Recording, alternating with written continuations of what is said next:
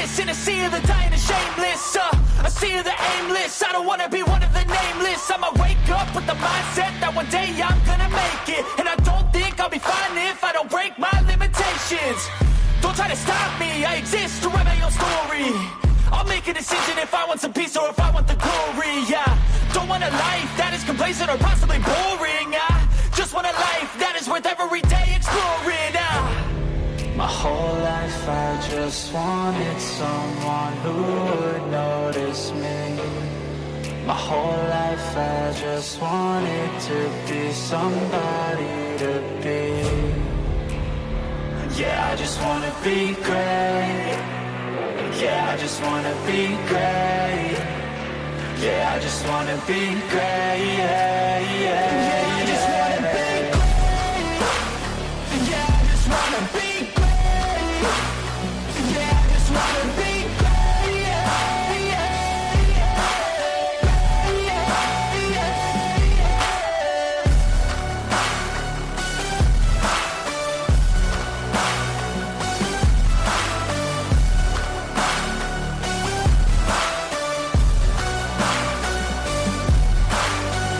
This is a statement to appreciate all that is vacant. It's just for the taking. If you make up your mind, you can take it. I'm never complacent. I would work in a mansion or basement, yeah. There's no replacement for persistence. It's a patience, yeah. In this life, I wanna be soaring. To feel sun inside when it's pouring. And I'll fight till anxiety is foreign. I'm so sick of my mind's extortion. My whole life I just wanted someone who would notice me. My whole life I just wanted to be somebody to be. Yeah, I just wanna be great. Yeah, I just wanna be great. Yeah, I just wanna be great. Yeah, yeah, yeah. I just wanna be great. Yeah, I just wanna be great. Yeah, I just wanna be great. Yeah, yeah,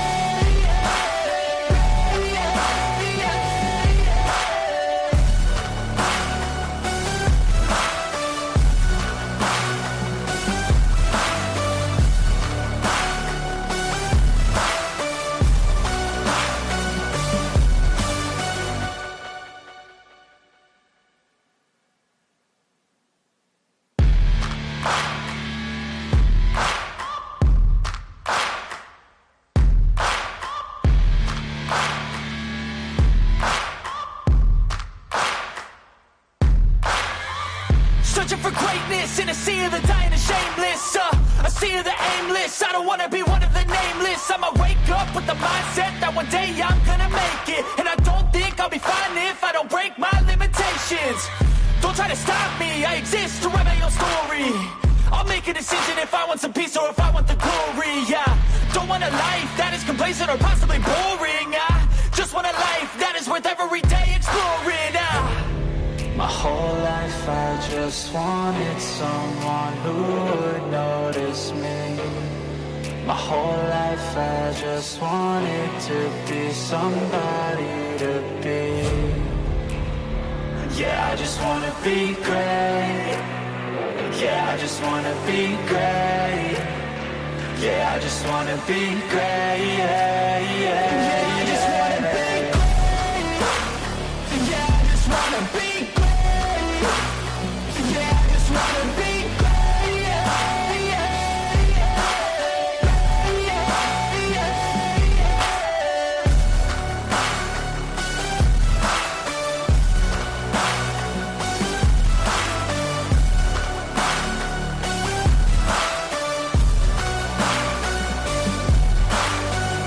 This is a statement to appreciate all that is vacant. It's just for the taking. If you make up your mind, you can take it. I'm never complacent. I would work in a mansion or basement, yeah. There's no replacement for persistence. It's a patience, yeah. In this life, I wanna be soaring. To feel sun inside when it's pouring. And I'll fight till anxiety is foreign. I'm so sick of my mind's extortion. My whole life I just wanted someone who would notice me. My whole life I just wanted to be somebody to be. Yeah, I just wanna be great. Yeah, I just wanna be great. Yeah, I just wanna be great. Yeah, yeah, yeah. I just wanna be great. Yeah, I just wanna be great.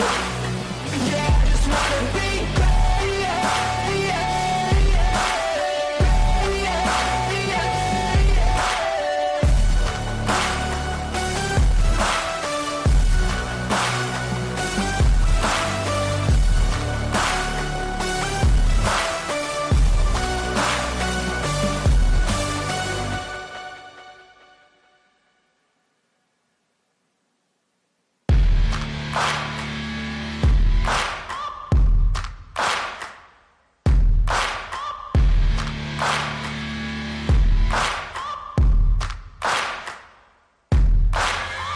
searching for greatness in a sea of the dying and shameless, a sea of the aimless. I don't wanna be one of the nameless. I'ma wake up with the mindset that one day I'm gonna make it, and I don't think I'll be fine if I don't break my limitations. Don't try to stop me, I exist to write my own story. I'll make a decision if I want some peace or if I want the glory. Don't want a life that is complacent or possibly boring. I just want a life that is worth every day exploring. My whole life I just wanted someone who would notice me. My whole life I just wanted to be somebody to be. Yeah, I just wanna be great. Yeah, I just wanna be great. Yeah, I just wanna be great. Yeah, yeah, yeah. I just wanna be great. Yeah, I just wanna be great. Yeah, I just wanna be great. Yeah, yeah,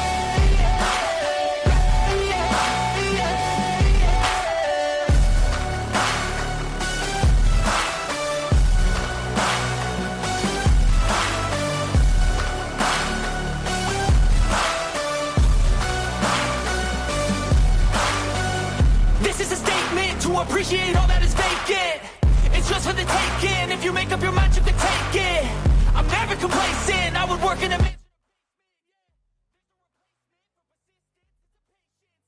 Trigger warning. This video includes sensitive and violent content that may not be suitable for all viewers. This video is for 18 plus only. Trigger warning. This video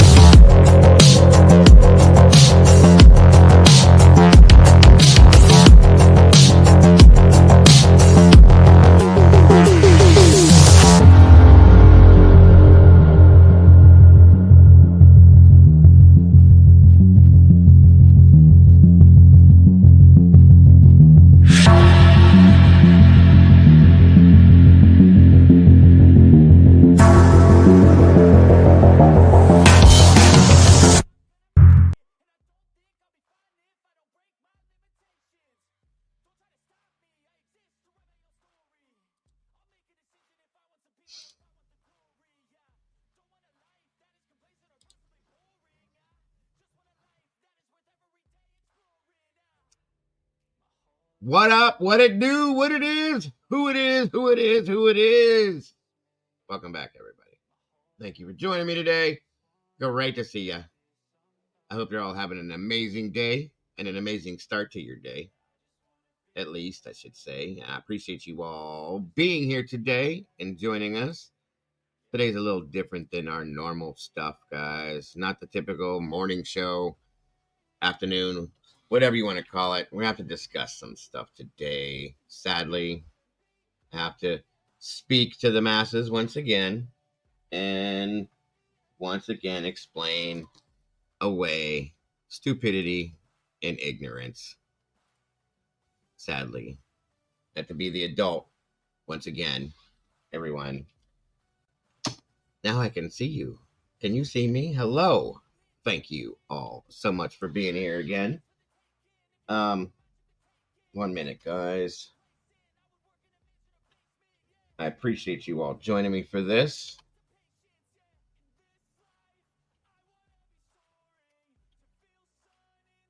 I don't know how many times you have to explain things to people. I guess some people just Neanderthal thinking is what it is. You know, you can't help it. Whatever.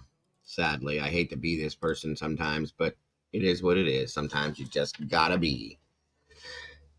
Sometimes you just gotta be. And I thank all of you meatballs and all of this amazing community for being here for this today. Woke up to some interesting stuff this morning. Thank you guys last night that joined us for the show we had last night. I appreciate that very much. It was a great show, great conversation. A little late, but besides that, it was great. Thank you again, guys. Much appreciation always. So always appreciate it, guys. Lord knows I love this community to the end. Facts are facts. So let me see here. Let me go ahead and do this. Yeah, we'll probably talk about that stuff after the fact. Translucent, good to see you. I just have to attack some things that are out there first, speak on them, re-explain. Like I said, Neanderthal thinking is what it is.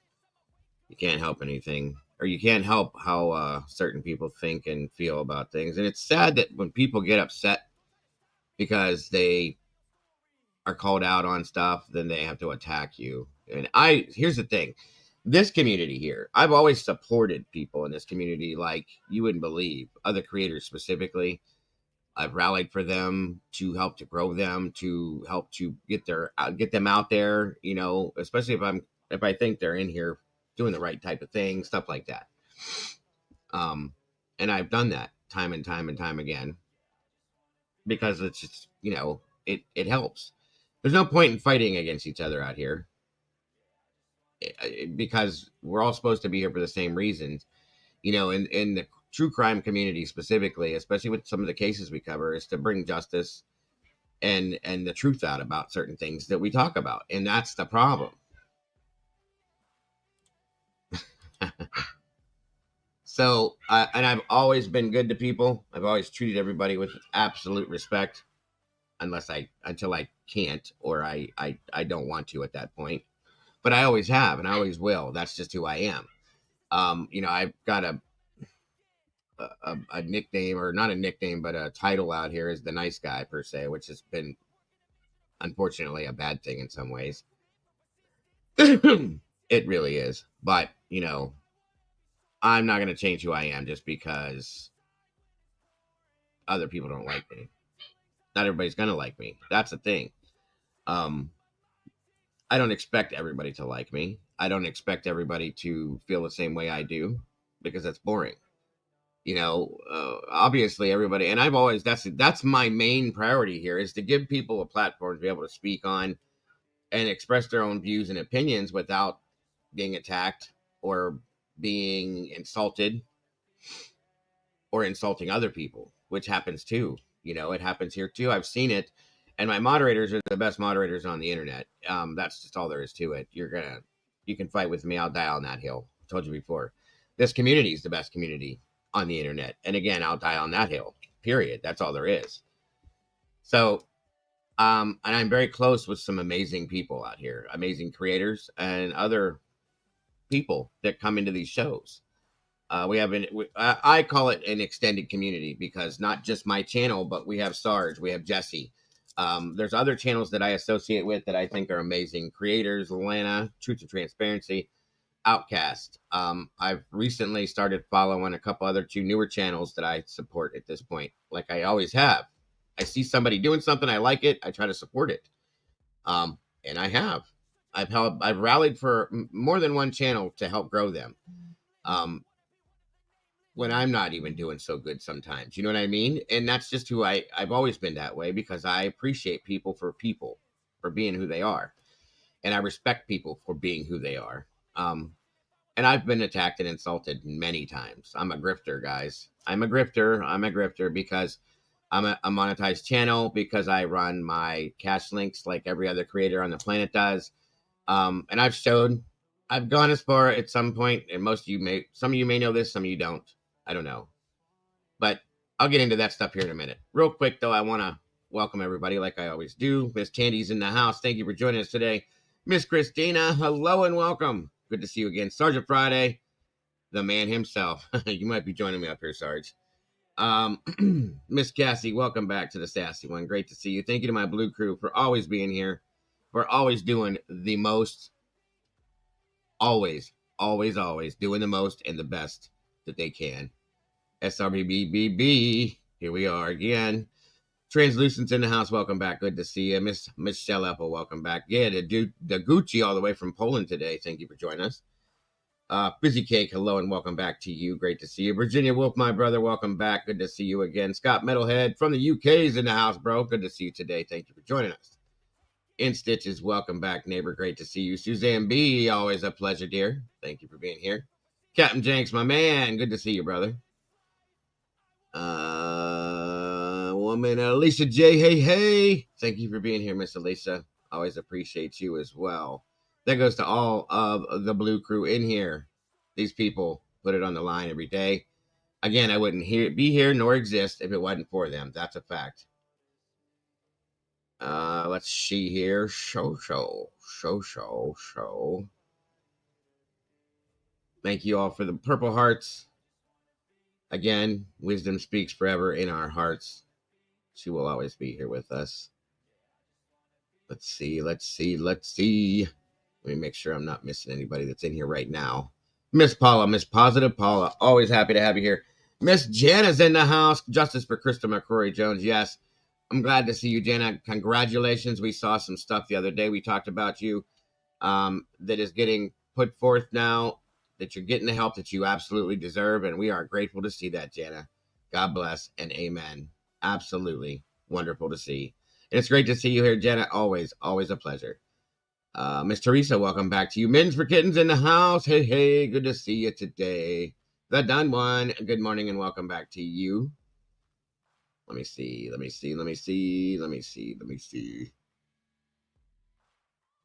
And of course, last but not least, Dagburn, Johnny Gobbles, Dead Floozy Mama. Hello and welcome back to you. Great to see you today. True Crime X, welcome back. Newer community member. Great to see you today again. For those of you that are new, I hate that you'll have to see this and this part of me. I don't like to show this side of me, but you got to do what you got to do sometimes. Cougar 1970, welcome back to you today. Great to see you. Fizzy is in here fizzing around as always. Great to see you, Fizzy. Come on now. What else we got? Make sure I'm not missing nobody. If I do, please, guys, realize I'll catch up to you. Don't take it personal. Where is our Brady B? I wonder. Let's see. One moment, guys. I'm almost at the bottom here.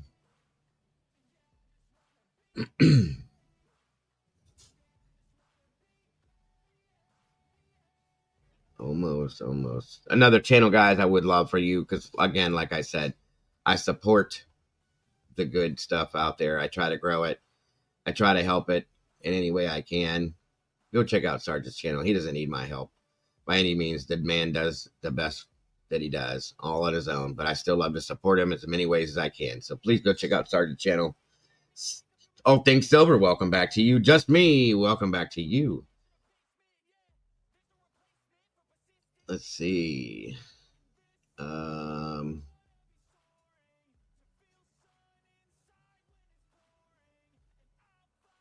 Well, I thank you, Miss Michelle. And that's all I've ever done. That's all I'll ever do. That's all I'll ever do. Never anybody more than who I am, guys. I come in here being the same person I am in real life. So, all right.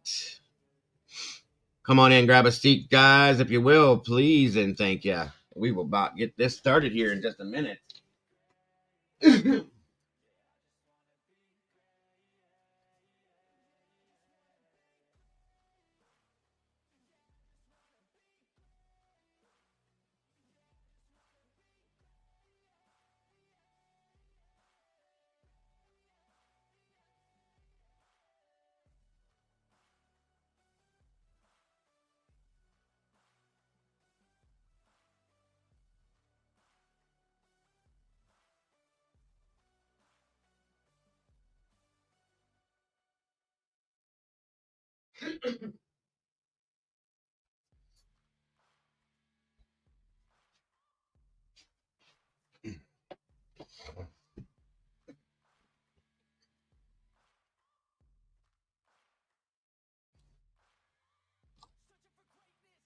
Let's see.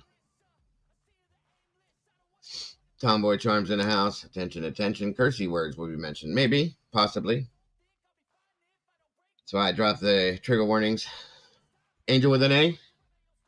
Welcome today. A grifter. What's a grifter? Somebody that comes out here and that does this just to con people out of money. That's what a grifter is, Miss Christina. Dana Renee. Hello and welcome. I've been accused of being that many a times. I'm definitely not. I've even gone as far, folks, as to show what I make. I put it all out there. I don't care because I don't make hardly anything. YouTube is not a great job to have, okay? It's just not. YouTube creators will tell, unless you're somebody like Joe Rogan or something, you know. YouTube creators do not make that much money, okay? And it's a thing. It's not that easy to do this. It's hard. A lot of people don't like even putting their face out for the whole world to see and to talk to it. You know, that's a hard thing to get past in the first place. So, but when you are a monetized channel, you get paid for, yeah, right, Sarge. I got rich everywhere but YouTube. And that's a fact, guys. Like I said, I've showed what I make. I have no shame in it. Nothing to hide, never have. I put it all out there on Front Street, and I'd do it again. I don't care. Even though it's nobody's business, because people think that they have to get in other people's business all the time. But yeah, it's not a big deal to me. Never has been. I make nothing. I make shit. My moderators will tell you I don't make anything. They don't make anything. It's not that easy, but this is expensive too, folks, at the same time, okay? You have to pay for StreamYard, you have to pay, or whatever service you use. Some people don't. They're smart and they don't. But your internet bills and premiums and different things you have to do. You have to buy. Sometimes you got to put money in on purchasing documents and stuff like that. I mean, there's different ways, but it does cost money to run this. And the equipment maintenance and upgrades and all that other stuff, it all costs money. It's not cheap nor free. So it does take some kind of an income to make this happen. Everybody knows me, knows that I'm working on disability. I was injured years ago. With one income here once again. And so this is kind of my job, you know. So any little bit I do make goes into my household and this to keep this running. So I don't make very much. Obviously, I ain't paying no bills other than this here if I can. So I've been through shit because of it, and the community has helped me before. I don't beg for anything. Never have. Never will. Just because I'm dropping links for different things is how I was taught to do this a long time ago as a YouTuber. That's not begging, folks. That's people give donations and tip you for what you're doing, okay? Because it's entertainment to some people. Miss Q, welcome. Good to see you. Woke up in 84. Welcome back to you. Great to see you. Did I miss somebody else? I swear I did. And there are channels out there that absolutely receive no income. God bless them. There's not. They don't need it. And that's fine. There's channels that won't monetize because they don't believe in it. I respect that also. There's channels out there that never we're going to monetize. They swore up and down, and then they did. Things happen. People change their minds. That's their business, not mine. I don't care what you do with your life. It's your business, okay? I'm not out here trying to hurt anybody. I'm taking advantage of nobody. I never have, never will. Excuse me, guys. Right. Thank you, Christina. And that's I've tried to be that way, to give a variety of different things. I don't stick to one specific subject ever. So that's the whole grifting thing, and I've been accused of it many, many times. I don't care, because I'm not. And anybody that knows me will tell you that I'm not. There's people that will swear up and down I am, and again, that's their views, their opinions, so be it. But I'm not. I love the people in here. I love people in general, folks. That's a fact. And I care about people in general. So there's that, okay? And thank you, Dagburn. That's not what I'm trying to do, though, here. I have to get and make statements about things constantly, because people get so bored or angry because they get called out on things they do. Or because, and this is the saddest part of this entire thing, you guys. The saddest part. If you realize, or if you notice, when I started going hot and heavy back into Idaho again, here we are. It's when it happened the last time. So, and this is what it is. People disagree with your feelings or your views on something.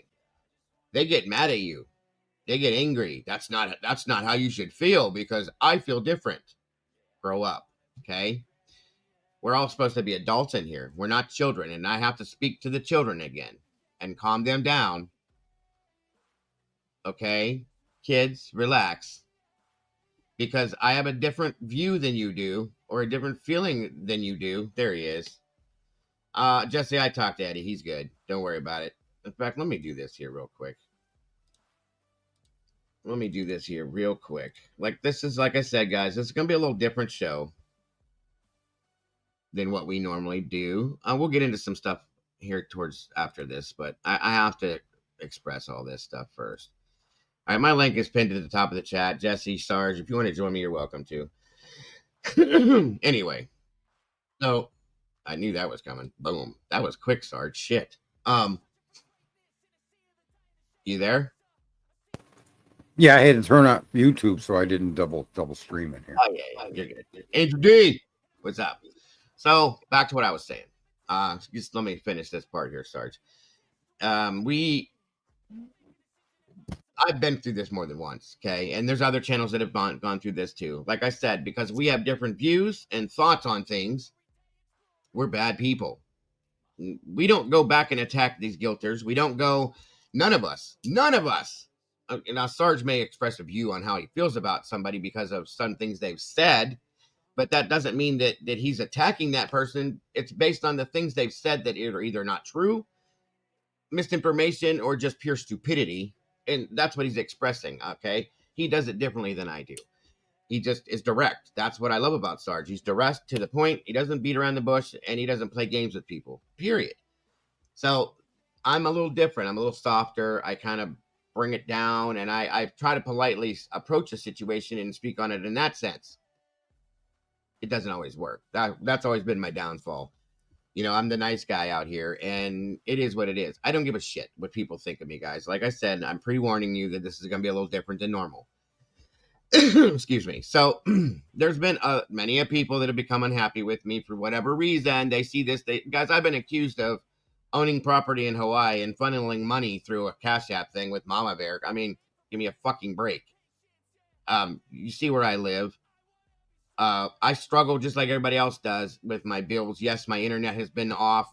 I've struggled paying my internet bill before. I've struggled with my electric bill, my mortgage payments, things like that because of my situation. This personal. That ain't your problem nor your business. And I never expect it to be. Okay. But everybody turns things into something that it's not. So, and if you're out here like Sarge doesn't have he doesn't need to monetize. Okay. It didn't have to happen. Whether he is or he's not, it didn't have to happen. He doesn't run cash links like me and many other channels do. And you're going to call me, as always, I swear to God, they have radar on me. He doesn't need to do any of that stuff. And he's okay with it, okay? Because he's established, he's fine. He does this because he enjoys it. He does this because He has beliefs and views that he wants to express. And that's what we do too, but there's different variations of creators out here that do this. So whatever. I've never attacked anybody for who they are as a creator. I never will. I've never gone at anybody because of their beliefs and that because they're different than me. That's childish and ignorant as far as I'm concerned. And it's childish.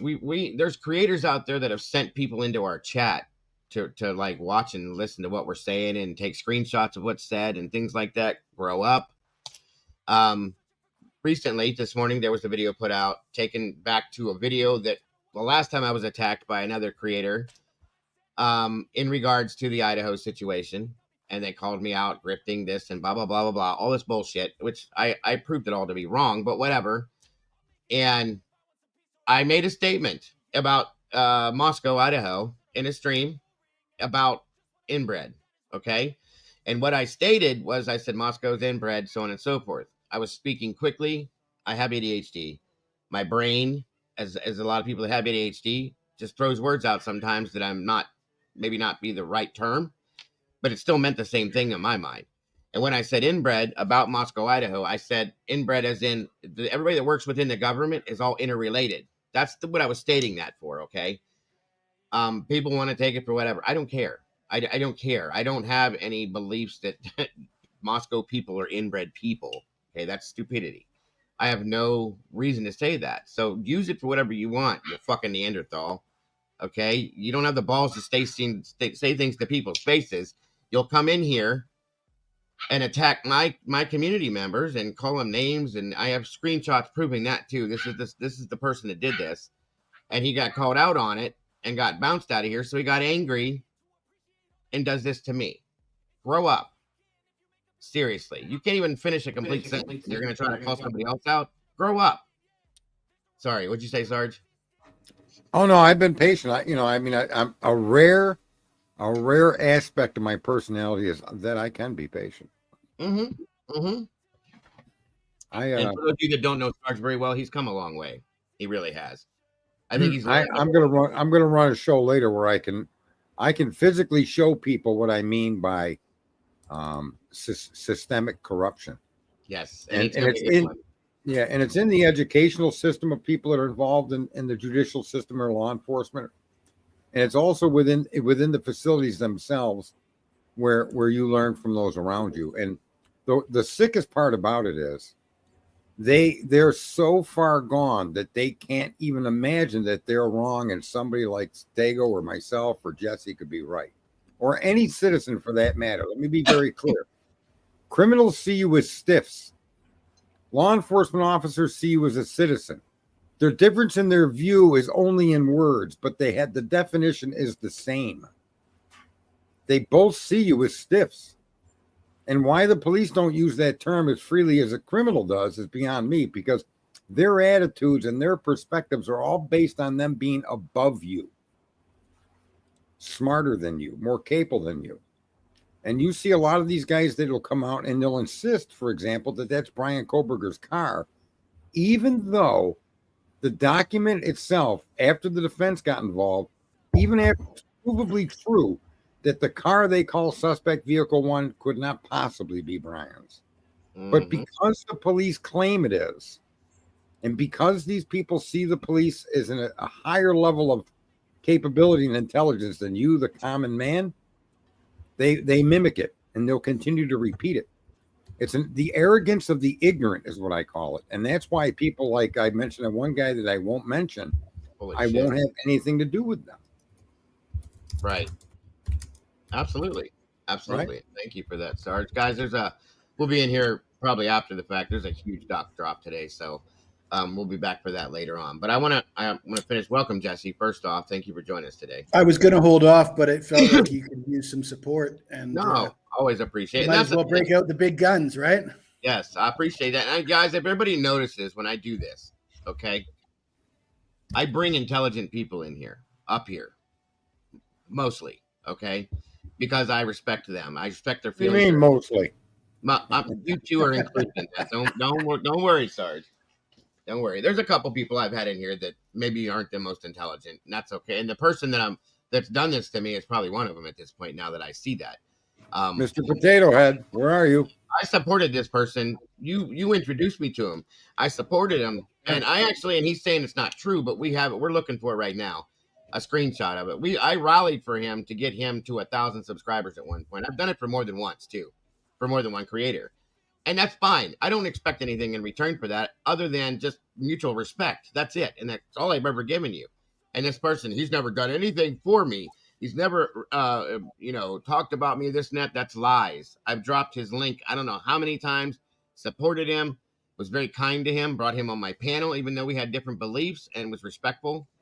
Never been disrespectful, rude, mean, nothing. I'm going to say this out loud, folks, because it's truly a fact.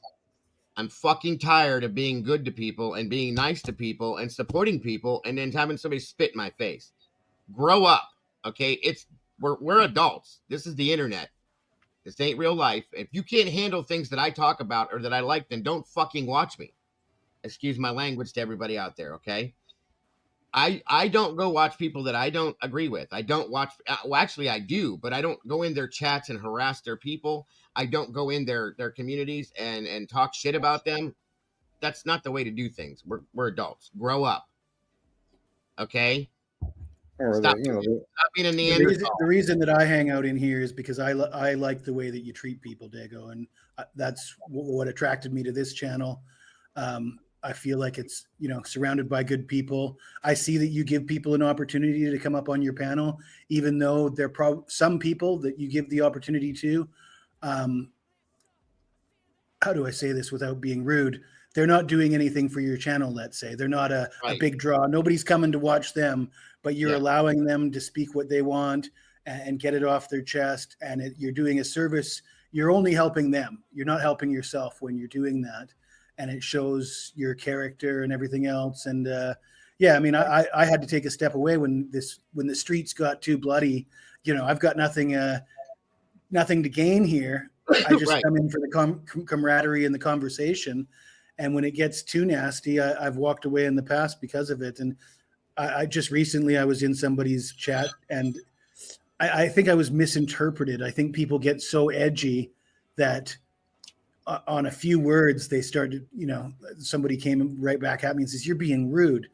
And I could sort of see how they would interpret it that way, maybe, but I think they were a little bit too quick to assume that. And if they could have seen my demeanor and my facial expressions and heard my tone, they wouldn't have jumped to that conclusion. And I live by the motto: don't lower yourself to their IQ.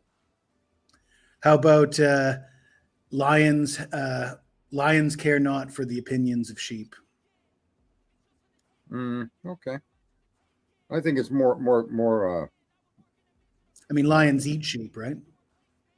Yeah, but a lot of these people, I wouldn't even eat a donut with them. And look I think a lot of people are all out here with good intentions, but good intentions pave the path to hell. And I'm not a guy that wants to live on your intentions. I mean, I don't want the illusion of goodness. I would like it to be real. And these good intentions are the illusion of goodness, of honesty, of how many people have you seen come through this place as a building block to build up their own channels? And then as soon as they feel like they're the competition, they, things take a turn for the worse. I mean, I could count probably 20 people that I just off the top of my head that have come in here with no following, with, just getting started. And then they build themselves up and then they become adversarial. And there's, I've seen this repeat itself over and over and over again. You know how many times that's happened to me, Jesse? How many times I warned you about some of the people you were buddying with? At least 3 times, right? And yeah, I've had to learn the hard way many, many times to the point now where I just don't do it now. But people come to me. They get close to me. I'm not saying that's what this person did, but they get close to me, and I like people, folks. I'm sorry that's my downfalls. I like people, and I've always been more trustworthy than I should be. And it's happened more times than done. Not anymore. Nobody's noticed I've kind of got a raw edge nowadays, and that's because of what's happened out here. And again, I don't care what people think of me. I don't. Right. The people that are in this community, I love them. I care what you guys think, of course, but other than that, on the negative aspect, I don't give 2 shits because I'm here for myself and for the people in my community and the people that I respect, such as Jesse and Sarge and the other creators that I do have respect for. The people that I don't, you can kick rocks for all I care. Okay. I don't mess with you. I don't bother you. I could be doing the same thing. I could drag so many people out here on this internet if I want to. And I could have done it so many times. I don't choose to because that's not who I am. And I'm not going to be that person. If that makes you feel good and you put your head on your pillow every night to do that, do your thing, bro. But guess what? Leave me out of it because I'm not the one. You may think that because I'm a kind person. I'm going to put it this way. Don't take my kindness for a weakness because I'm not the one to fuck with when it comes down to it, okay? Don't piss me off. Don't get me moving because I'm a whole different person on the other side of that train. Not going to happen. Go ahead, Sarge. Whatever you're going to say. I'm sorry. I'm not, I don't hate anyone out here. I dislike motives. I'm very sensitive to motives. That's why I say the transition from childhood to adulthood is to accept everybody lies and be on the lookout for it. That's just crazy, but that's the way the real world is, right? And we're conditioned under these circumstances. And so some people don't let it bother them. Some people are just decent by nature, and there is no ulterior motive, and look, and money is usually the motive people are hunting for. And I don't begrudge anybody making $1. I mean, I want everybody to make their dreams come true. But if you got to do that on the because it's easier to sell the idea this kid did it, right, to get and that without any real concern as to the possibility that he didn't. So to the exclusion of all else, to the exclusion of 7 other DNA samples not having anything to do with the crime, but Brian's does. It's like now you're moving into the unscripted area of ignorance and your method of you see yourself as superior. I am no smarter, and there's nothing I know that no one else can't learn. There's nothing I observe that no one else isn't capable of observing. I'm not better than anybody. When I analyze things, though, it's for trying to develop the truth or try to understand what they're sharing. If you tell me that's Brian's car, I'm only asking for you to show me an identifying feature that confirms that. I don't think that that's unreasonable. No. Okay. I agree. Yet, and then when people believe it's his car because officials or politicians or police chiefs or FBI agents tell you that's what you're looking at, that doesn't cut it for me. And it shouldn't cut it for anyone that understands that as a citizen, your only job is to question the actions of your government and those that you're governed by. And that includes your police, your FBI, your mayors, your town boards, right? Yep. And I don't know, people have surrendered their thinking capacity to these news outlets and to these officials as if, and then a lot of them, like, I don't want to name Mr. Potato Head, but maybe some people know who I'm referring to. It's great you've got an education, but an education is a disservice in today's world. Well, you can have 3, 4, 5, 6, 10 degrees for all I care. If you don't know how to use it, sorry, it ain't what I don't care. Okay. And that's the thing. I don't care what your education is. You don't need an education to have common sense. Just saying. Not even that. I get a kick out of most of your successful businesses start in their garage with someone that dropped out of college or high school. That tells you an awful lot about what education's value is. The value comes from the individual. They provide the value to others or to themselves. And whether you got a book degree on the wall or not is not even relevant. But the problem I have with education is it conditions you to see yourself above others. I mean, I don't care if you have a master's in law enforcement or whatever that would be. I don't even know the name of the degree. That still doesn't mean that you have a superior capacity to think or to reason information out. It just doesn't. I don't care. I'm going to play later. I'm going to play a channel that's with cops to prove to people exactly what systemic corruption looks like. And it comes through the educational and the training process of people in your justice departments. Right. And it's tragic. It need not be that way. Right. No, agreed. So back to what I was saying. Thank you, Sarge, for that, for making that statement too. Back to what I was saying though, is, I've done this time and time again. I see people saying in the chat, yes, I'm a little too kind to people. I always want to help people. I want to see people succeed. I believe in people. That's my thing. I believe in humanity, I guess you could say. I'm always trying to show positivity. You guys that watch my morning shows, you see that. And then there's all this negativity out here that surrounds this bullshit. Okay. Good morning, Debbie. Thank you for joining us. And I try to stay, we present it when we talk about it. We talk about it in different avenues. We go different ways with it, so on and so forth. It's a speculation.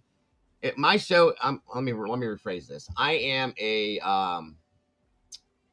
there's different YouTubers out here. YouTubers who do it different ways. Some people do it. They build everything from the ground up. I'm a commentating channel. That's what I do, okay? I commentate on things. I review and react, things like that. That's what I do. And that's what I've always done. And that's just what it is, okay? There's other channels that do it differently than I do. We all have different ways of presenting the things that we do. But I've always tried to come with fact-based information. When I'm not, I'm telling everybody we're out here. This is purely speculation, absolutely alleged, blah, blah, blah, blah, blah, blah, blah. And that's that. So it's a high-profile case, folks. And none of this happened to me until we caught into this case, okay?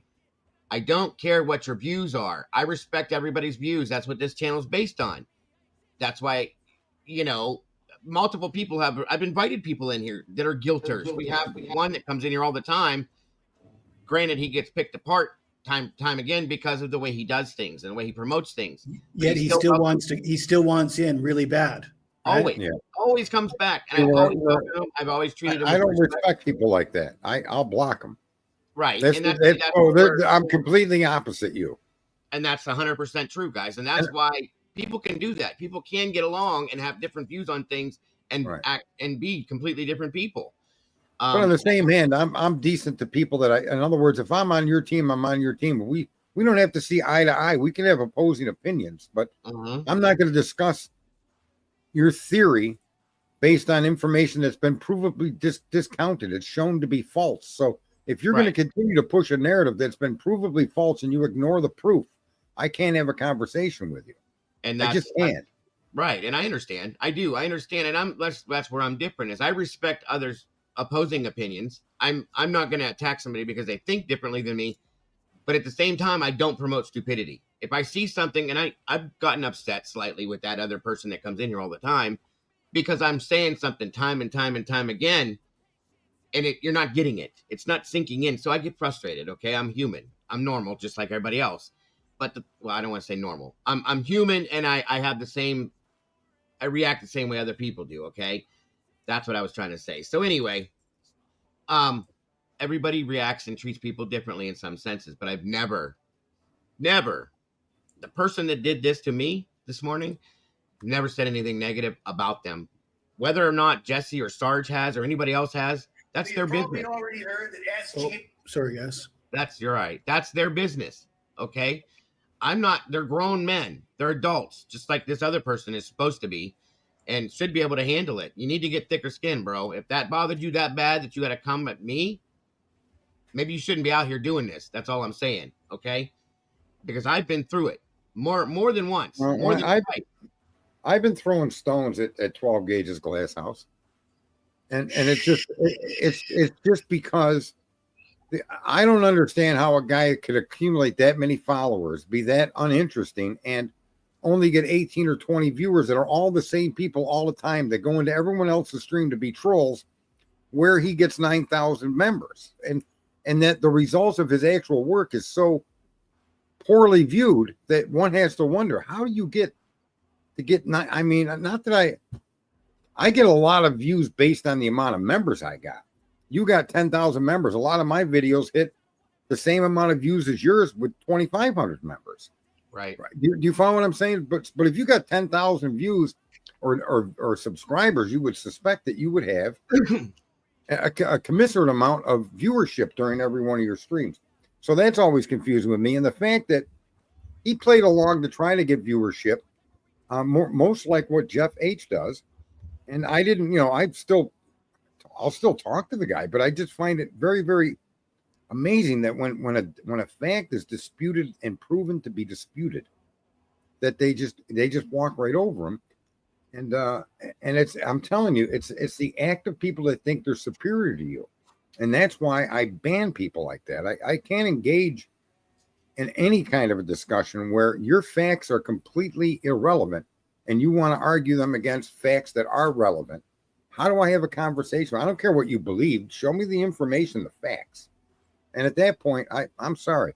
If you're going to come to a gunfight with a knife, I'm sorry, I'm shooting you.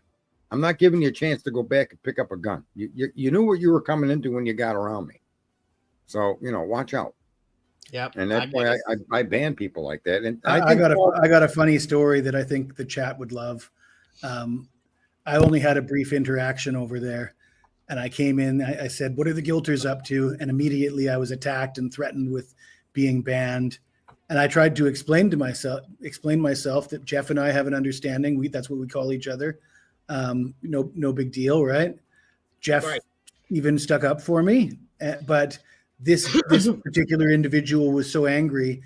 I don't know if he shadow banned me or banned me, but I was trying to speak, and I was getting completely ignored. And the stream was taking place on the backdrop of a weight gym. So I thought I would try and, throw an olive branch just to establish common ground, since I lift weights too. You guys are into lifting weights. Do you bench? And it comes out that the guy puffs his chest out and he says, "I can bench 225 pounds 6 times." And he looks like a pretty big dude, right? I told him, "Oh yeah, well, I'm trying to break Derrick Henry's record of 22 reps and I'm stuck on 21. So that I found that pretty funny. And wouldn't you know it if that was the last comment I was allowed to make?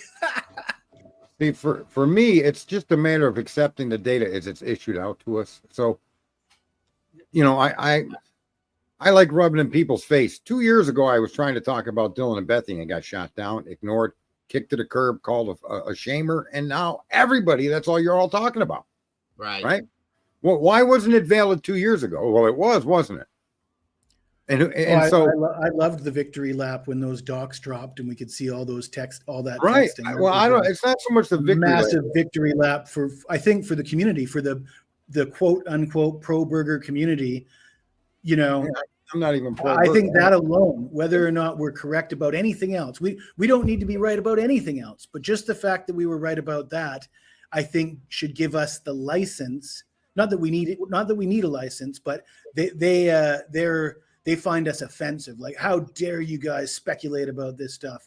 I think the fact that we were right about that in our speculation should give us the license to speculate about whatever the hell we want. Jesse, I didn't even have speculation. It was using the data that was given to us to point out that there's something extraordinarily wrong with this story. It can't make sense. You can't make it make sense because it was nonsensical. Welcome, Heather. And that's not only proven true, but the bottom line is we could have figured out a lot sooner about what happened there. But the streamers wanted to jump into Linda Lane. And now we find out Linda Lane has little or nothing at all to do with the defense or prosecution's case. So look at all the millions of man hours wasted looking at Linda Lane videos. And it's still going on. It's like, oh my God. And right. Agreed. And I want to help people think, not believe. And that's understood. And again, not to bring this up, Sarge, I'm not trying to be disrespectful. You know better. Sarge is a little different in some ways. He's already told the whole world about it with Asperger's and things like that. His mind works differently than a lot of people's minds. So he focuses on certain things. It has to be done. I understand that. I respect that. That's one of the things I love about Sarge. Because when he does focus on something, he figures that thing out and he won't let go of it until it's done. Okay. Not everybody can think that way. I get that. That's the main reason I stream. If I don't share what's in my head openly with other people, be it personally or across these streams, I may not be able to sort a lot of things out. Oh, right. No, 100%. And that's it. But here's the thing. Don't be mad at me because I have an open mind. Don't be mad at me because I have my own mind, because that's the thing is a lot of people that don't think like we do in this group here don't have their own minds. They have to follow that straight and narrow narrative and whatever. Okay. Don't be a hater. Okay. Grow up. That's what I'm saying. So once again, I'm going to clearly say this. The person that did this, I clearly, and I have proof of it. I will show it at some point once it's found. Supported this person pretty highly. Sarge introduced me to him. I liked him. I thought he was a nice guy. He's never, I don't care what he says about me anyway. I don't really care because I have no real connection with the guy. Like you and I got along and we did a lot on the streams, and I credit you for all the people that know me. It's because I came through your stream. Right. So even when we had disagreements, we always made the attempt one way or the other to try to sort it out. Yep. right? And that's what respectful human beings do with one another. You talk to each other. Hey, you did this. It bothered me. I did that. It bothered you. Let's talk about it. That's what adults do. Some people aren't approachable that way, though. Just so you know, you gotta go live to get you're gonna get views off the back of hurting somebody else or trying to hurt somebody else because you disagree with their views. That's pathetic, bro. If that's what you got to do to get somewhere in here, sorry. I'm just saying. I disagree with many people's views because they're not really their thought out views. They're just repeating and regurgitating the garbage that's written in documents that have been proven dishonest. Yep. I can't have a discussion on that document anymore because of your argument that that's Brian's car, which was already been disputed and disproven to be his car. I just can't take a blurry vision and jump onto your train and ride it and see this kid shot to death. Yeah. I want him shot to death because there's evidence that supports his involvement in the crime. Yes. And thank you, Matt. Right. That's true. And I will continue to be that way, guys. If I see somebody that comes into my community that decides that they want to be a creator, okay, I'm going to support that. This is not easy, like I said. And I will support anybody that wants to come out here to be able and to discuss something, to bring truth to something, or to show justice in some sense. That's what it's all about to me. That's why I'm here, okay? I ain't here to become rich because it ain't going to happen. If you are here to become rich, good luck. Okay, that's all I'm saying. But no, that's not what this is. You can do it. You can do it. There's a lot of people that have made a tremendous amount of money doing it. Yeah, I said you can do it, but that's not what I'm here for. And I'm not looking for that. If it ever were to happen, God bless me, but that's not why I'm here. Okay, I don't want people throwing money at me left and right. I didn't come out here. This started as a hobby, guys, because I've been overly impassioned with true crime for years. Okay, I love it. I love the mystery behind it and all that kind of stuff, which is why we're doing that new thing that we're doing, where we're actually getting involved in trying to solve real crimes. Okay. That's why I want to make a difference in some aspect other than just talking about it. So that's what I like how you do. I like how you do the missing kids. Yes, of course. I do like. Somebody has to. I like any channel that does that. I have a passion for that too. It drives me nuts. It scares me. It bothers me. I feel horrible inside when I know there's a child that's missing. Period. So it's what I do. I can't work anymore. Okay. I'm physically disabled. I can't do that. So I want to do something in some way to be a part of helping in society. And I'm sorry that people give donations to my channel or send tips to me because they get some entertainment out of some of the things I do. Or I'm sorry that YouTube sends me a check every month for it's a joke, but they do. Okay. I'm sorry that happened. That wasn't my initial reason for being here. I was just bored one day, sitting at home on my ass. Can I just say something? Wait. Let me stop you right there. Let me teach you perspective. You're doing something you love, and if you can earn money doing it, I say do it. That's the whole point of being an American. If you love true crime and you can earn it, I don't give a fuck how big your income is. Could be $1 billion a second. If you can make that doing what you love, and you're doing it with a decent motives, and you're just then it should fuck anybody that thinks making money out here makes you a grifter. Yeah, everybody got to get paid. Everybody got to get paid. All the artists, they're not going to paint you a picture for free. Nobody's going to come and do your yard work for free or whatever it is that you do, whatever your specialty is. Right. Nobody works for free, and you want it. You're providing a service, a platform, a community, and I mean, I show my support not financially because. I'm not as wealthy as maybe some people out there, or maybe it's because I'm just cheap. How about that? But I try to support the community with my cooperation and interaction and everything that I can do. If I support one creator, I got to support all the creators that I respect, and I'm just not ready to. I'm not going to be just giving my money away. That's one of the things with me, because Dago, there's a number of creators that say a dozen. What am I going to do? Give everybody money? At that point, I might as well just go down to the homeless shelter and give out food. Right. And maybe you and I are just cheap, Sarge. There you go. You could say that. Yeah. Okay. I love you guys. You guys are a trip. You can call me cheap. I don't mind. But Kim, thank you. Says, and I was just getting ready to state something, guys. I'm not trying to toot my own horn, but Kim just said, I work harder than anyone in true crime that I've seen. Did you always say that you don't expect people to give you money? I think people don't want you getting too close to truth. And that's a good point. I don't know how most of you in here know how often I'm in here and how often I'm on here. I spend out of 24 hours in a day, probably about 19 hours on this thing right here, okay? Constantly, nonstop, researching, talking about stuff, looking at things, turning things inside out, talking to other creators, talking to my moderators. I put so much time into this, okay? And if somebody chooses to throw a few dollars in my direction because of it, thank you. We don't ever expect it, guys. I say that every day, 52 times a day. I don't expect it. You don't need to pay to be in this community. You don't, okay? I don't push the membership thing. I mean, I appreciate it and I love it. I love having the meatballs and all that stuff, but I don't push it. I've even dropped my thing down, the price to the lowest amount I can on that. And I don't expect people to be, I don't do members only shit because I think that's wrong. I want everybody to be able to be involved. Not everybody can afford to be a member. I get it. So that's why I do that. So if I'm grifting, then why am I not dragging all that bullshit? Okay. Be a member. Come on. Be a member. Member. I don't do You mean that. like T-Rev? You mean like guys like T-Rev? Yes. Okay. Grifters. I don't do Daniel all Drunk Turkey Grifter. I don't do that stuff for a reason because I don't want the people that can't be members to not be involved in what we're doing. Well, I think we've already established if you were really in it for the money, the simple recipe is just become a guilter. Yeah, basically, I could have done that a long time ago. Brian's still floating right now.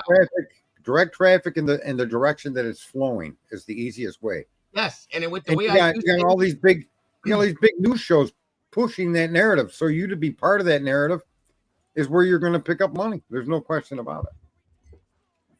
Unless you got 9,000 viewers and 10 people watching your stream. Okay, yeah, critical. Yeah. Don't expect it, but scroll to the bottom with ways to donate. Hey, can I tell you the word of the day today? I don't expect it. I'm doing that on purpose right now. I do it every day. That's what I've done my whole entire career out here. If you don't like it, you don't have to be here. I've said that 100%. I don't expect anybody to give me anything. It's there if you want to. So I'm not going to stop doing it just because somebody doesn't like it.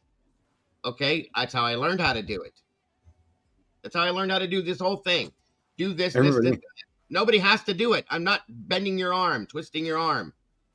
Please Everybody needs to remember who Gray Hughes is. He's one of the grifters. Right? Yeah, that's another one. That they're constantly. I'm going to put myself behind bars until you donate to my channel or send a super chat. Are you serious? I don't do that. I won't do that. And I'm not going to stop being who I am or how I do things, okay? I've always done it. That's all I'm saying, you guys. That's all I'm saying. And if you don't want to, please don't. I don't expect it from anyone. I don't. All I expect, the thing that I want the most is for you to be here.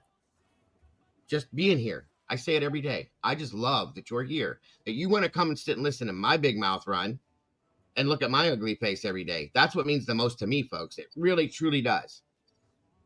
I spend so much time in here because I love the people in here. And I will continue to do that. Thank you so much, Kim, for that. You didn't have to do that. I appreciate it. And congratulations to Kaya Moon, Dana Rose, Newport Beach, Dinky, Criminal Confidential, and Kimmel. Welcome to the sauce. I appreciate that so very much, Kim. God bless. Very generous of you. And guys, I try to get back, and I planned on, when I have the ability to do it, I have not been able to. I wanted to start doing giveaways to the community and things like that at some point, but you can only do that when you have a viable income coming in from the channel. You put back into it. That's all. I haven't not done anything, and I'll show it again if I need to, like I did in the past, what I make. It's nobody. But my channel depends on third world tech support. Right. You can see that as you watch it. Yeah. I know what you do. You're a drip. Hey, how about the word of the day being the word stay? What do you think have about any insight for us on what that means, Sarge? Oh yeah. Yeah, the word stay. People are familiar with the word stay, right? You're laying in the fucking gurney, you're strapped down, the needles are in your arms, there's a guy ready to hit the button, and the phone rings, and the governor stays the execution, right? Now you're in a situation where there's a stay, and there's many reasons for a stay, but in a criminal case, it means temporarily suspending the proceedings, okay, or the enforcement of a ruling. And so that's where we stand today. And I find it ironic that there's two major issues that are in front of the court. The first issue is the leaking of the information. And the second issue is presentation of an alternative suspect. Now, I can't say that those are the reasons why the court issued a stay, but I can remind you that those are the current issues of the day. That rhymes. I'm a poet and I don't even know it. What do you think, Justin? Man, I had my mind blown watching the Karen Reed trial yesterday when they went for the mid-trial. To stay on orders, according to Tom Boy. I'm sorry, Justin. The shenanigans in the Karen Reed trial. And like I said, the reason I always bring up the Karen Reed trial is just because the parallels, the judge, the prosecution, the state and their dirty tactics. And then you see them bring out a piece of fabricated evidence and try to pull a fast one. And how quickly the judge was to just dismiss that. It was disgusting. And it really blows my mind that, there's guilters out there like Gray Hughes and JLR and the some of the big ones that they've never seen they don't even know how to say the word innocent, let alone whether or not anybody's ever been innocent. Very, very true. But there's a lot of other guilters let's not even call them guilters. Let's just say they're mainstreamers that are just in it for the money and they want to go with the flow. Who are pro Karen Reed because that's sort of mainstream now to be pro Karen Reed. She's got enough clout. She's got Alan Jackson as her attorney, a wealthy family behind her. She's got a lot of advantages that Brian doesn't have. But all these same people that support her are hesitant to acknowledge the problems with the Koberger case. And I just can't fathom how an intelligent person who is a lawyer or who are lawyers. So they should be far more knowledgeable than myself, yet they can't put two and two together. And I don't know why that is. The only conclusion I could come to is, in it for the money. Right. And we're going to get to some of that stuff here. Once I get through this, about Idaho and stuff like that too. I promise all you guys that are in here. The point is, and I'm not going to stick to this grifting bullshit anymore. Okay. I made my point. I'm done with that. And again, excuse some of the things I may say here, but stay. That's a great word, Sarge. Stay in your own fucking lane. There's one, because I don't bother you. I don't nitpick the bullshit you put out, the bland ass, boring ass, put me to sleep bullshit that you talk about. Okay. I don't say nothing about that because it's not my business. That's your business. Good luck with it. I hope it works for you. Quit sending your people over here to try to record the bullshit in the chat. If they don't like it here, they can stay with you. Your little minions that you have, do your thing, okay? It's the last time I'm going to approach this too. I'm just done with it. Grow up. You can have your own mind, your thoughts, your theories, your feelings. That's great. I respect it. I don't care. Leave me the fuck alone because I'm not the one. Okay? That's all I'm saying. I don't bother anybody. I stick to my thing. My people, I go around to the people that respect me, that I respect. That's all it's going to be. Period. End of story. Okay. The door's over there. Right. That's all there is to say. And if you want to come in here and you want to do stuff like that, I have screenshots of you people doing it, or your people, or whoever's doing it. You're trying to report back to somebody else what I'm saying or what's being said in here, and you're typing it in the wrong chat. So at least get that right if you're going to do it, because it's ridiculous. My moderators have caught it more than once. I have screenshots of it.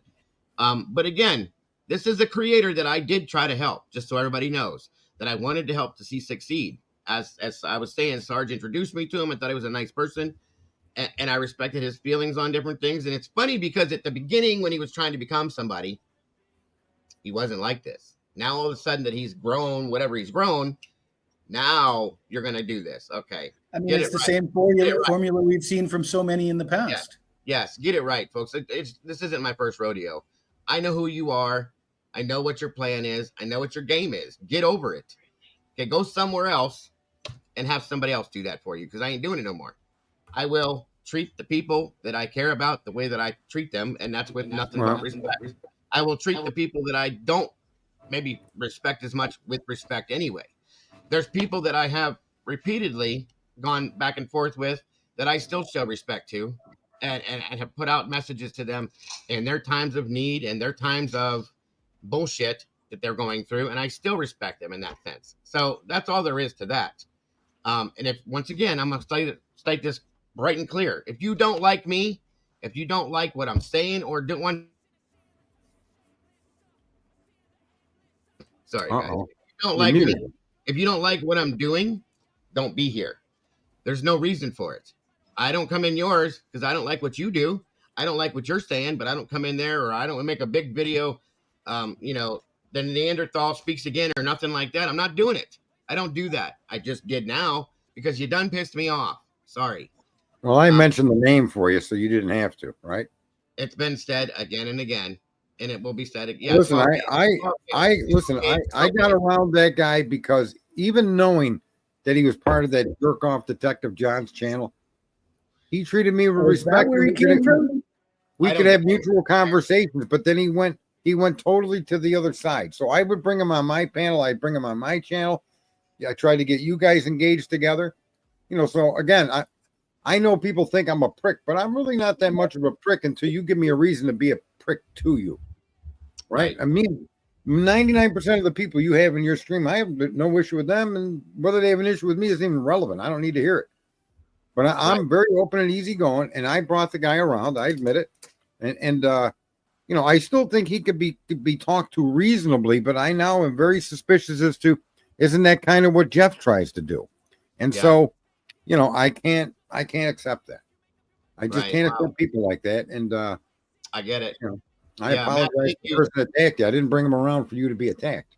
Right, and it's not your fault, Sarge. It's not. Everybody has the ability to be their own person, whether they choose to or not. That's up to them. So it ain't your fault. But Matt, thank you so much, brother. Says I haven't sent a super since Defective John was in here causing shit. I feel like today is an appropriate day, super day. I'm sorry. We appreciate everything you do, and I appreciate you, brother. I really do. Thank you so much for the super chat. God bless. So again, and I truly, guys, I wasn't saying his name because I'm not sending anybody his direction that are going to go watch him. That's all. But it's out there. Everybody knows who it is. Stay in your own lane. I ain't bothering you. Don't bother me. I'm not going to do this again. If you want to, are you bored or are you running out of content? Which one is it? Okay. Figure it out, but leave me out of your mouth. That's all I'm saying. Because once again, I'm not the one. I have plenty of proof to prove why we do what we do, why you are bounced out of my chat, why people disagree with you. Nobody ever bothered with you. You come in here causing bullshit, assaulting people verbally. I have proof of that as well. And here's the thing, going back to what I was saying, Sarge says what he says, Jesse says what he says. They're grown men. I'm not their daddy. I don't tell them what to say. My channel is based on the fact that you can express your views any way you want to. Mine is too, to an extent. I mean, I just had one of Tommy Jude's moderators in there on the panel, right? I mean, I'm not opposed to having discussions with people, but man, stop trying to reason with me when you're bringing me fake information or unverified, unvetted, or some conspiracy about somebody at a grub truck. That is not my direction that I want to go with the stream. I want to stick to the data we have to try to understand and define what it may mean in that context. You and I do it all the time off on Discord or even in streams like this. So, I thought that was the kind of person. There's 12 days that could be done with, and it appeared to be so early on, but I don't know. He's turned into Detective John Jr., which is well, hey, so be it. If that's what you think you need to do, then go do it. But you ain't doing it over here. Good luck with that. Didn't work out for Detective John, did it? What's that? No. Good luck. Didn't work out for Detective John. And good luck. Truly good luck. Okay. He almost lost his mother to a grandfather clock, if that is even conceivably possible. But the truth from his own mouth. So, that's all I'm saying, folks. And to end that part of this, guys. Hey, Sherry, good to see you. I'm done. Don't take my kindness for weakness, because I ain't playing. I'm not playing. I may be one of the nicest people out here. I agree with Lucy. And it's not definitely another side to me. The sad part, Lucy, is that the formal education is a conditioning.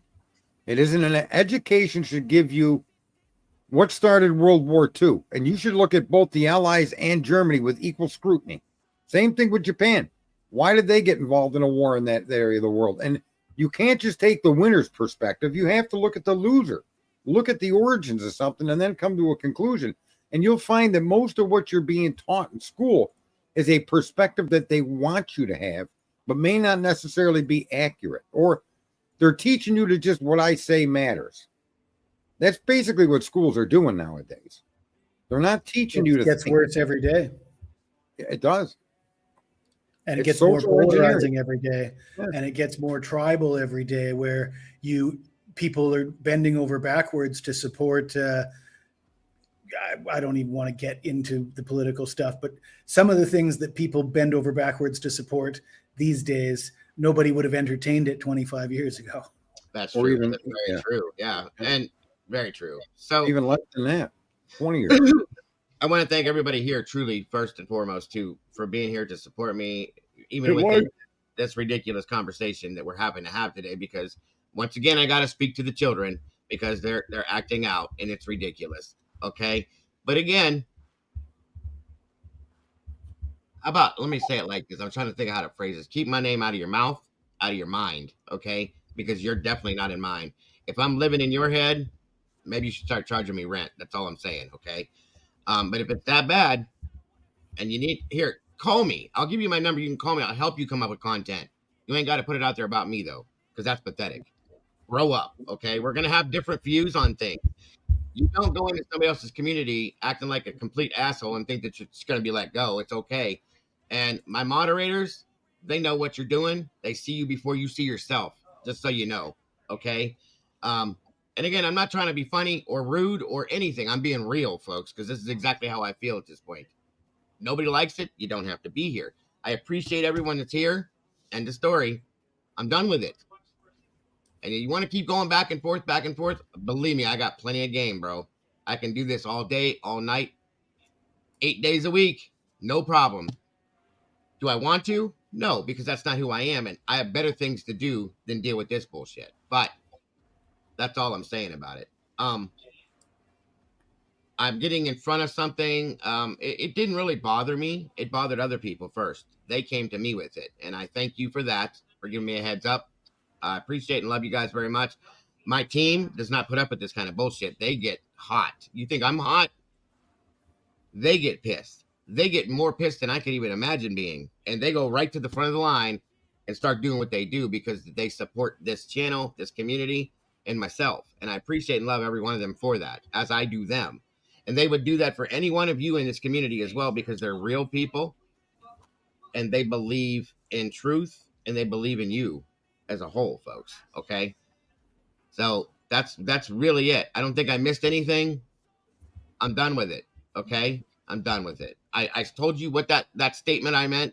Let me say it again for those that are in the back and that weren't here at first. Okay. that tried to use a statement I made saying that I called everybody in Moscow inbred. I didn't. And I clarified the statement when I made it then, and then I re-clarified it after the facts. Okay.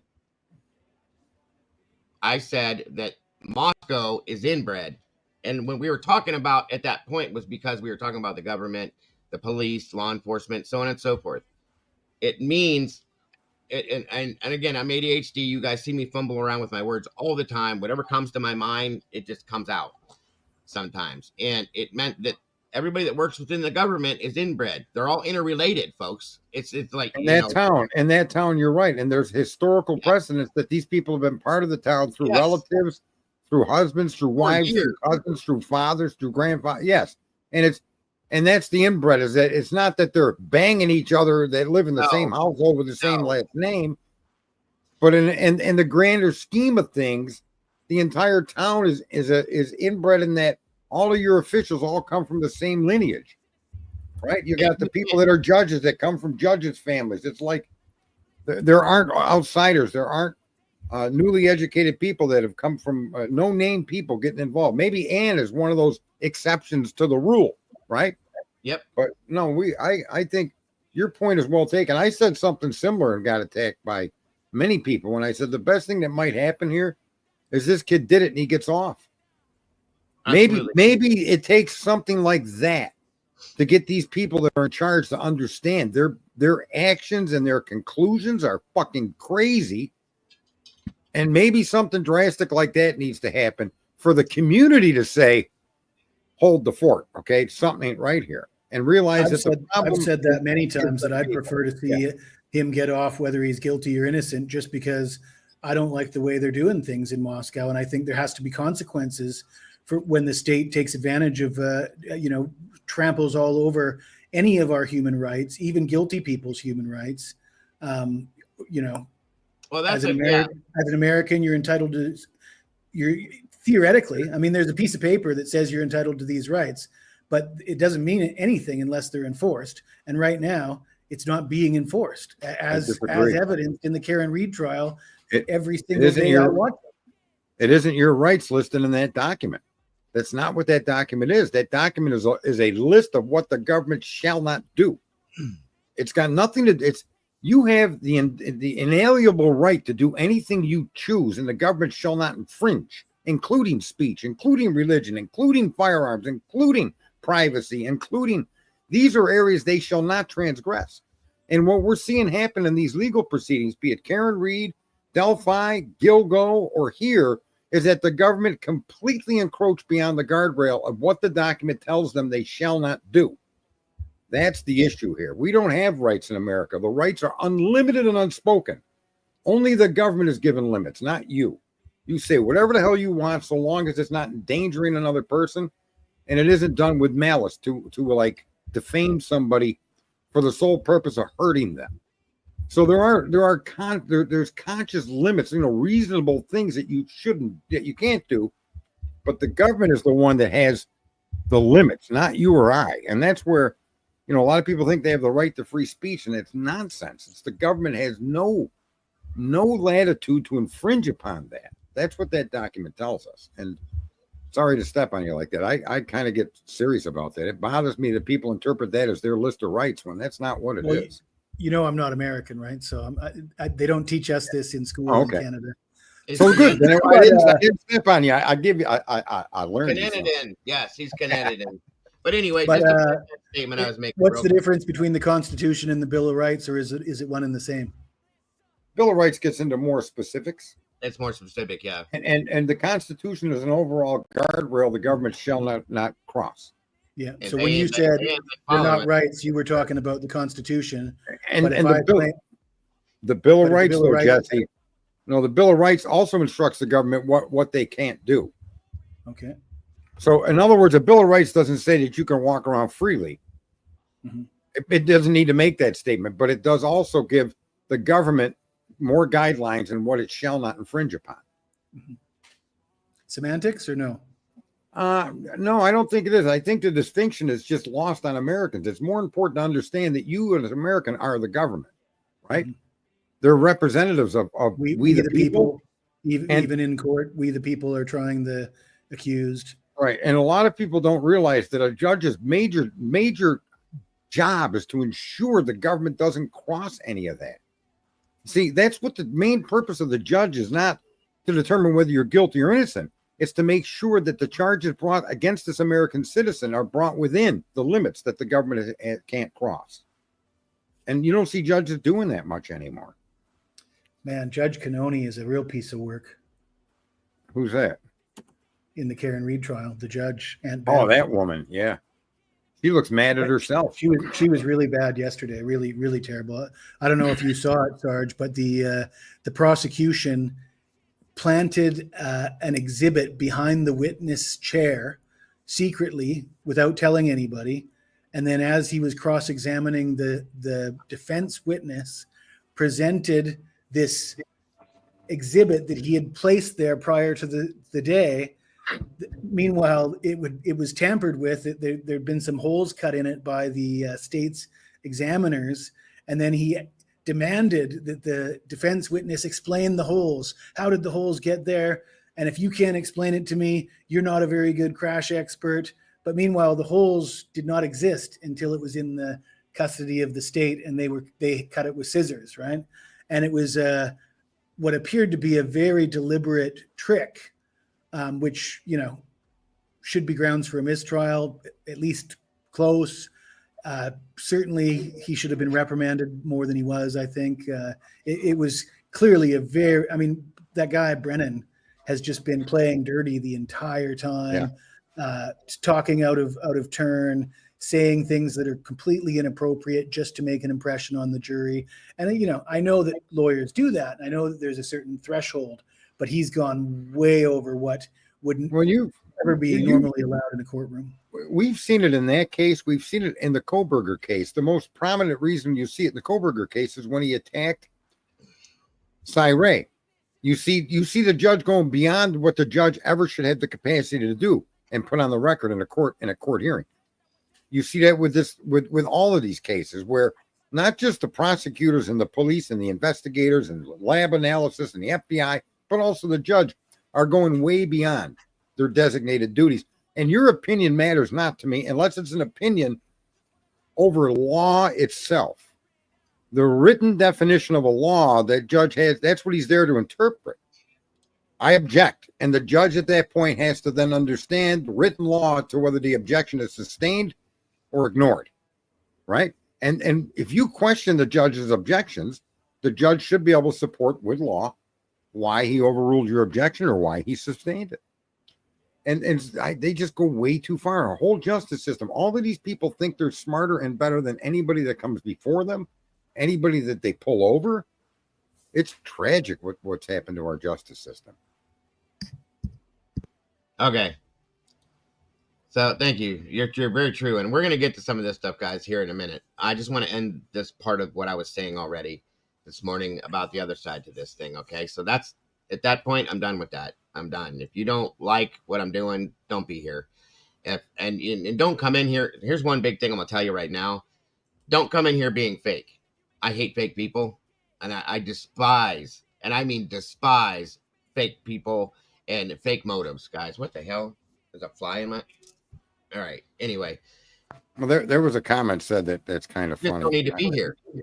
What, Sarge? Someone made a comment, and they look, and I'm going to say, if you're not an American citizen, the Constitution, the Bill of Rights, and all that other stuff isn't protecting you because you committed a crime entering here. Therefore, you're subject to the policies, the procedures, and the penalties of breaking such crime. So the idea that the government itself doesn't have the power to deport people that illegally entered the country is insane. Of course they do. That's why you have an army, a navy, an air force, and a Marines, is to repel people from entering your territory. Even if they're only coming here to pick fruit, they need to do so legally. And there's a legal process where millions of people every year come through. Those that break the law and come in illegally, the federal government has the unique ability and the only ability to enforce immigration law. It's not on the state, it's not on the city or the town. Federal government. So to the person that commented about the government has no right to do what they're doing like they are in California, you're abjectly wrong in ways you can't even imagine. Sorry, Dago. That's okay. So, and that's pretty much it, folks. With what I said my piece, I said my part. I made my point. Okay, take it or leave it. I don't care. Not yet. I am me. I just had to discuss something first. This was mostly about that. Okay, I just wanted to get in front of that, make my statement, put it out there. And again, I explained what that statement that I made meant. Take it or leave it. I have no other point to it. I don't know the people in Moscow. Okay. So how can I make a statement like that other than for what I said it meant? That's all it meant. So you can take whatever you want and run with it and make yourself look stupid all you want. That's fine. Because that's all you're doing. You make yourself look like what you are. Stupid, in my opinion. You explained yourself when you said it the first time. You weren't trying to impugn these people as sleeping with brothers and sisters. Not at all. Not at all. Nothing to do with what you said. So take it, whatever you want to do. Make up in your own mind what you're doing and play your own game by yourself. I'm sorry that you're bored with life, but no, I'm not. I enjoy what I do. I enjoy my people. I enjoy Sarge and Jesse and Eddie and everybody in this community. I like having the conversations I do.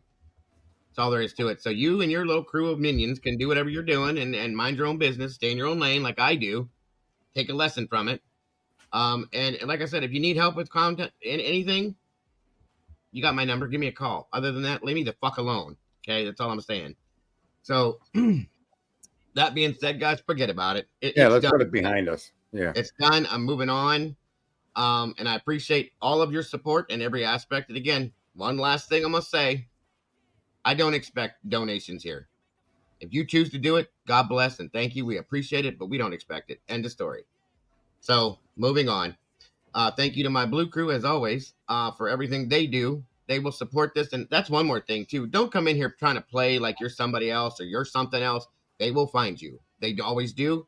They find it. They go looking right away. If they see somebody new, they figure them out.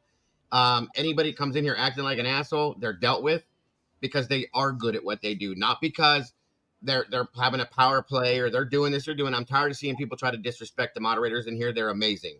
They are absolutely amazing. They're amazing people, and they're amazing at what they do. That's why they are here, period. So that's all there is to that, folks. So don't come in here playing a game because you're going to get called out on it. You're going to get caught on it. Don't come in here treating anybody with disrespect because you're going to get thrown out. Don't come in here disrespecting the moderators because you're going to get thrown out. And by all means, do not ever come in here disrespecting anybody on this panel or myself because you're going to get thrown out. They do what they do. That's why they are who they are. End of story. We're going to have disagreements all through these communities on this case and many other cases, folks. Get used to it. And if you can't, then don't be here. That's all I'm saying. That being said, again, that's all. I'm done with it. It's behind me now. You want to keep coming at me, I'll handle it the way I got to handle it like I have in the past. Other than that, leave me the fuck alone. I leave you Pick alone. on me. I don't mind. Moving on. So I say enough shit that you can come at me if you guys have that urge to go after somebody. yeah, and I do, by the way, Cassie's right. I have all the screenshots I need to prove everything I've just said. And I will continuously, they will always have them. They're very quick and very good at that. So if you're going to come in here acting like a complete idiot and showing your true colors and think that it's not going to be, we'll have it. They'll have it very quickly. Okay. And if I need to show it, I will. I'm not doing it right now because I'm not that guy. But if I need to, I could throw all this shit up right now. That's all I'm saying. So thank you, Sarge and Jesse, for that as well. Now, moving forward, guys, we can come. Oh, Jesus, that was a brain freeze. We can move on to something different and continue talking about these things. Because I know Jesse and Sarge definitely have things to say about what's been going on recently with this case, and so do many other people in here. We might as well. And also, I just realized there was a massive, and I mean massive, guys. Look at this. Hold on 1 second. This must have just happened this morning, which is very strange. What is today, guys? Tuesday? Yeah. Yep. Oh, that explains it. There was one document dropped yesterday. I'm sure you guys know that. That's where the stay came into play. And we'll discuss that here. But we also have now, which I just saw about 15 minutes ago, and I was like, holy shit. I've never seen that many dropped on a Tuesday. Fridays, yes, but not on a Tuesday. 1 minute, if I can find my damn link again. I just want to end with this one comment. We need to warn criminals we're coming for them. That's not how law enforcement is effectualized and carried out. But in fact, in the topic that was brought up in your chat room, they're warned every day on the news, constantly, that people are coming for them. So the idea that people that are here illegally aren't being warned that they're being coming for, well, that's just kind of stupid. Yeah. Yeah, right? All right, and I won't bring up politics again, but it was mentioned in your chat room when we're talking about law. And that's the other thing I try to get across to people is you've got to read the law before you speak to the law. Right? That's true. That's true. You got to understand it to talk about it. That's a good point. Yeah, you have to know what the law is. And that's why I said the probable cause warrant is so weak and flimsy in the Koberger case that was the perfect suspect and the most perfect suspect. But to charge him with 4 homicides, they went too far with that. And what did Ann argue? I said that before it was even in court, before they even had the grand jury. I was saying that when I first met you. And what did Ann? First thing Ann was arguing was against that affidavit. Right. That's true. So you need to have some understanding of the law. Yes, sir. And listen, if you don't understand it, I've always done this too. Something like the other day when I was, go back and read it if you don't understand it, or try to figure it out and try to make yourself understand it. The other day, somebody got rude with me in a chat because I was going over these new subpoenas and stuff. And I said clearly, guys, I don't really understand this out-of-state stuff. I have never seen it before. I don't know how to really kind of explain it. I'm trying. And then somebody got rude about it, talking about how they understood the documents. Well, that's great. Then why don't you either teach somebody how to do it or stop being rude? There's no reason to be rude to people. So anyway, learn. Try to learn. I love learning. I love learning new stuff. I research all the time. I read all the time, period. So once again, and by the way, thank you guys again. Anybody that has with the super chats and stuff donated thus far, thank you. God bless. We appreciate that so very much. You guys didn't need to do that. Thank you for the new memberships given out. Thank you for the super chats, super stickers, anything that has been donated thus far this morning. Thank you, or this afternoon. Thank you. God bless. We appreciate you very much. I feel like we are being shown things so that we start paying attention and stop being sheep. In some ways, Terry, yeah, I can agree with you. I think a lot of people need to do that. First of all, folks, have your own mind. Make your own decisions.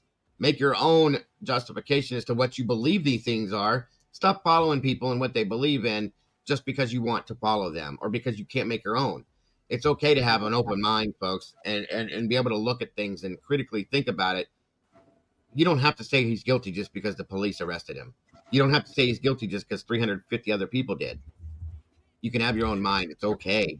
It's not. Know your history, because history repeats itself. Right. And you have to acknowledge that we have a history of wrongly convicted people. There's a lot of cases out there, you know, and those are just the ones that we're aware of. For everyone we're aware of, there's probably a dozen that are still rotting in jail wrongly.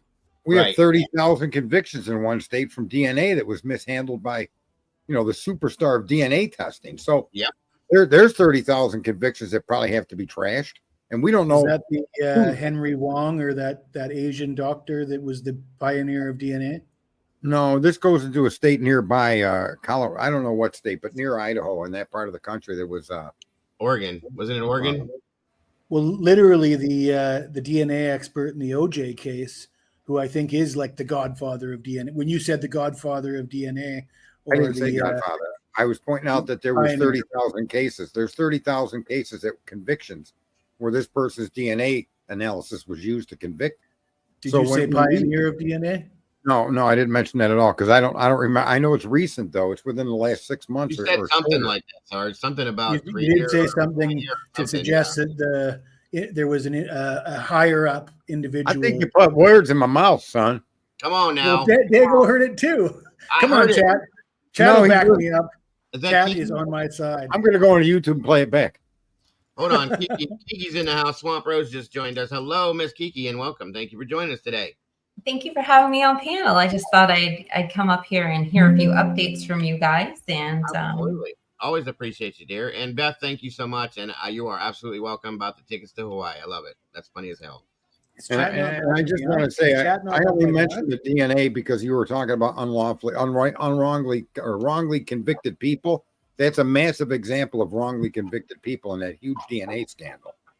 Yeah. I was just trying to support your point, Jess. Yeah, no, it made me think of that fella. I don't know if his name's Henry Wong. I should probably not guess, but anyways, he was the expert in the OJ case, and he ended up getting charged with falsifying evidence. So, I mean, he's literally the number one guy, and that was before the Colorado thing, I think. Oh yeah, it's Colorado. That's the state. Yeah, I'm familiar with the Colorado case too, but I still think that you said something, and Diego seems to back me up on that. Well, I acquiesce to my failure in speech. It's all good. It doesn't matter. I just remember he said something, and I went, "Wait, you did say that? What are you talking about?" It was something in that that realm, but it doesn't matter. Like pioneer or godfather or creator, godfather, pioneer. One of the things. Something. It's all good, Sarge. It doesn't matter. Maybe he was just describing the way that we treat DNA, like it's high and above all other evidence. You know? Yeah. We've been convinced as Americans. We've been convinced that that's the tell-all, the end-all. That makes sense. That's a sensible conclusion to come to. I think. Very much so. Yes. People rely on it way too much. Absolutely. So, Swamp Rose, did you refer people to my channel? Oh, I've definitely referred people to your channel in the past. Why do you ask? Oh, somebody was in there the other night. They said, yeah, Swamp Rose said something. I came over to check you out. I was like, oh, tell her I said thank you. So thank you. I was watching a channel last night, and they were lamenting the absence of Swamp Rose. I can't remember the name of the channel I was watching. might have been Kane B's. Everybody misses Kiki when she's not doing her shows. I'm telling you, it's a fact. You guys, she does great stuff over there. We all love your Kiki. You do great stuff. So appreciate you being here. Oh, I can't tell you how good that makes me feel. I appreciate the kind words. Thank you so much. And we love having you in the community for sure. That's a fact. I'll tell you that much. And then go ahead. Oh no, I was excited when I saw one of my mods, Christy Nevada, has been over here recently modding, and and I was watching your show the other night, Sarge. I caught about 30 minutes of it when you were kind of piggybacking on what Lana was saying with this rhetorical timeline. When you start going through those text messages and you find yourself in a loop, just what could have, what was, which. How, and when you guys were talking about the DNA just a moment ago, what was interesting is we can talk about chain of custody. We can talk about the validity of IgG, a probable cause, where they got the buccal swab, how they compare. My biggest question when it comes to DNA is, I don't know if you can see my dog. Here we go. My question when it comes to DNA is, what the heck? Like, how come we don't know this far along in the case who that second source of blood DNA on the sheath was? To me, right. I don't know how I get past that as a juror, as a citizen, even as an investigator. Like, how is that relevant? How is that not relevant? And then the other thing I've heard talked about quite a bit, it's slightly not quite on the same thing, but when we come to the alternative perpetrator, if Brian Koberger wasn't there, according to the defense, and Brian Koberger is innocent, then the person that DM saw walking by her doorway, the fireman with the vacuum, clad in black with the eyebrow, that's the description of the alternative perp. So whatever defense AT is coming up with that they're going to have sealed on the 18th, what's interesting is whoever we're focusing on is going to match that description, unless there's some big twist we haven't seen. I don't think that's true. I think because of the unreliability and the condition she states that she was in, that her testimony won't be relevant to an alternative suspects test. So in other words, her identity of somebody in the house, as she said herself, could have been a dream. So I don't think Ann needs to incorporate anything Dylan said to come up with an alternative suspect. Right? Dylan destroyed her own credibility when she told the cops, I'm drunk, I watched true crime, I could have been sleeping, I don't know what I saw, blah, blah, blah, blah. I drank 80 gallons of liquid or something. I don't know what she went into detail about how much she had drank. So I'm not so sure Ann needs to have any of that in her alternative suspect. That makes a lot of sense. And also, when you were bringing up Lana's live stream, I went over and I was listening to it, and she was posing it. She was kind of doing like a hypothetical, as if Dylan had came downstairs and said, gosh, I just came to. What did I tell you? And she was like, bro, you said this, bro, you said that. So when you describe it like that, like her maybe, definitely that she was acting like she had no idea what she did. Lana did a great job with that, by the way. Lana did miss out on some stuff where she was saying she's saying what's in the documents, that there's a gap between 437 and 1023. But in fact, there is no gap in the phone usage at all. That phone stayed active with Dylan from the 419 forward until the police were called. She was, and we know this to be a fact, and she kind of left that out of her. I don't know if she did it as why she left it out, but they do lead the public and the reader of the documents to believe that Dylan's phone went dead at 437 and was not used until 1023. That's an abject lie. Police documents themselves show you that, in fact, she continued on that phone, texted her dad, called her dad. In other words, Lana was using that part of the documentation, which is inaccurate. So I don't know. That's why I don't know if she was caught in a thinking loop, which happens to me too. And sometimes you get confused. The thing I found about her theory, which I think Lana's great, and I thought the theory was interesting, it seems like quite clear now that the whole 911, the communication between the two roommates, certainly parts of it appear to be scripted and planted for whatever reason, like in a smokescreen type way. So for her to hypothesize that, one person was sitting there with two phones trying to create an alibi, that's a sensible estimation to make, in my opinion. But I don't think it really jives with what we heard on the 911 call. No. Because when you hear, like, because what Lana was saying would sort of take blame away from Dylan and place it more on Bethany and make Dylan like an unsuspecting victim that was passed out and somebody was using her phone to ultimately frame her, right? But she didn't appear to be an unsuspecting victim on the 911 call. She almost seemed like the leader in it. Well, the misleading. You agree that that call, those text messages between those two young women were taking place during the crime. That's not after. Those are in the present tense. Sarge, for those of you that aren't familiar, in that home. Sarge recently brought forth a theory that it does make a lot of sense. Theory, it's their documents. It's not a theorization. I'm saying a theory based on the documents. It's a theory you came up with based on the facts in the documents is what it is. It's what the state is alleging, right? Exactly, right? But they're not telling you that these girls were texting during the crime. They're making us all, or we all went to the assumption they're talking after it took place. Well, if the state alleged that the sun was going to come up tomorrow, I'd be skeptical. I think the major point I want to get across to folks is those texts are taking place during the commission of the crime. Now read the texts again, and you'll see how they jump off the page that they were talking while something was happening, not after it happened. They come off in a present sense context. Yeah. And it even says, guys, and I didn't notice it until he pointed it out. You look to the right as they're showing these, it says present sense context. But even taking that out, just imagine that the crime is in progress, and we know it was in progress because at 4:17 the camera picked up a struggle, a thump, a whimper, and a dog started to bark incessantly. And at 4:19 Bethany contacts Dylan. Do you understand now how when you look at that those texts are in the current situation of a crime in progress? That's the conversation from 4:19 forward. Run, come down here. Funny as it is, you don't hear that dog making any noise until that time. So if let me ask you a question, guys. This is why I kind of followed Sarge on this. If you don't, if at 4:08, Dylan hears all this noise and blah blah blah blah blah. If that's the timeline when the murders were happening at that point, why is Murphy not barking his brains out at that point? You'd think if that's when they're making the noise the most, the dog's gonna go crazy. But he doesn't start barking it, according to this, until 4:17, which in essence makes so much sense to me then, because that's when it starts per se.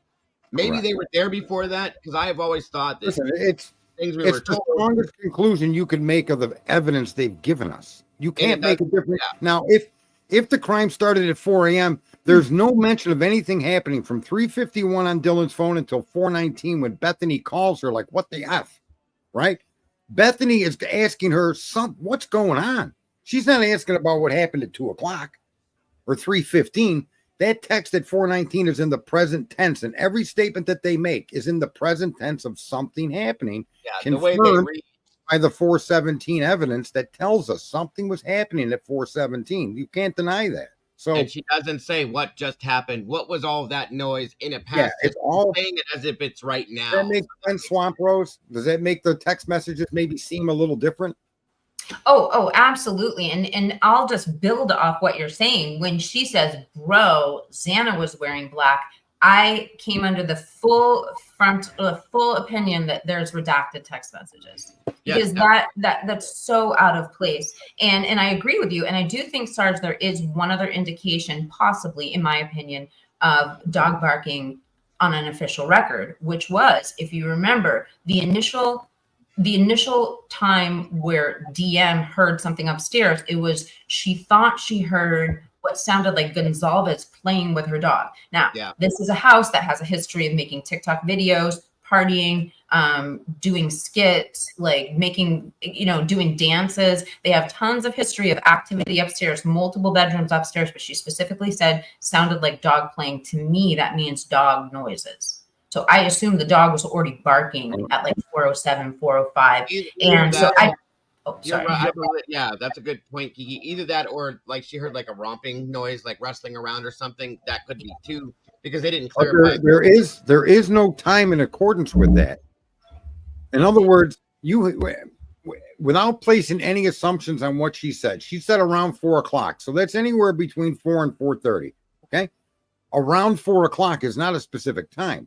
And because there's no information from 3:51 forward, evidentiary released to us at this point, you might be right in your assumption, but you can't support your assumption with a fact that's been disclosed. So therefore, when you look to see the time the incident began, the only evidence in existence anywhere that's confirmable and not an assumption is 417. That's true. That 100%. I agree with you about the dog. The only thing is what sounded like dog playing. I don't know what sounds like a dog playing other than, like you said, rumpusing. Nor do I, but couldn't that also have been at the 417 time when just before Bethany texted her a minute and a half later?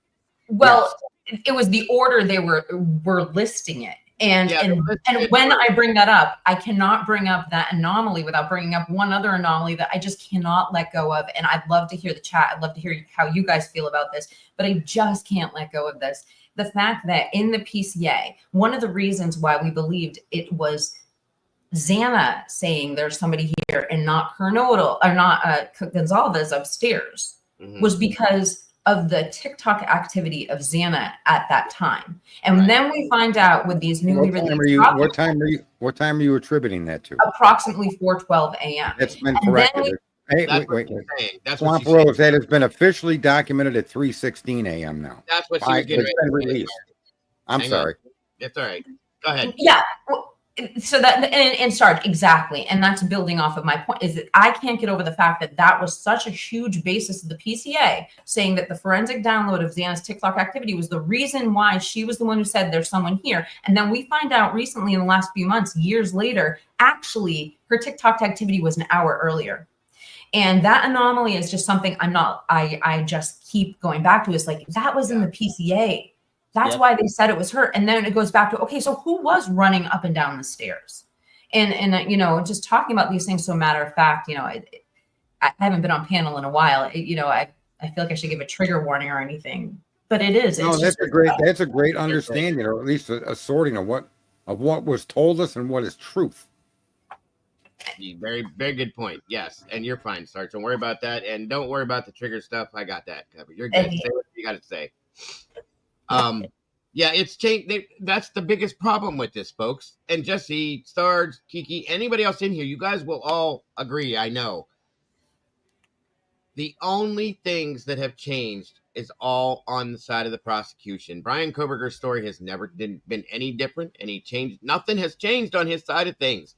But the prosecution has turned this upside down, inside out, 3 ways to Sunday. It's always changing, guys, daily almost, okay? How is that for any of the guilters out there that are watching this? How are you okay with that? The fact that this changes every other day for the prosecution side of things, but Brian's nothing's changed. It's the same story. It's the same scenario, same situation the whole time. But I'll be damned if the state isn't switching this up on us every other day. It's made me expand the type of theories that I'm going to entertain. Right. Whereas in the past, you know, we're going by the PCA, we're going by the documents and what we can actually prove. But when those documents turn out to be false and the details change and it becomes clear that a lot of the details are untrue, skits like what Lana was doing, whether I agree with it or not, in its entirety, I think something along those lines, I'm more willing to embrace stuff that's a little bit more out there in that kind of style that isn't what was outlined in the PCA, because I'm starting to lack trust entirely, to the point where I know you've been running with this for a while, Dago, the sheath being planted. In the beginning, I was hesitant to say that. If you can't prove it, how dare you sort of say that unless you can have concrete proof? But in a sense, people who believe Brian's guilty, they say there's an overwhelming amount of circumstantial evidence against him, which means they don't really have any proof. They just have a lot of character assassination and coincidental things. And I think the same could be said for, the distrust of Brett Payne and the investigating officers. We don't have any proof that they planted that, but it's starting to really stick out like a sore thumb. And it reminds me of that scene in Minority Report that I sent to your email a couple of weeks ago of the orgy of evidence, where he says, I've been a homicide detective for 19 years. You know how many cases I've seen an orgy of evidence? None. Yeah. I went and watched that after you told me about that, right? I hope you did. There isn't any evidence as far as even circumstantial evidence that identifies Brian or his car, and there's nothing that places him in that house, but there is evidence that places as many as 7 other perpetrators in that home. And that's you're to throw that all away. They took a knife sheath with a blood stain and then they covered it in fingerprint powder. You do know that, right? It's unusable now. Anne couldn't do anything with it if she prayed. So you end up in a crime scene with all these other sources of DNA, and the only one that matters is the most microscopic piece of evidence humanity could find, and you did that while wearing windbreakers and sneakers. Okay. Yeah. I don't know. I don't want you working around me microscopically. I would never have 2 years ago, guys. I would have never, and we're going to pull these documents up here in a second. I've seen somebody getting impatient about that, and we're going to get to it, I promise. But 2 years ago, I would have never said what they just said I said, because I still don't have proof. But at this point now, just as much as I said recently, and nobody has to agree with this either, guys, okay, that I don't believe that Brian Koberger's DNA is on that sheath. That's something I've said more recently too. And that is also based on the fact that we come to find out that they never even sent the sheath off. Sheath's never moved. They sent a swab. Well, guess what? With everything else that's happened at this point in time, I don't believe that anymore. I don't believe that they swabbed the sheath, sent it off, and it showed Brian's DNA. What I believe is they swabbed something, and that's where Brian's DNA came from. I don't believe it was the sheath. You can't prove it to me. Unless you show me a video of somebody doing that, I won't believe it at this point. And there's reasons for that, folks. There's absolute reasons for that. So at this point, like I said, I don't believe that Brian's DNA was on that sheath. And that's where when I came out before that and said that at this point, just like Ann said, sorry, that the sheath, in my opinion, now was planted. Why is that so hard to believe with everything else we've seen? It's not in my opinion. The other problem with the DNA is that they did everything in the dark, and then they did everything to keep it out. Like in an important warrant, they kept the DNA out, and they asked the court not to even consider DNA. Right. They've done everything they can to run from that DNA. And even Brett Payne said he was never told directly that the FBI identified Brian Koberger. Yeah. And he was the lead investigator. He said a lot of things on the stand that should have thrown this case in the garbage can a long time ago. Concerned, Brett Payne's a pawn. I think Brett's doing his job and has no idea what's going on, in my opinion. That's me. I just feel like the man was promoted. He was writing tickets the day before, and now he's the lead detective on a case. For whatever reason, they removed Tyson Barrett and brought him in a 24-hour period. That made no sense to me, because I believe that because of his inexperience, he's not going to catch things like Tyson may have or another detective may have. They brought this guy in and said, here you go. This is all yours now. Do your thing. I don't feel that. That's why I said I feel like he's a pawn and is just doing his job to the best of his ability and has no clue what was unfolding underneath him, in my opinion. So, how many people live in Moscow? 30,000, 50,000? I'm not 100% sure. It's not real big, but I think it's in the 30s until the school fills up. Yeah. I number 36,000. There's not going to be an overwhelming amount of local businesses there. And it was brought to my attention recently that when he was testifying in a proceeding a while back, and Ann Taylor was asking him questions about the neighborhood near the police station. Are you familiar with Mundy's Machine, Wasankari Construction? What's the other one? Farley's Storage, or these various local businesses that in a town of 30,000 people, a police officer, if these businesses are within a few hundred yards of the police station, it's just not believable that you're not familiar with these establishments. And for him to just say, no, I'm sorry, I'm not familiar with that place.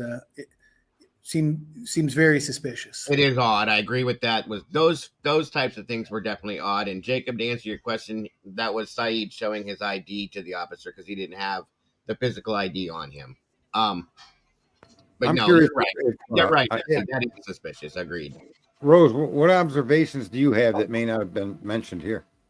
Well, okay. If we're going to talk a little bit about conspiracy, there is something that, because you guys just brought up the knife sheath, and something we don't like to talk about, which is possibly Brian Koberger's defense that the knife sheath could have been planted. It's a hard thing to talk about because, you're dealing with suggesting, law enforcement or somebody staging the crime scene. So that's hard. But if we're going to talk about that, one thing that perplexes me, and I'd love to hear, especially as Sarge, I'd like to hear your opinion on this, but all of your opinions on this, is we have so much controversy, so much talk about Cyre's testimony in the head-to-head with Nick Balance and the 7 minutes of exculpatory evidence where, we have the suspect vehicle 1 changing from being tracked from a cell phone tower to being tracked on video, okay? But no still shot of the Elantra anywhere, or suspect vehicle 1 anywhere. My question is this. They have the warrants for Celebrate. They have the metadata. They have the GPS location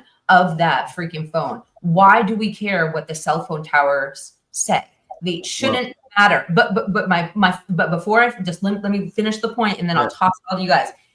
Celebrate data should tell pinpoint precise location of Brian Koberger. If it's not there, does this suggest that Brian Koberger, one of the first things he says via his lawyer, Jason LeBar, when he got arrested is, don't you have my GPS, right? So if they had his GPS, they should be able to tell where he was. If they can't, that means there's something wrong with the data, is what I'm saying. And at this point, I think we can assume, I'm assuming at least, there's something wrong with that data. Now, whether that means that they're going to say that Brian Koberger overwrote his data, or if they're going to say that somebody else did, I'm wondering if there is going to be implications of nefarious activity on that Celebrate data. And I know it's a long way of asking a question. I'm very sorry. I'm not sure that you're going to find that they tampered with the Celebrate data. I think what you're going to find is they refused to look at the third tower, which Jennings couldn't bring up in front of Hitler, or there would have been a Franks hearing. The Ann's described to us exactly what that 7 minutes means. And what it means is very simple. Brian's phone did not get turned off or disconnect from the network. It simply disconnected from the tower that they had caught it on and went south. And it was handed off to a tower traveling south of Washington. So we know that Brian Koberger's phone maintained a connection with a tower in a southerly direction for 7 more minutes. The car that they tracked was the car that headed to Moscow. So in understanding what that means, it's simple. Suspect vehicle 1 cannot be Brian Koberger. No. I too bad Sarge leaves right in mid thought, but I will even add to that. Even if we were to say if suspect vehicle 1 was correct, and how is it that the vehicle made a trip which typically takes 7 to 9 minutes in like 3 minutes during that? And we're talking about Palouse Drive, So I think there's gonna be a huge, I believe, battle on the stance of what this Celebrate data is gonna say. And while you guys were asking me lingering question that I have, the last thing I'll bring up, and Dago, I'm probably gonna have to jump off panel in a minute, but the last thing I wanted to pose to you guys is, does anybody have any guesses about what it is that the defense is describing in the vague exculpatory witnesses about a cleanup? Are they talking about blood on the handrail getting cleaned up, blood at the crime scene? Are they talking about some people have suggested they cleaned the hands of the victims, or a chemical was used. Some people suggest, and this is just, there's nothing to support this, but I will say it, that there was some sort of cleanup at the crime scene parallel to this crime, a different crime that was cleaned up prior to calling police. What did they mean by cleanup? And I would just like to hear your thoughts on that. And yeah.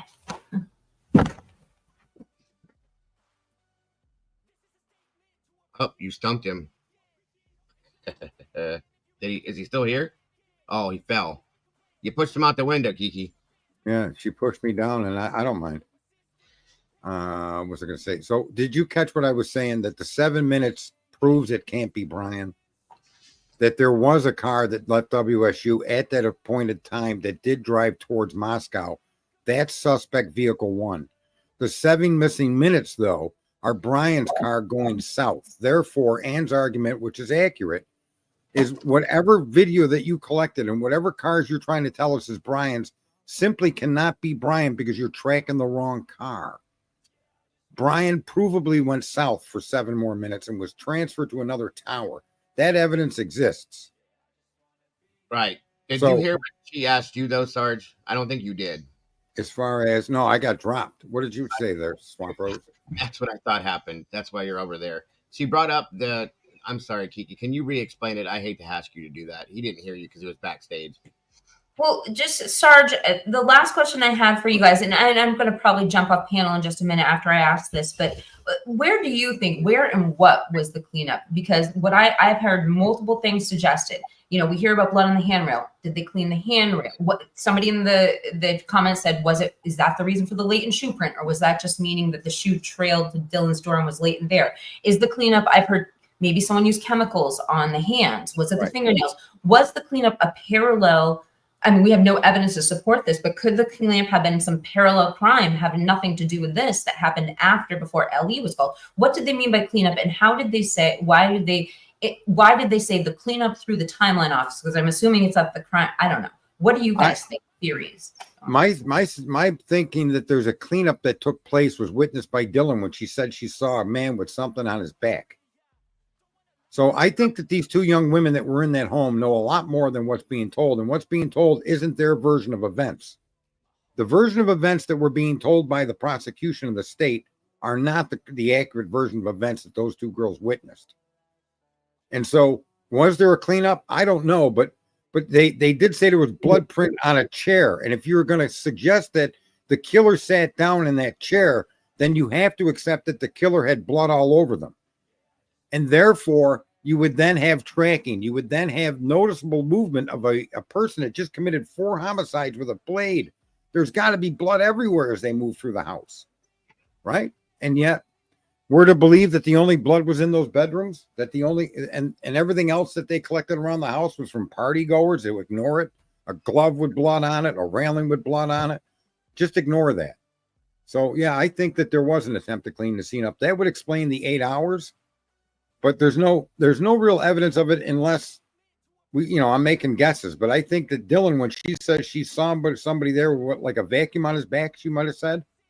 And with a vacuum attachment is what she said. I think that tells you that what she saw was someone performing a cleanup. Right? I mean, I don't know. How could you not have the blood word vacuum everywhere? Well, I definitely think there was some form of a cleanup, in my opinion. The latent print is something that makes me truly believe that. The fact that there was nothing dripped all over the house, there was nothing. It was all contained to those 2 rooms. That bothers me pretty badly. I've been on many scenes, folks. Many scenes as a first responder. And the glove and the railing, and why didn't they swab the interior of the glove, Swamp Rose? They're going to get DNA from a button snap. Why wouldn't you stick your swab inside of a glove that's got blood on it? What kind of an idiot are these people? Well, we don't know. Why would you blood up a knife sheath at a crime scene underneath the victim? Right. Yeah. What kind of an idiot was the killer? That's the problem. Or killers plural, in my opinion. But yeah, but here I truly believe, because there's no way that was contained to 2 bedrooms with as much horror that went on in that house. As bad as we heard the wounds, the puddle of blood that Mabbitt said that Xana was laying in, the fact that Ethan was one of his main arteries was severed. Guys, I've seen things like this in first person. Okay, there's no way there wasn't blood all over that house. There was a dog in that house at some point in time. How did he not trump through all this trying to find his owner? How did that not happen? All of these things make no sense to me, and that's a great point, Kiki, to bring up. That, was there a cleanup? There had to have been. There had to have been a cleanup for people to walk in this house. Let's say, for instance, as fake as we think that the 911 call is. Okay, 2 other people came into this house. They didn't stop immediately and go, "What the hell happened in here?" As they walked in the house. They didn't. They probably did. That statement wasn't made, though. That statement wasn't made through 911. You didn't hear the 911 call say, "There's blood everywhere. I don't know what happened. He just passed out." That's all they're saying. You do hear, and Rose, think about this. Why, when Hunter went into the house, why was his first action to run to the kitchen for a knife? Someone needs to make that make sense. If he went in the house for passed out people, what was the activity of him running to the kitchen to get a knife first? Why is Dylan telling us that's what happened? So she had to have told him something that she's not telling us. Of course. There's no way you run in the house to grab a knife to go take care of people you think are unconscious. So clearly he did not think that unconscious scene existed. He had to have felt like he needed to protect himself just in case. And that gets lost on many of these people that scream guilt. What did Dylan tell him that prompted him to go get a kitchen knife? Well, that's stated in the beginning of the 911 call, I believe, when she said something's happening or happened in our house and we don't know what. Well, yes, you do. I'm sorry, but yes. It's 8 hours later. So why did he feel the need? So what did he know or what did she know that prompted that action to go get a knife before he went to Zaina's room? Agreed. We're on two different subjects, but that's agreed. Oh, I'm sorry. You're okay. You're okay. That's a point. That's a good point too.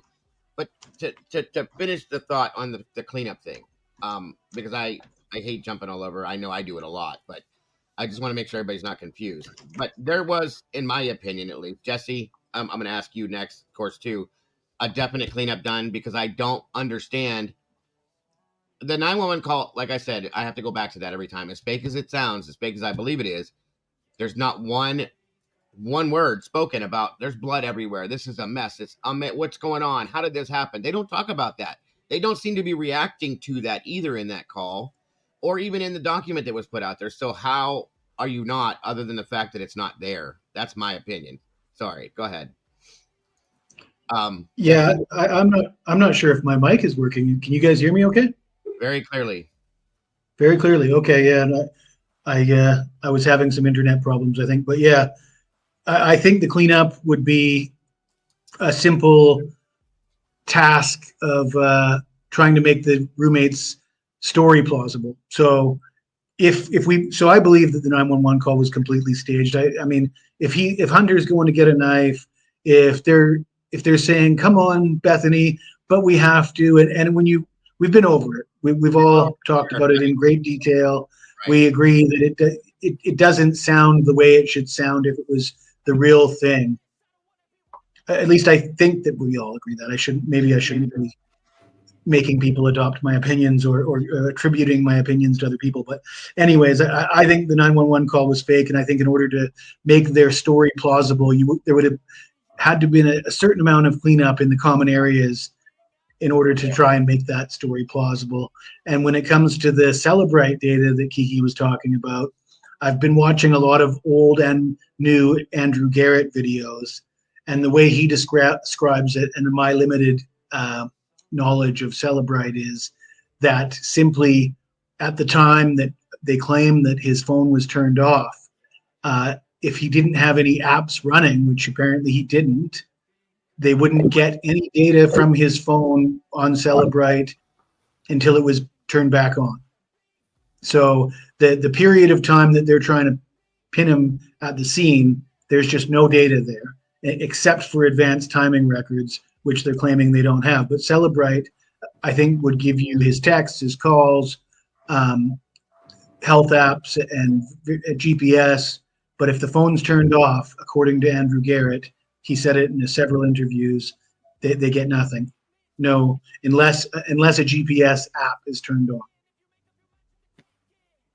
What do you think of him grabbing a knife, Swamp Rose, on his entry into that home? Oh, well, I do believe, like I said before, I do believe parts of this is redacted that we've seen, but I do believe that from what I've read from Xana's in-laws and stuff, who made official statements before everything was gagged, that they saw DM when they ran out to call 911. And I firmly feel like there was a second 911 call, whether that was a parent calling in proxy or somebody else. I think there was a second 911 call because we didn't hear the sirens pulling up. And I've made this point in a video that's got over 50,000 views. So I know this is resonating with people. But, you know, the fact is that when the police show up, it's less than like 3 minutes. Like they didn't even know what type of call was being made out. So it feels like somebody, there was an emergency alert. And I'm just going to bring this up, and I know this is going to split the room. And I'm actually going to say bye to you guys and jump off after I pose this, and I'll listen to you guys, what you say afterwards. Okay, I won't go to WSU Mom Kim because, you know, it is weird that she said so much about the Snapchats and swore by it and got so much crap from everyone. And then we find out 2 years later, that was actually a thing. I would love to have Kim come back, Kiki, actually. I've been looking for her. I would love to, first off, I said that I think she's well-deserved an apology to some extent. And a lot of the stuff Sarge even said, and Sarge couldn't deal with her at that point, that a lot of the stuff she made at that point, I'm glad you brought that up, is very believable now. And that's kind of freaky, my opinion. So go ahead. Sorry to interrupt. Yeah, well, it is. And I appreciate you validating what I'm saying, because it's hard for me to just let go what she said on my show. Sure. This is what I will say is we don't have to go by what WSU mom Kim said. Let's go by what Mrs. Gonzalez said. She said that a niece called and said there was a shooting. Was it around 10 a.m. at the house? So there was something in the air that caused someone so seriously to call the parents of a victim before anything was confirmed or anything, before the 911 call, and tell them that. So they were alerted there was a problem long before, right? Am I right? Are you sure of the 10 a.m. or wasn't it around when they were getting ready to? We went through this. It ended up being 1:30. Hang on. Yeah. Oh, okay. It was around the time. You guys corrected me. It was around the time that they were getting ready, setting up for football. So I don't think 10 a.m. is accurate to the Gonzalez's being notified. I think 1:30 is more appropriate, or slightly before then. Time difference. Yeah. Let's even do And I it. take it back. No. It's not a matter of taking it back. It's that's the data that we now have does say by the Gonclaves that they were notified around the time everybody was assembling for the football game that day. It was Sunday afternoon, early, late morning. Even to back that up, Sarge, though, Kim, that's why I went to Kim, because Kim stated 8:30, 9 o'clock, there were people that were starting to get like messages daily. And I agree with that. Something. So now you can agree with her. Like I said, I owe her an apology. And my hardness to her was that she wasn't backing it up with a receipt.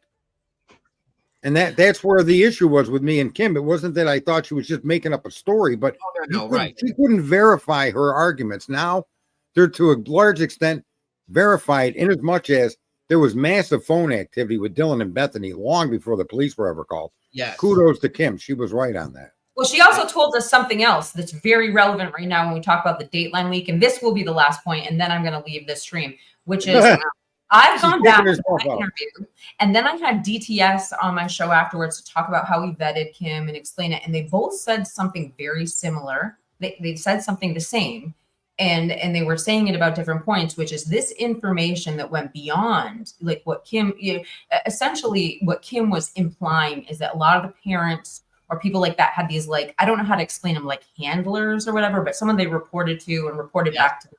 Yes. Hers was an ISP officer. And that's where we heard add-ons to after the Snapchat. So I throw it out there and I wonder if each person who had a handler or someone assigned to them, could this be the source of leaked information? Just throwing it out there. And then with that, I just want to say thank you so much for having me on the panel. I'm going to jump off.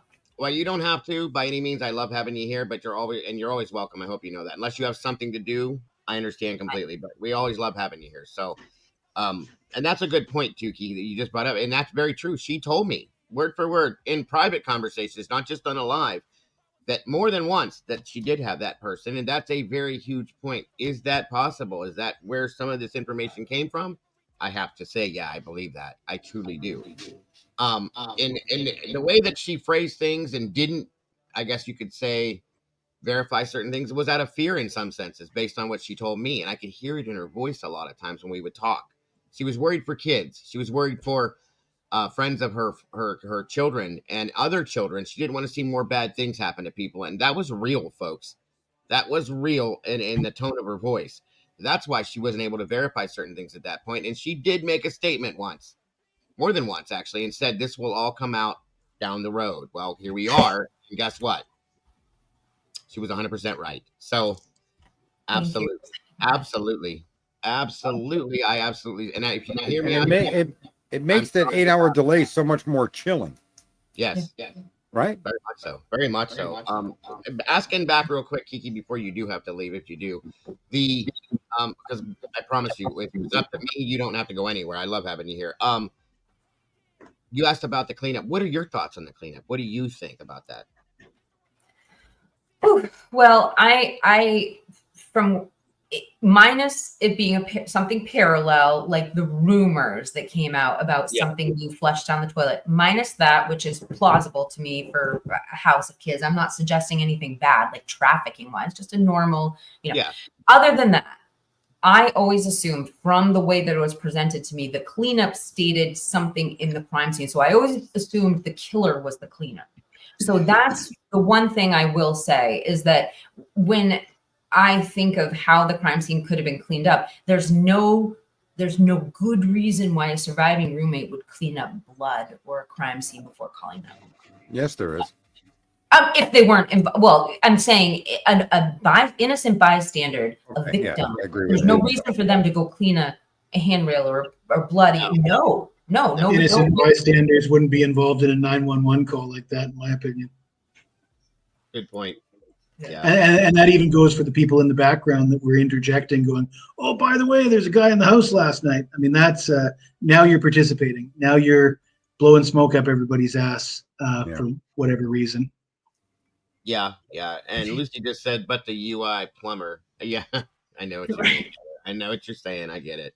Absolutely. I have a question, and I did find out. See, I've been looking at different angles now. I personally, I'm gonna tell you guys right out of the front right now, I am now at the point where I feel like Xana and Ethan were the main targets. That's me right at this point right now. Okay, and I'll get into that in another show probably because it'd take me forever to explain to you why. But that's where I've been for a little while. I just haven't really talked about it, and there's reasons why I'm starting to look that way. I'm looking in other directions too that I didn't look before. With people that own cleaning companies and things like that. And it's like, wow, that's convenient. That's convenient. Yeah, Jesse, I started following that back again. As much as I looked at the 4chan stuff and said, that's bullshit, guys, come on, because it's a very unreliable source. It is very unreliable. And I in the very beginning, I was like, sure, I'll look at it. I looked at it and went, nah, I don't know. Here's the thing. Mama Bear and I was looking at this yesterday, along with another SRB and a couple others in there. It's kind of convenient how much was known that should have been known within those posts. To know the stuff, to be able to relate to the stuff that was said, just kind of blew me away a little bit. And it's like, what? How do you know to say something like that? How do you know to put that out there and you're not involved in this? That was something weird to me, okay? And for that to be said like that really kind of has turned my mind in a little direction that I wasn't expecting. I'll put it that way. So I don't know what anybody else thinks about that. I'm not saying that the 4chan posts tell the story, that they're the answer to the crime. I'm not saying that it's all real either, okay? Because it is a very, very unreliable source. So please don't misunderstand me. Could be a law enforcement fishing expedition too, right? It could very much could have been. Plant pieces out there, get people chatting, see if somebody hits back with what they know. Very much. Can I make 2 quick points? Then I have to jump off and do some payroll stuff. Yeah, so 2 quick points are this. It's highly unusual that 2 victims were savagely attacked while the other 2 were taken out rather easily. And I wonder if this isn't something to do with the fact that one lover was watching their heart's content being killed, which prompted them to then strike. In other words, to try to defend the person they love, Maddie and Ethan. And that would prompted Bethany then to have attacked, because it's either fight or flight. And then you see Ethan was supposedly taken out pretty quickly. Did she witness that and respond to that? What kind of a nightmare went on in that room? It doesn't seem like someone just snuck up on these people and killed them. At least the 2 girls that were definitely attacked viciously were conscious of being assaulted in those rooms, of their partners being assaulted. So I wanted to make that point. And the other one is, early on, people were talking about how so many of these college kids are turned informant and put them in serious danger, right? So that's something I've never lost sight of. Were these people, and is Steve's conversation where maybe he slipped and said there were legal issues with Kaylee? Is there some connection in that respect to the authorities of that community, to where these people or parts of those 4 were informants to save themselves from another conviction of some sort? So those are points that I don't think we can answer, but I think observationally there may be some meat there. Yeah, great point too. Very interesting thought, to say the least, Sarge. I appreciate you being here with us, and make sure when you do payroll, don't forget me. Don't worry, I give everybody extra. I'm a good man. We'll talk to you soon, Sarge. Hopefully, I'll see you tonight on your show. We're talking to you, Swamp, Jesse. Stakes are on you, Sarge. Bring it. I got them all in the. What do you want? Ribeye or do you want T-bone? I'm stocked, bro. Now, I'll have one of each. Thanks. Well, one other thing too, Sarge, with that last statement you made, have a great day. Paybacks are a bitch, brother. You know I love you. Anyway. He'll say something in chat. Anyway, he does that to me all the time. When I'm on his shows, he'll just drop me and not say a word. So there you go. We go back and forth with each other. That's why I did it. Anyway, Sarge is great. I love him to death. I appreciate his input and his insight always. Yep. There you go. I mean, I gotta jump off too, but I will build off what you said. Like, it is so peculiar, particularly when it comes to those details, when it comes to the details of the frats. Don't forget that Sigma Chi, right after those 4chan posts, made all of their Facebook private all the way back to 2018, as if some of it might have been picked off of there. And here's the thing: is if it was law enforcement, like Jesse said, we wouldn't know, and they still would be freaked out. But if it was law enforcement, it would make a lot of sense because there was no warrants to 4chan. They're not questioning who it was. However, we know in the Facebook group, for instance, Papa Rogers, allegedly Reddit spoke to the pranker. If they spoke to the right person, we don't know. Right. I mean, maybe they could have directly found out, but there were so many 4chan posts that seemed to be coming from different places. But one thing we can't forget, which is way too much of a coincidence, it had nothing to do with the school, it had nothing to do with the fraternities, it had nothing to do with anything, was that before we knew anything, they mentioned Pocono Pines, Pennsylvania, and that's where the killer was hiding out. Yes. How the F, if it's not law enforcement and it's not the unaliver, or it wasn't someone, quote unquote, setting them up, did they know about Pocono Pines? I very much doubt that Brian's going to write Pocono Hills, Pennsylvania on 4chan. Yeah, that says a lot. That's a good point there, Rose. That says a lot, actually. Very good point. I love that. And see, this is what I like, guys, because it opens your mind up and makes you go, okay, let's think about that now for the next 6 months. Because it's a real good point. It's a very good point. How did that happen? I've always thought. Before you go, Kiki, can I recommend? I just don't want to. Yeah, I really gotta go. I just don't know how to say goodbye, but I gotta go. Before you go, can I recommend that you check out the Andrew Garrett videos, all the recent ones? He's got lots of very interesting information about the cell phone stuff. I absolutely will. Thank you for the recommendation, and I will do that. And then I'll go watch a couple side videos, and then watch a couple more. But I definitely will. I caught him on. I don't remember. I saw him talking somewhere recently, and I did appreciate some of the things he said. Turkey? I don't recall where. It might have been somewhere else, but I don't know. I definitely will. I will review, and I should look into that more. I should know more about what Andrew. Dago and I broke down his interview with Drunk Turkey, and we just found it hilarious. Just the stuff he was saying. I thank you as always, Kiki, for joining me. I really, really always, it's an honor, and I appreciate your thoughts, feelings, and interaction with this so much. And I can't wait till you're here again. So I hope you have an amazing day, and thank you so much for joining us. Thank you. And thank you to your chat and your mods as well. Your viewers are awesome. And I appreciate the welcoming comments and energy you all gave me. So have a great day, guys. You too. Goodbye. God bless. Thank you. So, yeah, Jesse, thank you for hanging. Everybody's busy, and I get it. But, yeah, I want to hit some of these documents and some of these. I know, guys, some people are impatient with it. They want me to do it now. But there's a lot to talk about when we talk about this case. And we talk about one thing, and it leads us to another thing, to another thing, to another thing. We want to open that up, guys. And it's on our minds. It's hard to let go. So understand, please, and thank you. But, yeah, I don't know, Jesse, did you see this last one before the big drop? The order sealing the order, which was the sealed order staying order dated June 9th, is sealed pursuant to Idaho Court Administrative Rule. I know what the sealing means, but what do you think about the staying order? Any thoughts on that? I just read what's out there, and I guess Harsh was saying that he believed it could be a stay to an order, not a stay to the proceeding itself, which makes sense. I mean, I think if it was an actual stay of the proceeding, we would have heard more about that.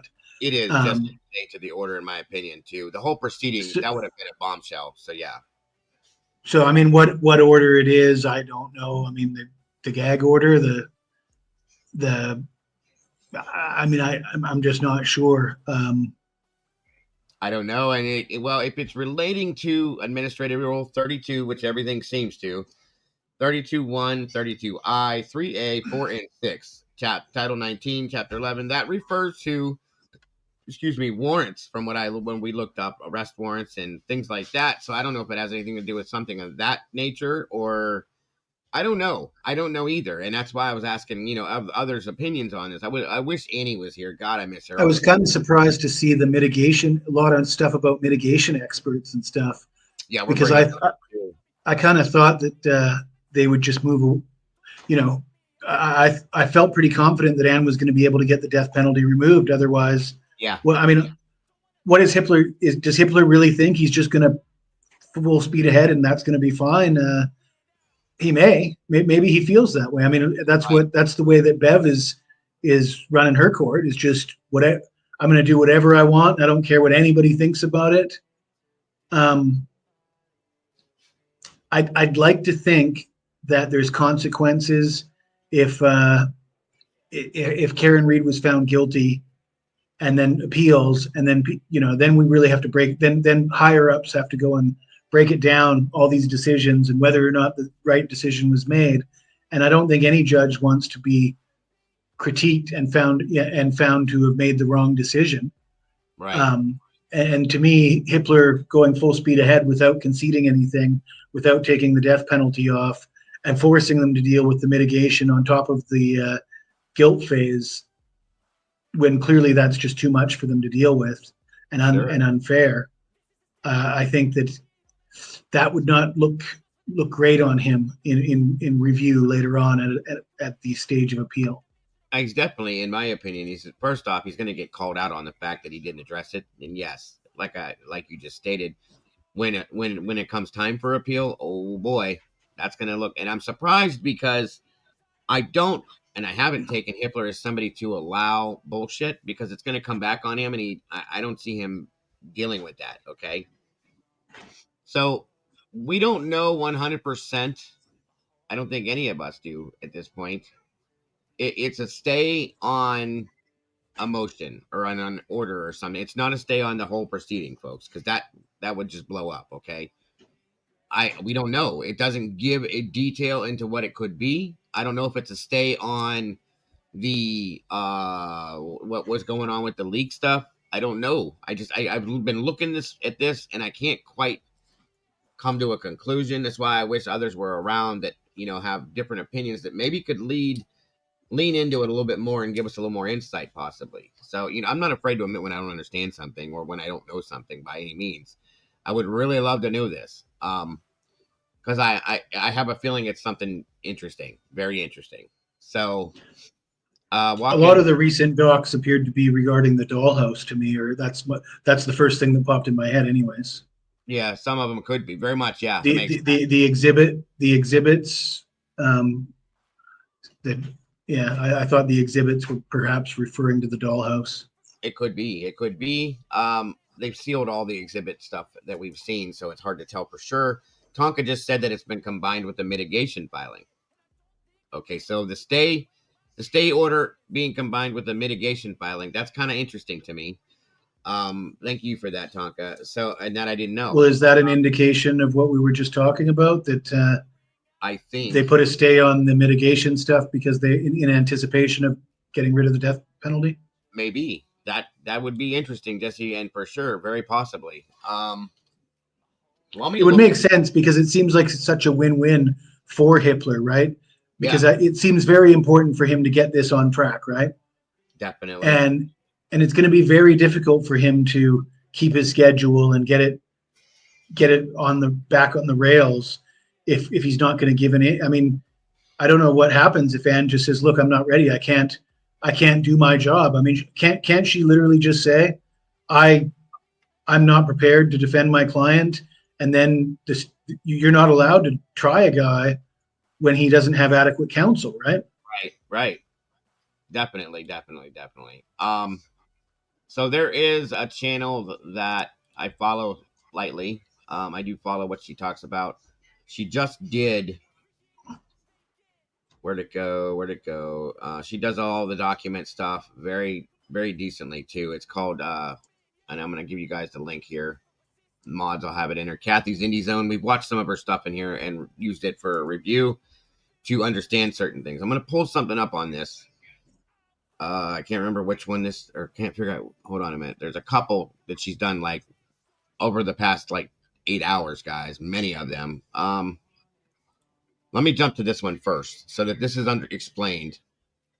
That way we can understand these things, and because I can't give you full answers, I want this to be able to. She has the knowledge and the experience to be able to explain this. Again, it's called Kathy's Indie Zone. Please, guys, check her out if you can. Sorry, SRV. Yeah, Kathy's Indie Zone, that channel. Put that in there, guys, if we can. Please and thank you. And I really appreciate what she does to help us understand these things. This one here is the order, sealing, and order. First, to understand what this is, I want everybody to get this. So hold on real quick.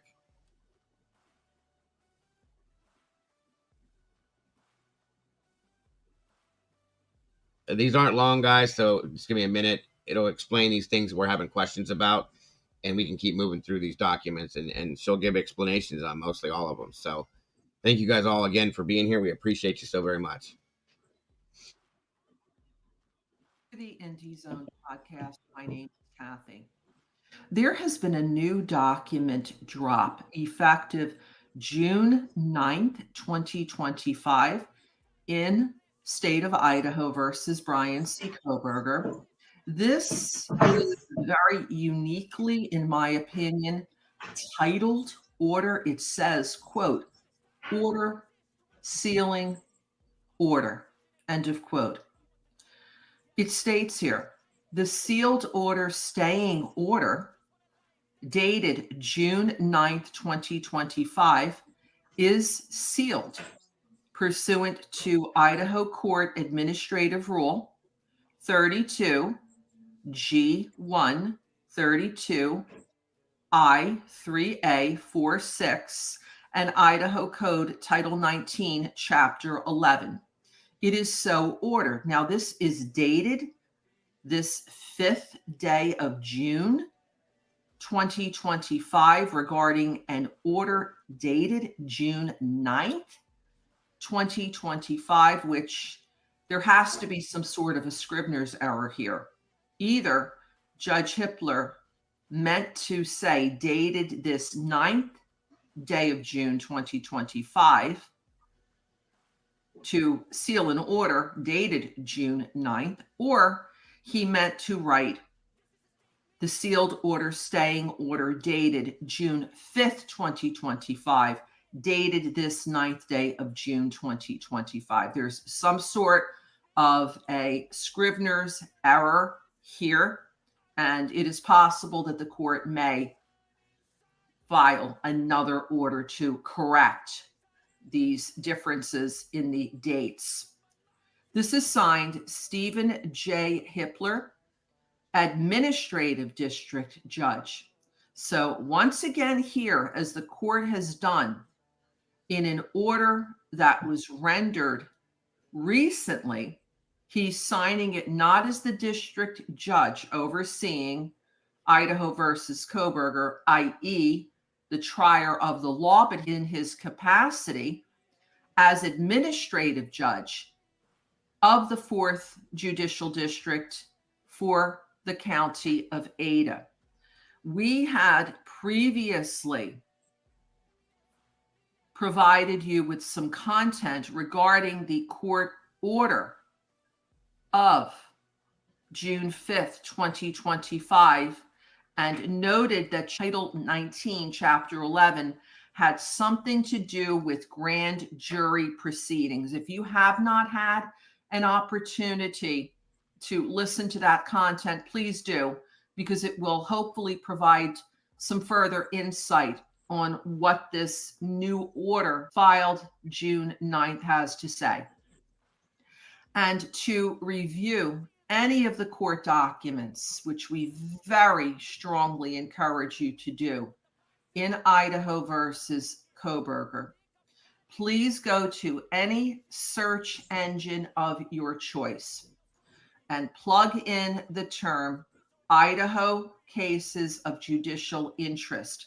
This will take you to the state of Idaho Judicial Branch's website, where certain cases of public interest are included, including the Idaho versus Koberger case. If you go down to the section that states Ada County CR0124316665, that is the case number for the Ada County portion of these proceedings subsequent to change of venue, which happened in September of 2024. If you want to look at any of the older filings from Latah County, you can do so on this website as well. This will now conclude this episode of the Indie Zone. Thank you for joining us today.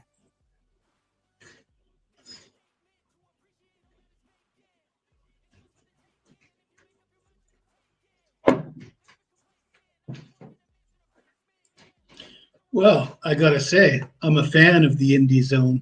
She tells it to you in simple terms, easy to understand. Kind of what I was trying to tell JJ Vance the other day is, tell me like I'm 3 years old. You're way over my head. You're muted. Sometimes that's how it needs to be. Yes. Yeah, I like her because there's some things I just don't know. Take care, James. Thank you for joining us. All right, so this next one, guys, is the one I think everybody's really curious about. Hold on here.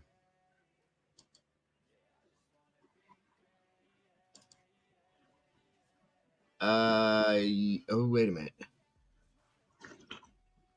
Court seals state objections to alternate perpetrators.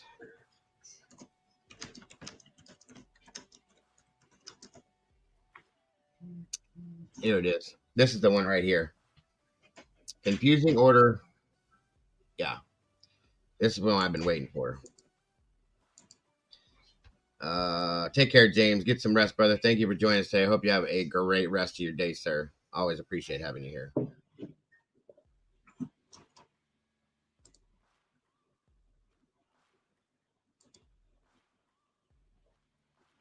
Okay, once again, Kathy's Indie Zone. Guys, the link should be in the chat, guys. If not, we'll drop it in there. And please check her out. Hit the like button, subscribe. If you have questions, you'll get answers. I'm very much been following her a lot lately, and I'm getting a lot more answers to things I did not understand. So here we go. Now this one again, so you guys know, a confusing order, sealing an order. This is the one not a lot of people understood. So here you go. Back to the Indie Zone podcast. My name is Kathy. There has been a new document drop effective June 9th, 2025 in state of Idaho versus Brian C. Koberger. This is a very uniquely, in my opinion, titled order. It says, quote, order, sealing, order, end of quote. It states here, the sealed order staying order dated June 9th, 2025 is sealed pursuant to Idaho Court Administrative Rule 32 G1 32 I3A 46 and Idaho Code Title 19 Chapter 11. It is so ordered. Now, this is dated this 5th day of June, 2025, regarding an order dated June 9th, 2025, which there has to be some sort of a Scrivener's error here. Either Judge Hippler meant to say dated this 9th day of June, 2025, to seal an order dated June 9th, or he meant to write the sealed order staying order dated June 5th, 2025, dated this 9th day of June, 2025. There's some sort of a Scrivener's error here, and it is possible that the court may file another order to correct these differences in the dates. This is signed Stephen J. Hippler, Administrative District Judge. So once again here, as the court has done in an order that was rendered recently. He's signing it not as the district judge overseeing Idaho versus Koberger, i.e., the trier of the law, but in his capacity as administrative judge of the 4th Judicial District for the county of Ada. We had previously provided you with some content regarding the court order of June 5th, 2025, and noted that Title 19, Chapter 11 had something to do with grand jury proceedings. If you have not had an opportunity to listen to that content, please do, because it will hopefully provide some further insight on what this new order filed June 9th has to say. And to review any of the court documents, which we very strongly encourage you to do in Idaho versus Koberger, please go to any search engine of your choice and plug in the term Idaho cases of judicial interest. This will take you to the state of Idaho judicial branch's website, where certain cases of public interest are included, including the Idaho versus Koberger case. If you go down to the section that states Ada County CRO 124316665, that is the case number for the Ada County portion of these proceedings, subsequent to change of venue, which happened in September of 2024. If you want to look at any of the older filings from Latah County, you can do so on this website as well. This will now conclude this episode of the Indie Zone. Thank you for joining us today. Okay, did you get anything off that? Yeah, I mean, anything help you with that one, Jesse, or? Not really. I mean,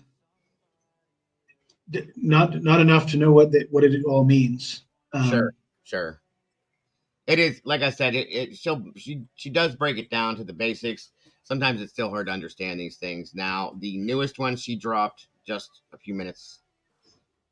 Hold on. Let me find out where the heck it went. There's one she just put out literally like minutes ago. If I can find it. Nope, that's not it. 1 second. Then we're going to go on forward with these documents and stuff. And if we don't understand them then yeah. Court seals the motion, order independent analysis of evidence. Court sealing the state's objections, the alternate perpetrators' evidence and exhibits. Clerk releases state's response opposing the trial continuance. That happened as well. State or the defense seeks independent analysis of evidence and other filings. Okay, so we've talked about the plaintiff scores another victory in Idaho defamation case. Monroe County has not received subpoenas for Koberger. Okay, so there's all that. So this is the one she put out just 17 minutes ago. And then we're going to move on to the next document. Was that her saying the state secures another victory?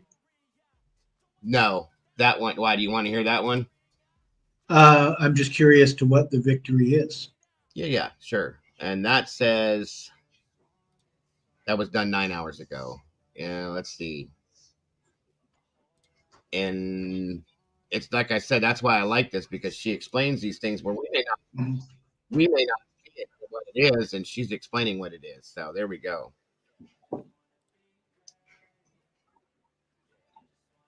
One second here. All right. Let's see if this helps anything. My name is Kathy.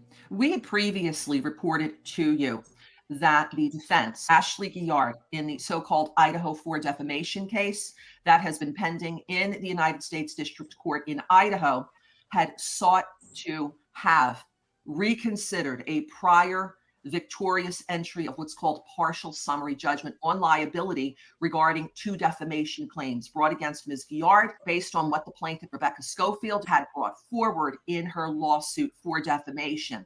This is in case number 322 CV 00521 REP. It's document number 96. It was filed May 30th, 2025. This is a 7-page document which is available to you to read in full online. The court first gives a background, states that this court case arose out of the tragic unalivings of 4 University of Idaho students in November of 2022, and that the plaintiff, Rebecca Schofield, is a professor at the University of Idaho who alleges that despite never meeting any of these students or being involved with their unalivings in any way, that the defendant, Ashley Guillard, who is a internet sleuth, psychic, had brought forward claims both on TikTok and YouTube that claimed the plaintiff, number one, had had an extramarital romantic affair with one of the victims and then went ahead and ordered the 4 unalivings to prevent the affair from coming to light.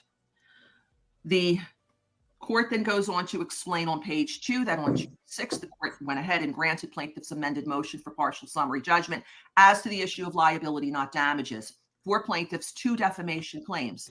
Now, more recently, the defendant, Ms. Guillard, was looking to have that partial summary judgment set aside. She had in May 15th, 2025, put forward some evidence that she had asked the court in Ada County to provide her with records that were under seal, in which I'm not trying to be rude or anything, but do you get how this relates to Brian? That's what I was saying in chat. I think it's just referring to this Ashley Guillard, who's Lana's covered her. She's a really out there, obviously. Yeah, I know. And it sounds like it might just be to plaintiff secures another victory in the Idaho 4 defamation case. Okay, so this is not the murder case. This is the defamation case. It says Idaho versus Koberger, so I don't know how. Okay, either way, sorry guys. That was weird. I'm like, what the hell? I mean, I wanted to listen to it because it said that the state secures a victory. But yeah, the victory was in the defamation case against Ashley Guillard. Gotcha. Yes. All right. So we'll throw this one up, and then we're going to bounce into the next document here, guys. This is only the one that she did the most. This is the court seals motion order independent analysis of evidence for the defense. Okay.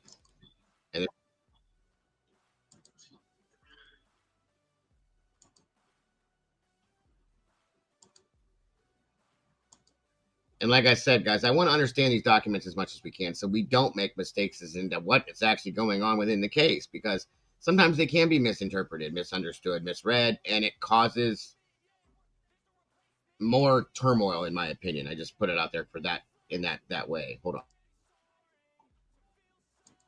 D-Zone podcast. My name is Kathy.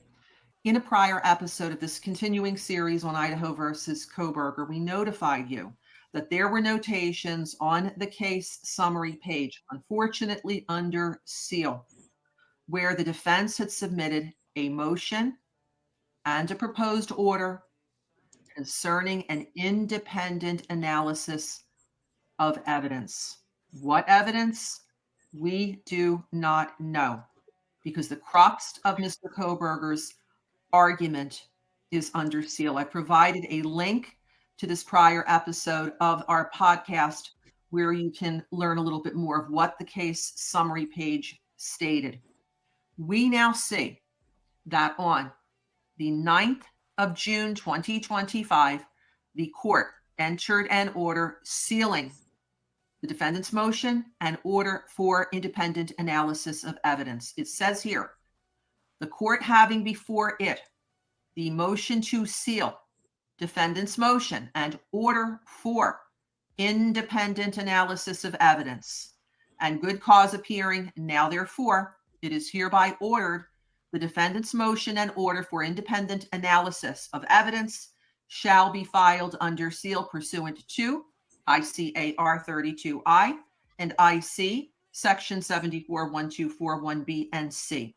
So ordered June 9th, 2025, Signed, Stephen J. Hitler, District Judge. Ladies and gentlemen, we have seen this rule of court and this statute raised time and time again in various motions to seal something or other in this case.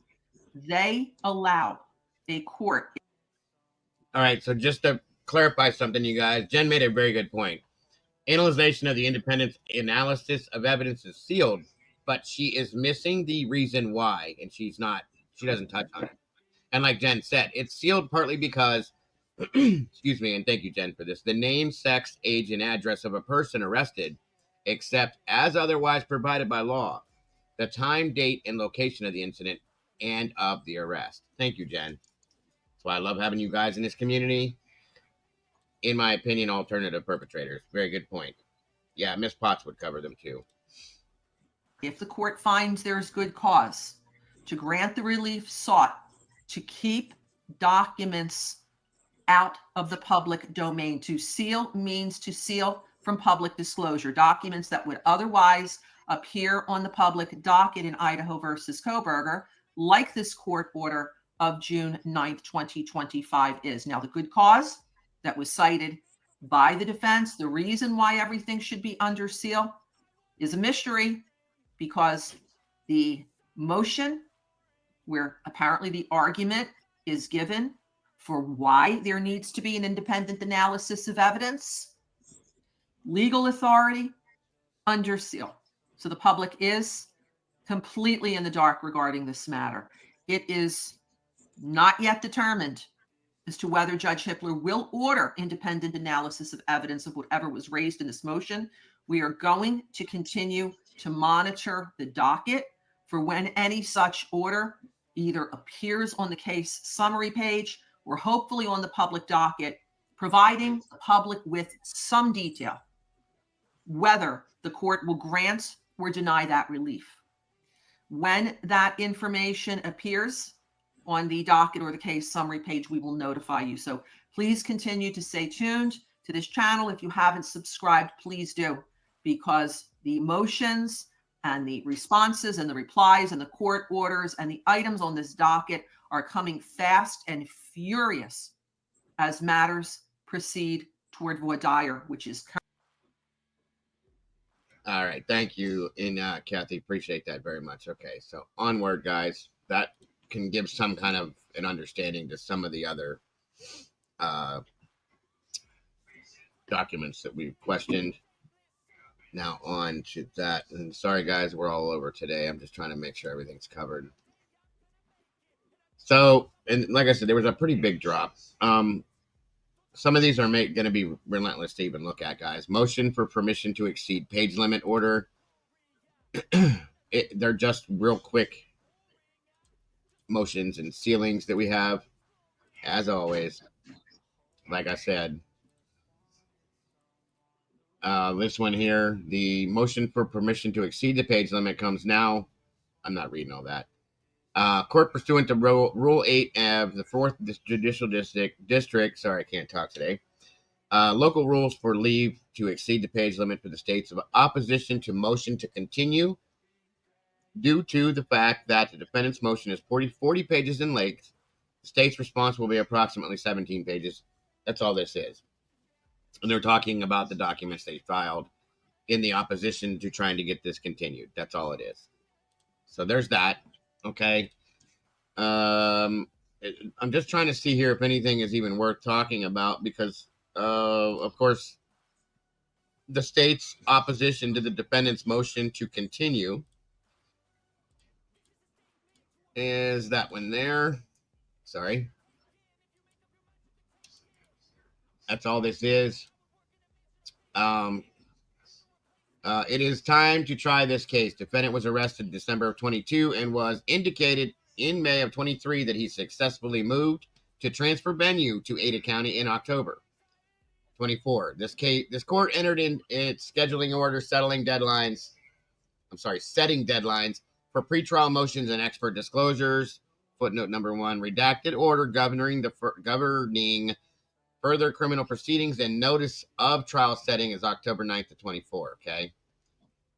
So again, it says the defendant complied with those deadlines without moving for a continuance, including by disclosing 6 expert reports for the penalty phase, disclosing over 2,100 pages of purported mitigation materials listing 55 penalty phase witnesses and identifying 132 exhibits he may introduce during the penalty phase of the trial. Now, let me go down to the bottom. I'm not going to go through all this. I'll get to the end of it. None of this is going to mean anything. So the argument is, okay, this is the important parts of this, that the defendant couches his motion in terms of the constitutional rights to due process, to effective assistance of counsel, to an individualized sentencing determination, and to be a fair trial in light of intense media coverage. But he has not demonstrated that these rights, which must be evaluated alongside the victim's rights and the overall administration of justice, will be violated if this case proceeds as currently scheduled. For the reasons discussed below, the court should deny his motion. The court should exercise its discretion to deny defendant's motion because he has not shown good cause for a continuance or that he will be prejudiced at the trial. It doesn't take common sense to realize how that would work, folks. We all know that that's exactly what would happen. And they have multiple other ridiculous The defendant's motion is untimely given the procedural posture of this case. Defendant's proposed need to conduct additional investigation is unsupported and does not establish prejudice warranting a continuance. Well, here's the thing, folks. How many requests for discoveries did we have, Jesse? 23? Now we're at 23, right? Yeah, I mean, they still haven't. Have they even been given the grand jury information? I think they just now got it. I think now got it. Right. So, and we're but they're still asking for things that they haven't received. Yeah, and we're in June, folks. The hearing or the trial's in 2 months. And during the motion of lemony hearing, when Ashley Jennings said, "Well, they're complaining that they didn't get the grant," that's not a reason to really for a Franks hearing. It's like, well, why are you holding it back? Why aren't you producing the what you're supposed to produce? What are you hiding, Ashley Jennings? And they're still asking for things like Alicia said, 23 discovery requests, folks. What are you hiding that you can't? You're waiting till the very end to hand these things over, knowing that they don't have the time to go through this. Ann Taylor herself said she brought an expert in to look at the discovery process and said it would take up to 3 years to cover just the digital side to this. That's insane, folks. Okay? Absolutely insane. How do they expect to give this man a fair trial without having all the knowledge that you should possibly have? And you can't blame this on Ann. You can't. Okay? And how many motions to compel? 100%, Alicia. See? They're playing a game. I've said this from the beginning. The prosecution is doing this on purpose, in my opinion, to delay the process that the defense has to be able to get the information they need. In turn, they're complaining because they're asking for a continuance. Come on. I want this trial to start just as bad as everybody else does. And I want the families to have that closure they deserve to have from the trial. The problem is this man's never going to get a fair trial if we hurry up and run through this. I mean, am I wrong in saying that? There's no way, first off, even being in the state of Idaho, I think that's a challenge for him to get a fair trial. Not to mention the fact that if they don't have all the information that they need for this, no, he's not. This is death penalty, folks. This ain't you're going to get probation smacked on the wrist and walk away. This is your life. Yeah, they really got to take the death penalty off the table. Agreed. But as far as tainting the jury pool, I mean, anybody out here on these YouTube streets has got to be aware of how tainted the general public is. Just when you get engaged in conversations with people, it happened to me just this morning. Somebody said to me, "Oh, but what about all the evidence against him?" I said, "Well, what evidence? I mean, they can't even put him at the scene." And she says, "Oh, they put him at the scene 9 o'clock in the morning, the day after the crimes." And that goes back to that old information that the state has now said that they were wrong about, and they don't have him there at 9 o'clock. But I mean, once a statement like that is on News Nation and everybody hears it, you can't tell anybody that they can't put him. I mean, nobody wants to hear that they can't put him on the scene even though technically they cannot put him at the scene of the crime, and they're not even really claiming to, because that they're not even legally, they're not even allowed to claim that they can put him at the scene because they don't have any concrete evidence to do so. But you try to explain that to people, they've heard on News Nation, 23 times he was at the scene of the 23 times he was stalking those women. And they're just regurgitating information that's been put out there by the media, despite a gag order. So, I mean, like Sarge said, I'd be happy if this guy got off, whether he's guilty or innocent, just because he hasn't been given a fair shot to defend himself. And I really can't see him being a single perp guilty. I mean, they haven't outlined that case to me. Nope. I haven't seen any evidence of that. Not even close. And that's fact. Like Suzanne said, you can't unring a bell. Everything that's been going on since the day that Brian Koberger was arrested, the insane smear campaign, the propaganda train that's been rolling through this whole thing, none of that's you can't take any of that back. None of it. Okay? It's there. It's implanted in the minds. The jury tainting that Dateline did, the Steve Gonsalves World Tour, all of that stuff is out there now. It's not going to be, you can't take it back, guys. All the Ted Bundy talk and all this stuff. And the Ted Bundy talk is ridiculous. I mean, people doing long 5-hour shows about how Brian was infatuated with, there's no evidence of any of that. Not at all. Not at all. Not even close. So yeah, that's what that's all about, you guys. And it's very sad, very sad. So the conclusion to this is, it says, for the foregoing reasons, the court should deny the defendant's motion to continue, dated on the 5th of June. It's ridiculous. I don't know what they expect from him or from the defense, but it's not been anywhere near remotely close to fair, folks. It's just sad to me. So just saying. That's that document there. Hold on here.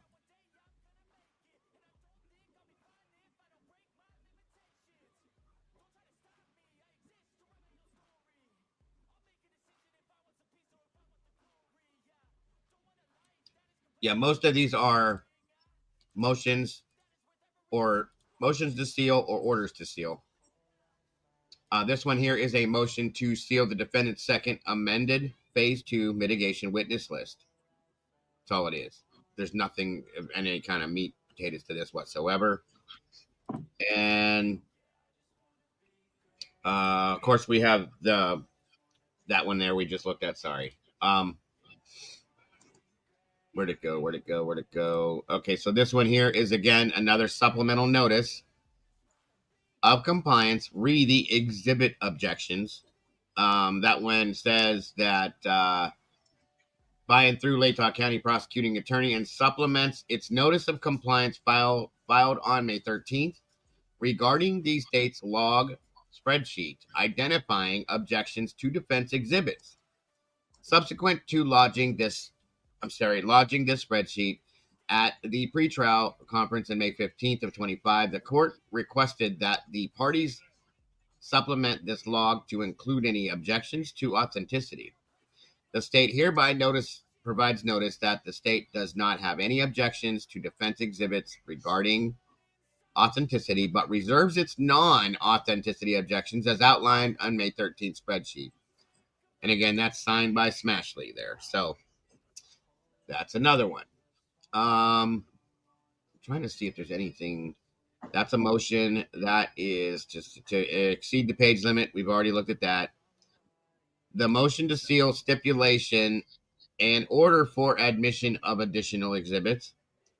Again, this one here moves for the court in order to seal the party stipulation for admission of additional exhibits as evidence at trial and its corresponding order. And it's made pursuant to ICAR 32I 74.1 B and C, because the stipulation order contains specific information regarding the exhibits, and the exhibits are already sealed or redacted. So that's that. Hold on. There's another order sealing the defendant's motion and order for independent analysis of the evidence. the court having before it motion to seal the defendant's motion in order for independent analysis of evidence and good cause appearing now therefore. It is hereby ordered that the defendant's motion in order for independent analysis of evidence shall be filed under seal. Okay, that's all it was. There's so many of these documents. I think I covered that one. Okay, this one here is another order sealing the state's objection to the defendant's offer of proof for the alternative perpetrators. Okay, this was the state objecting to what Ann put forth as far as the foundation and the evidence supporting the alternate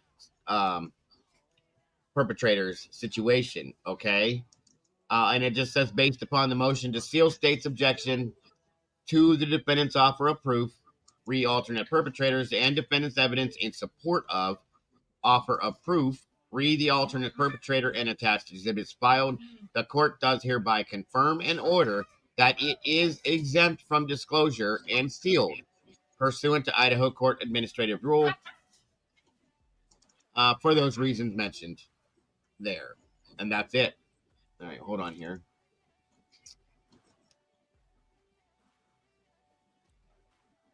Let me see. I don't think I have. Let's see. I hit that one, that one, that one. That one there. And the order we talked about. Offer of proof we covered. Yeah. And I think that's it. The order sealing the stipulation and order for admission of additional exhibits. And that's all that is, too, is another order sealing. So they sealed the order for admission of additional exhibits. That's all that is. Okay, so these documents are insane. The wording, all of it. There's so much of it, you guys. There's just so much of it. This case is probably going to go down in history as the case that had probably going to make Guinness for the most documents ever filed in a case ever, in my opinion, of course. Okay, hold on here.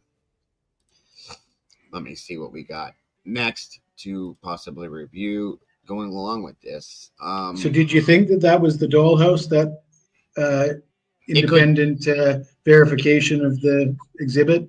It could be, but there's so many exhibits that's been filed, Jesse. It could be the dollhouse. It could be multiple other things too, because they have everything has been sealed. All the exhibits have been sealed. So,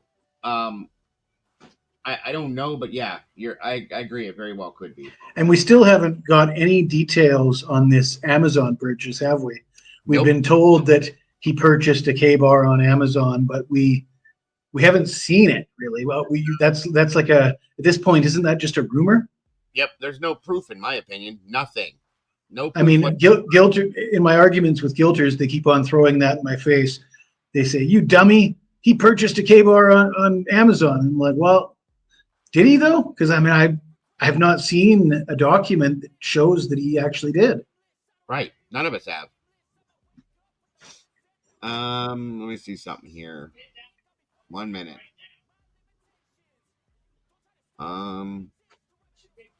Good Lord. Nope.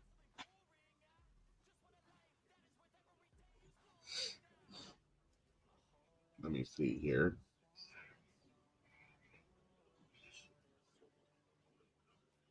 Huh. One moment.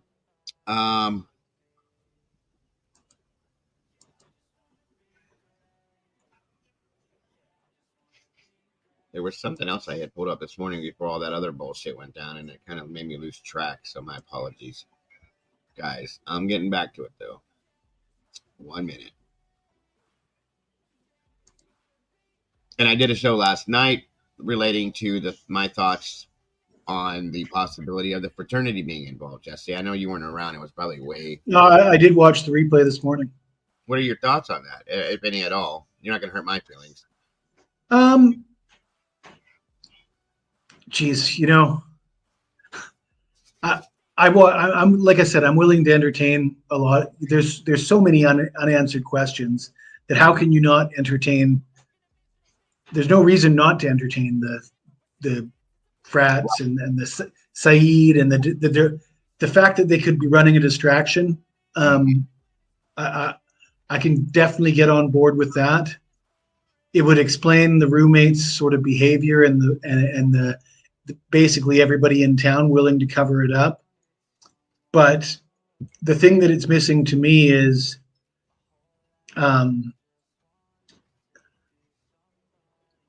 what is it? Loach and this other guy. What's the other guy's name?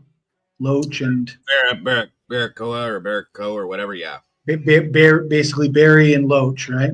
Yeah, that's the best way to put it. But if Barry and Loach were like just dudes in the frat, I mean, were they presidents or shakers and movers, real power, you know, sheriff's kids, governor's kids? They were their families, from my understanding, at least one of them for sure, were big financial donators or whatever you want to call it to the and their family. I think, from my understanding, years ago we found out, I believe that they were oh my God, I can't think of the word right now. Their fathers or grandfathers or whatever were what is that called when you got alumni? I'm sorry, alumni. I don't think it's even that. I know where you're going with that. Is why would they protect them? Okay, here's my thought on this. We've all talked about the theory, and this, we can have this conversation. I'm glad you're here for this. I wish you'd have been here last night, but that's okay. I know it was late for me, so it was probably way late for you. Idaho University and Moscow, Idaho, rely on each other, and more so, Moscow, Idaho relies on the school, okay, to keep the city up and booming and moving and all that shit. We've discussed that many times. And so, in my opinion, if you have a murder happen and you got, oh my God, we had members of a fraternity murdered 4 students at Idaho University. A lot of these kids go into fraternities and sororities. It's gonna make people want to not go there, in my opinion. Okay, and again, relating to the fact that we've seen Scott Green involved in everything from day one, it's going to cause problems per se for the possible problems for the university. So instead, let's just keep it quiet. And if there's a problem for the university, I've always said this: there's a problem for the town. Okay. And if there's a problem, I think that's one of the reasons why they're so invested in protecting Dylan and Bethany, because 2 female students, you know, it would be a really bad look to think that they were involved, and what would make, you know, just think about how just dirty that whole group would have to be for 2 female students to participate in their own friends. And so, I mean, that makes sense why the town would, why the university, why Scott Green, why law enforcement. Doesn't really make sense to me. The missing connection is just the fear that would be required for, like, when we heard the text messages and Dave, and there was a lot of information going out there, and for a large group of students to be completely silent. I mean, they don't care about the town, right? They don't care about this. I would imagine they wouldn't care so much about the university and the town. They're only going to be there for another year, maybe, or they're just about to graduate. The way that this Loach and Barry guy were described, people were making fun of them. People were more than willing to get in disputes. They didn't sound like they were the type of guys that were feared, that would be able to get away with doing something like this and have nobody come forward. Right. And speaking, I'm glad you brought that up. This was something I was going to do today, and I'm glad you brought it up. Back to this after what I talked about last night. I feel like you just said, that we have to protect people. If this was done by students at the university, let's say, okay, there's various angles and motives and theories that I've talked about and looked at, because I look at it all. I don't have one specific thing I think at this point. And one of those includes Brian Koberger, just so everybody knows, because I've never said this is not a pro-burger channel. This is a truth channel. That's all we care about is truth. And I'm sorry, Tomboy, yes. University of Idaho, not Idaho University. I'm sorry. Can you give SRB a permission to put up a poll? Of course we can. We can always do polls. She loves her polls. I shouldn't have probably said that, but yeah. Yes, she likes the polls when we do them, so we will do one. I'd like to see a poll. Do you lean towards drugs or frats as a reason? Okay, I can make 2 different ones. That would be good. Give me a minute here, and I will do that for you. Absolutely, SRB. Mom loves her polls. Yes, she does. I'm sorry, guys. That just doesn't sound right. But anyway, hold on a minute here. It doesn't come off right.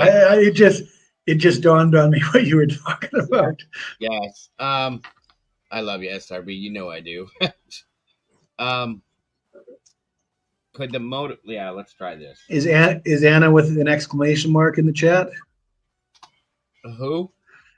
Maybe No. Anna with an exclamation mark likes her polls as well. Yes. I'm gonna do 2 separate polls here. You'll have 2 polls, SRB. And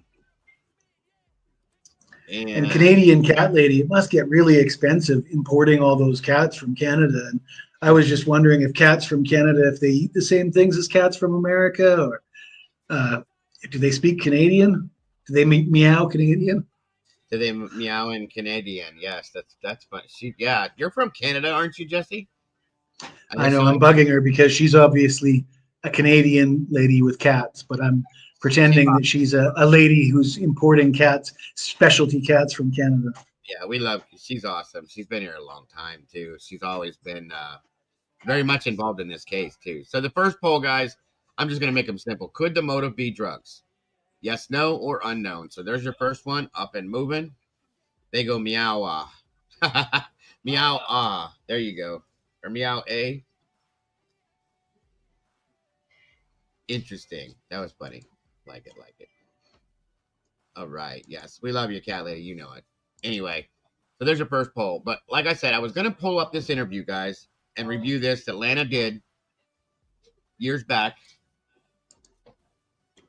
with Dave. And I was also going to pull up one of my own interviews that I did with Kim. And I'm going to Yay! Jesse really likes old interviews. That's Jesse's favorite. I knew you did, and I was pulling those up for a reason, guys, so that we can relate that to now as compared to then. I kind of go to sleep when we start reading documents. I'm not a paperwork guy. I think I might be a little bit dyslexic, even though I deal with a lot of statistics and numbers. Math is not a problem for me, but paperwork is. I just don't. I hate paperwork. I hate forms. Yeah, no, I get it. We did them all. There's nothing there. There's nothing there in the documents of any substance for us to go over. Truly, it's just. I'm a history guy. I love history, and going back and watching old material is like history lesson stuff, right? Can I rephrase the question? Do you think the motive is related to rugs? How else would you want me to rephrase it? I just put it as yes, no, and I don't know. Well, not only that, the frats and that. I'm going to add that. Those 2 things could be married to each other as well. It could be, and then that's why I was going to drop a second poll. This only gives me the option to do yes, no answers. So I can't like bring out a complete different type of a thing. I wish I could. Shoot, how can I do? Yes, I see what you're saying, Mayflower. Hold on a minute. Let me end that one and redo this real quick. You could throw both in there as well. Or could it be that would be the other option? So let me do that. So you'd have 4 options: both, none, A or B. Well, maybe I should wait till the results come in before I taint the jury pool. I don't want to taint the jury pool.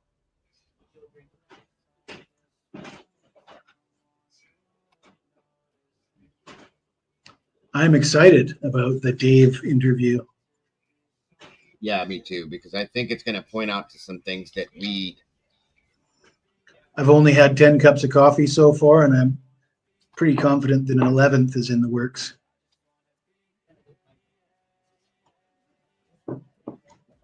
If anybody thinks I'm exaggerating, I can assure you I'm not.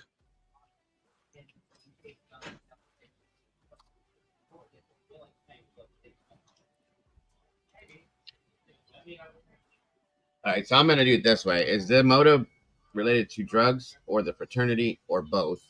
Okay, that's going to be that one. And then the other one, I can put the other ones in there. So there we go.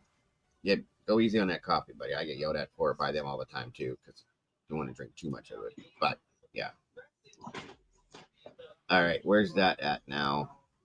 Bring this up here again. Truth and Transparency put this interview out back in May 14th of 23. This was Dave, a University of Idaho student. He had his name changed and his voice changed to protect himself, and then, which I understand completely. And we're going to get to that and review what has been stated in this interview, if you listen, as compared to what we know right now, okay? And that's why. Absolutely, SRB. You're absolutely welcome. You know better. That's the least I can do for you. And for those of you that aren't familiar, that's another reason why we're doing this, is a lot of people that are newer to this case are not familiar with this. There's another good point to this. So again, Lena, thank you for this awesome work that you did with Dave. Guys, please go check out Truth and Transparency. If we can drop her link in here. Hit some likes on this. Show some support, I should say. Subscribe if you haven't. Hit that notification bell. So, all right, let's check this out. And I'll get that other poll here going shortly after this. All right. Good afternoon. I'm Ted Williams, Fox News. You all have said that these killings are targeted. Good point, Deidre. I'll put the other one up like that. Thank you. Can you share with us why you believe they are targeted killings? And do you know who, if any, of the victims were the actual targets of the killings? Why you believe they are targeted killings? And do you know who, if any, of the victims were the actual targets of the killings? Why you believe they are targeted killings? And do you know who, if any, of the victims were the actual targets of the killings?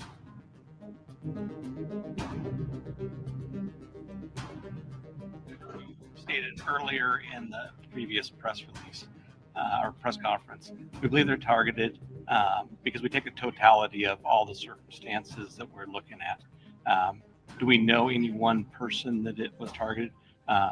We're not able to say at this point in time due to our investigation, but we still believe that. But we, like I said, we take a totality of everything that we're looking at. Again, I want to thank you all for being here and joining us today for this. Again, Lena's link is in chat. Please check her out when you get a chance. Subscribe if you haven't. Hit the like button and throw her a little thanks for doing everything she's done in this case. She's put a lot of work in. You guys think I've done a lot? Nothing compared to what she's done. So please show some respect there. Thank you.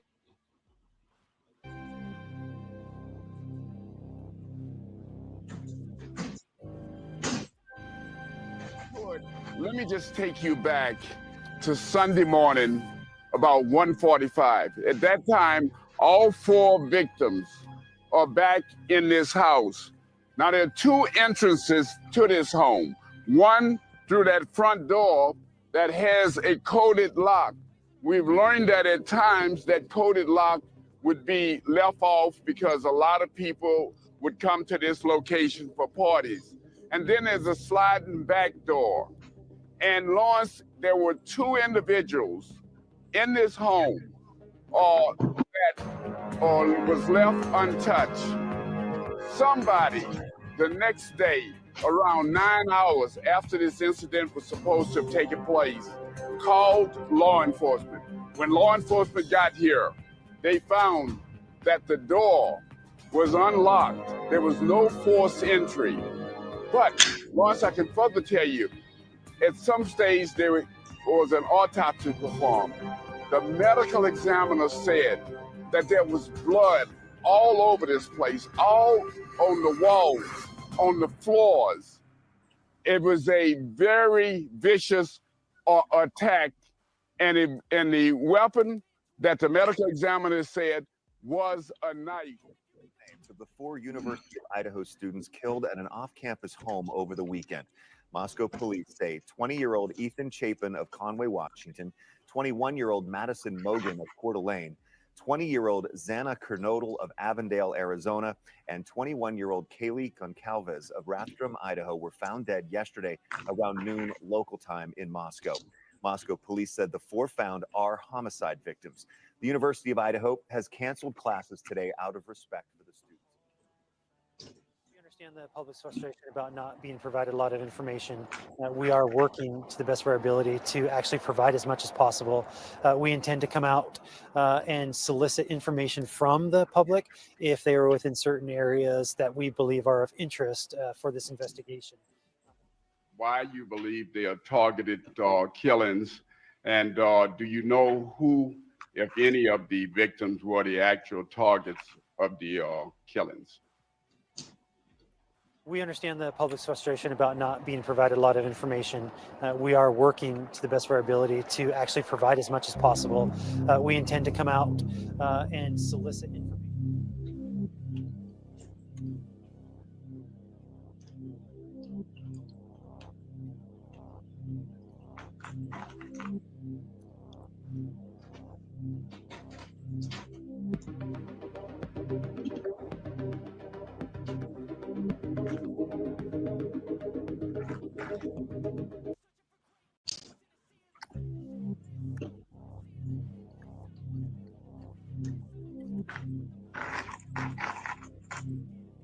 It was yellow when I went. I'm sorry if it turned red. What does yellow usually mean? Go slow. Yeah, because it's changing. There, come to a stop. My apologies. I'm sorry. Okay. You're correct. Do you have your vehicle registration? Yes, I do.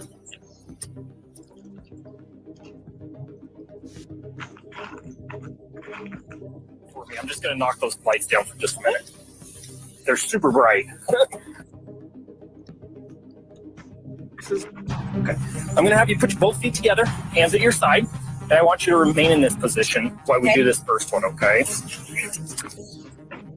Do you wear contact lenses or glasses? No. Okay. You see the tip of the pen right there? Yes. Can you follow with your eyes and your eyes only for me?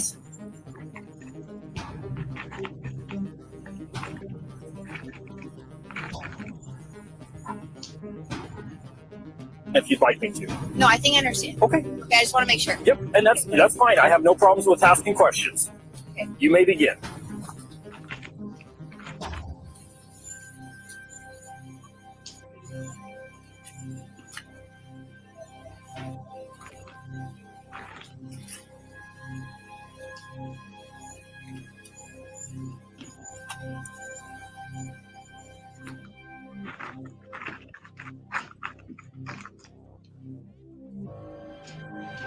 Give me just a second here. Which leg are you going to raise up? On my right. Okay. You may begin. 1001, 1002, 1003, 1004, 1005, 1006, 1007, 2008, 1009, 2009. Sorry. My balance is off. 2008. For those of you guys that aren't familiar with this, this is Emma Bailey, somebody that has been brought into this case many a times for different reasons. I'm not going to go into that right now, but this is just, and she's just showing some different things here. Let me get past that and get right to the interview, guys. Give me 1 second. Hold on. Just all the time in the respective.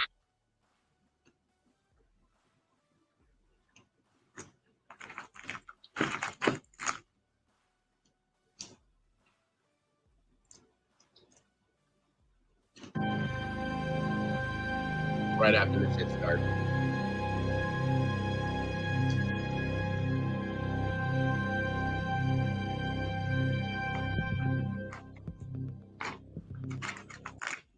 Lake Campbell was somebody that used to live in the house a long time back, and was a student there that was friends with them as well, for those of you who don't know.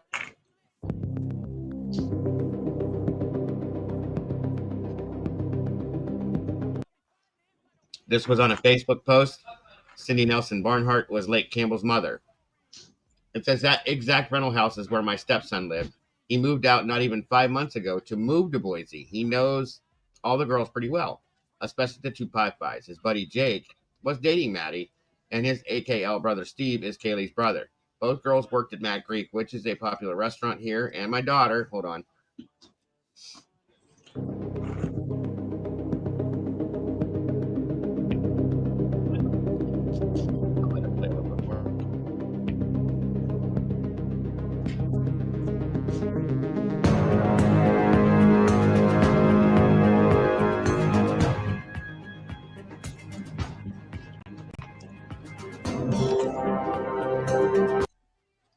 And my daughter worked there, where'd it go? A couple years ago. And finally, that house is no more than 3 minutes walking distance from my office on campus. I mention all of this just to reiterate how closely violence has to stop. And yeah, Lake lived at the 1122 King Road house this past summer. I'm sure Cindy's mistaken, right? Let's see what our guest thinks. This is where Dave comes in and reiterates some of this stuff, or doesn't.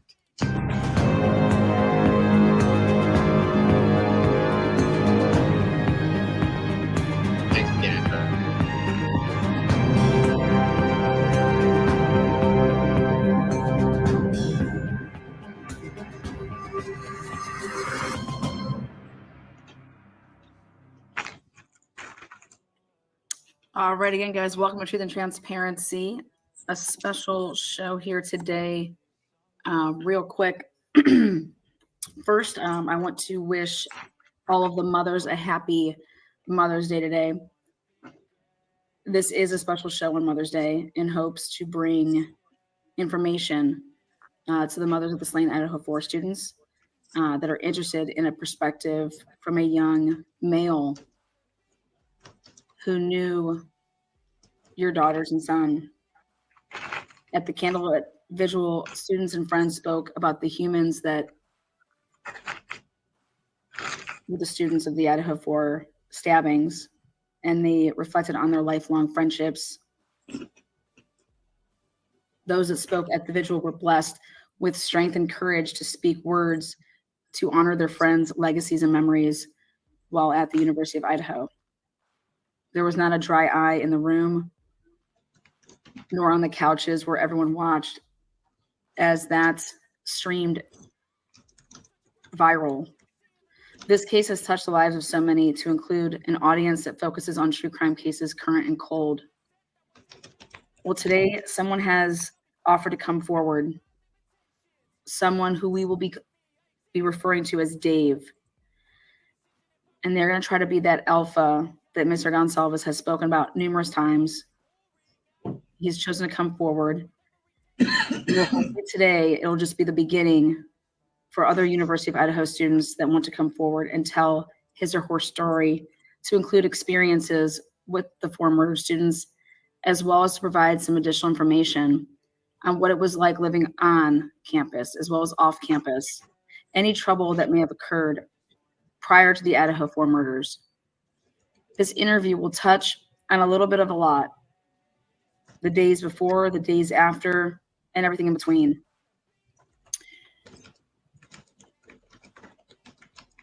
I'm going to introduce and bring out my guests here very shortly.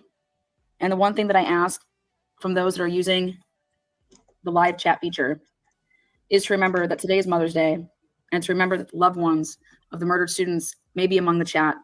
And so it is important that we be mindful of others, especially those loved ones for whom this interview is also benefiting, as well as for the students themselves. The community has endured an unimaginable event, and a lot could possibly be learned. Today is about providing a safe space for a young student who, yes, is in fear by coming forward, but has mustered up the courage to speak and address incidences that they believe could possibly be cleared up, as so that the rumors can be put to rest. They want to speak truthful language, and again, to put rumors to rest. So please remember to be kind in chat, and thank you for being here. Truth and Transparency, by and through myself, remind each of you watching this interview that this is just that. It is an interview. where Truth and Transparency will be asking questions, but that those questions in no way, shape, or form have anything to do with what the answers that come after those questions. These are the words of a person that wants to come forward. These are not the words of Truth and Transparency. Truth and Transparency supports this person coming forward.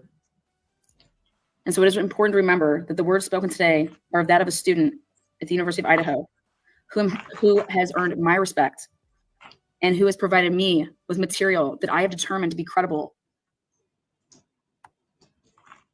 As to that, they are a University of Idaho student, and that they have personal knowledge of what they will be speaking about today.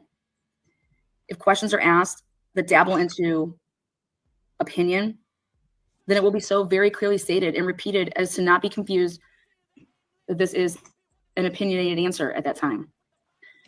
All of us have a right to have a respectful opinion, and most certainly this guest does. But most importantly, all of us have the right to speak on facts through personal firsthand experience, which I believe that this guest has. Whether we agree or disagree, or believe or not believe, that is also to your right. But what we do not have the right to do is to threaten, harass, or intimidate.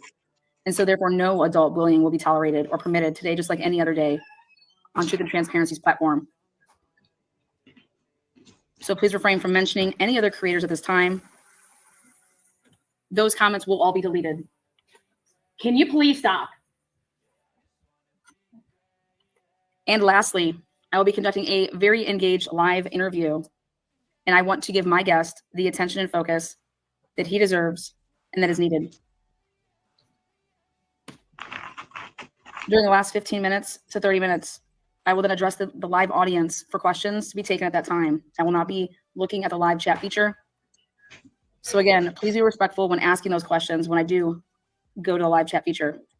If you would like to address any question that you want answered and we possibly click on that question, please do so by saying, "Hey Dave," or "Hey Lana," and then providing your question. If your question is chosen, it will be highlighted on the screen and repeated.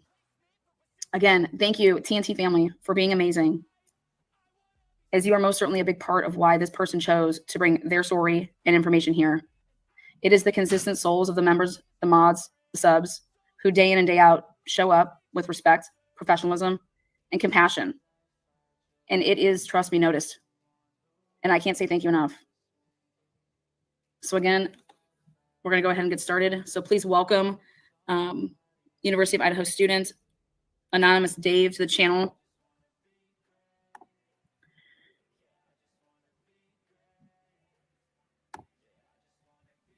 Dave, are you there? Yeah, can you hear me? Yes, I can. All right, welcome. Thank you for being here. I want to say thank you for having the courage to come forward. You're basically breaking the silence of the students at the university. So again, thank you for having that courage. Yeah, I appreciate that. I didn't know you were gonna say what you said at the beginning. Sorry, I'm a little choked up. It kind of got me a little bit. I really appreciate you saying what you said, and just all the time and the respect that you've given not only to the kids but the family and the case, and just trying to do the right thing. Well, yeah, I really appreciate that. It's been a fucking tough year for a lot of us. A lot of kids that don't want to show it, and they're just gonna pretend like it never happened. And a bunch of other reasons, which are why I came on. But yeah, I'll go and let you take it. Well, Dave, you've definitely earned, and I think that you've deserved this opportunity, but you've earned my respect. So I want to say again, thank you. Yeah, again, guys, this is the interview Lana from Truth and Transparency did with Dave, who was a U of I student and had interaction with, and does verify some things. We're looking at this again because I want to see how this matches up to things we know now and how it changes, if it does at all, anything. And I think it's very relative and important in some senses. So yeah, that's why we're reviewing this, and I'm doing it gratefully with Justy here so that we can have his opinion on things as well, and see, like I said, how this plays out now in our minds. Say if this was a brand new interview, how it would relate to things right now. That's all. So thank you guys again for being here. It may or may not have anything that blows our mind, but don't be surprised if something really hits a nerve. I've been going back and watching a lot of this old stuff, and a lot of it, you get these aha moments that you wouldn't have remembered, or, you know, one of them was when Kim really went in on Dylan way back when, before it was popular to do so. But very. Yep, you are very. I just wanted to point out that that's the reason for this exercise. Yes, very huge point and great way to put it, sir. And I know Lena called Dave he, but no, I think it was a male. I do believe it was a male based on what Daniel had stated, and then what we hear. Certain things refer to the fact that it's a guy. That's all. But good question, Cassie. It's a good question to ask at this point, truly. Just so you guys know, we did why this was his voice has changed and his name is not Dave truly. It's for protection to himself. That should tell you guys something right there. And he's going to explain a little bit of that during this interview. Why did you have to change your voice and your name to give an interview about being on campus here and what you know about this? That alone in itself tells its own story, in my opinion. Truly, okay? Think about that for a minute as we're hearing this and listen to the things he's saying. And Lena and Daniel vetted this guy, so you guys both know. Didn't he ended up getting threatened shortly after this interview? I believe I heard that. There was a hearsay. There's no way to prove it because the guy disappeared after this. That there was hearsay that he was assaulted in some way. We don't know that's fact, guys, so don't take it as fact. But that was talked about, and that definitely. So that'll tell you right there. He states here that they don't want him talking about this, that he shouldn't be talking about this, but he wants to because he wants to provide truth and answers to things that we didn't have back then. And this was put out, like I said, so you guys know, May 14th of 23. Okay. Here we go. If you guys need me to stop, back up, reverse, turn, I have it turned all the way up, but anything else, let me know. Did do a voice changer, and I do believe it is working. So just want to let everybody know that there is a voice changer, because this person will stay anonymous, and I would like everybody to respect that. So I want to start by saying that before November 13th, did you ever watch YouTube true crime channels? No, never. And yes, Lucy, that's very, very true. At least for the most part that I know of, yes, including the LL for fact. It's not really my thing, honestly. I'm into business and cars and tech and, you know, guns and just normal guy stuff, you know. Drinking and partying. Yeah, I never really focused on like true crime, or I think my mom watches Dateline. Okay. The reason I asked that is because are you so you never knew that this world existed where people had YouTube channels and talked about true crime or anything like that? No. The first time I ever knew what like internet sleuths like and all that, like I didn't know that it was like a whole like subculture kind of in that either. I didn't know it existed until really all this happened. Yeah. Well, it's taken an experience like this for you to see that, and that's what kind of makes, I think, what I can do so well tough, though, because you never want to say like, oh, when something happens, I can go and provide help somewhere, like by researching and putting things together, because then it would be like a tragic situation. So when you truly think about it, like in that aspect, for me, it's always hard because you don't want to see situations like this, you know, where people are out on the hunt for somebody, you know, that perform brutal acts. So I was just curious about the whole, you know, YouTube aspect in the college lifestyle right now. Did people even know this existed? So before we'll kind of start from the beginning here, Dave. You obviously decided to go to the University of Idaho. Were there other colleges that you were considering to, you know, going before, or was it just like you were always wanting to be a vandal? Yeah. I kind of honestly just really just kind of picked this one. Nothing really specifically, I guess, outside of some personal reasons. But yeah, just kind of ended up here, I suppose. Okay. I know this might be a tough question to answer, but do you feel like that you, like looking back and everything that happened has happened so far, would you still make that choice to go to the University of Idaho? Yeah. If that's a tough question, you don't have to answer that. It is. I mean, I don't. I'm of course biased. I've been here for a while now, and I love it here. And this is my town, my community, my home. Yeah, Lana talked to him beforehand before she did this, Rose. So yes. I would love for people to still keep coming here, and I think that eventually it could get back to what it is. And I think a lot of people want that too, but I don't know. It doesn't really feel, I guess, like in the right ways, I suppose. So before November 13th, 2022 happened, you had experienced the University of Idaho for a couple years before that. Can you maybe want to talk about your experiences at the University of Idaho, prior to these brutal homicides? Yeah, I mean, pretty much what you think of when you think of Greek life and frat houses is what we were. Nothing really too crazy, but EU Idaho Greek life is pretty tame. Like we don't have houses getting shut down each year for hazing or stupid crap like that. With a lot of other bigger colleges, you'll see they always have issues with their Greek life. Yeah, no, we have like a small little community. Each house is like kind of like their own little clique, but we all kind of intermingle, so it's kind of cool to see people that are like outside your circle and what you're used to and stuff like that. And yeah, no, it's just a normal college experience. Really, just kind of really enjoyed it, loved it. Grew a lot, got to meet a lot of people, had a ton of fun, make a lot of really good memories. Meet a lot of good people. Yeah. It's everyone up here is nice too, and like I've lived a couple different places, and like this is just one of the few places where just like everyone's just nice and welcoming. I mean, if you're not in Greek life, you're probably not that welcome in Greek life, but it's whenever you're in, it's a cool little community to kind of be a part of. You get a little bit of exclusivity, and you get to do fun, special stuff that no one else really does. So yeah. Well, it's nice to hear from like a perspective of a guy, number one, and the Greek life, because I speak about it all the time. Like I don't know it. I was never in the Greek life, but I felt like being an athlete at an institution, we kind of had like our own sorority and fraternities with like the athletes, if that kind of makes sense.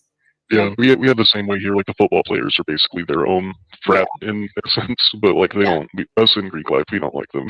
So that's what I was trying to explain to people is that like there's like commingling there. Because that was actually my next question: do the athletes come to any of your guys' parties?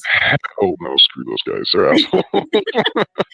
I've had to throw football players out of so many more parties than frat guys. You have no idea. Yes. They don't know how to drink because they don't drink, so they don't know how to handle themselves, and they're just dumb and. Yeah. But okay, so you would say that you felt safe there, right? Was there any like violence that happened over like? No, never. I mean, we had like a couple things that would happen from like people from out of town, like. A lot of people from like Spokane or Seattle for some weird reason will come out to Moscow Pullman area to come party. And there was like a kid that got like robbed at gunpoint, I think, a few years ago. But it was somebody that wasn't even from here. Anytime we ever have anything kind of crazy like that happen, it's always somebody that's not from here. So kind of like the situation where they're saying that somebody came from, Pennsylvania. Yeah, but it's kind of weird though because he was also at Wazoo, and like we're like as colleges we're pretty close over. Like it's not normal for like several cars of like kids to go back and forth to go to each other's parties and bars. Like we like enjoy doing that.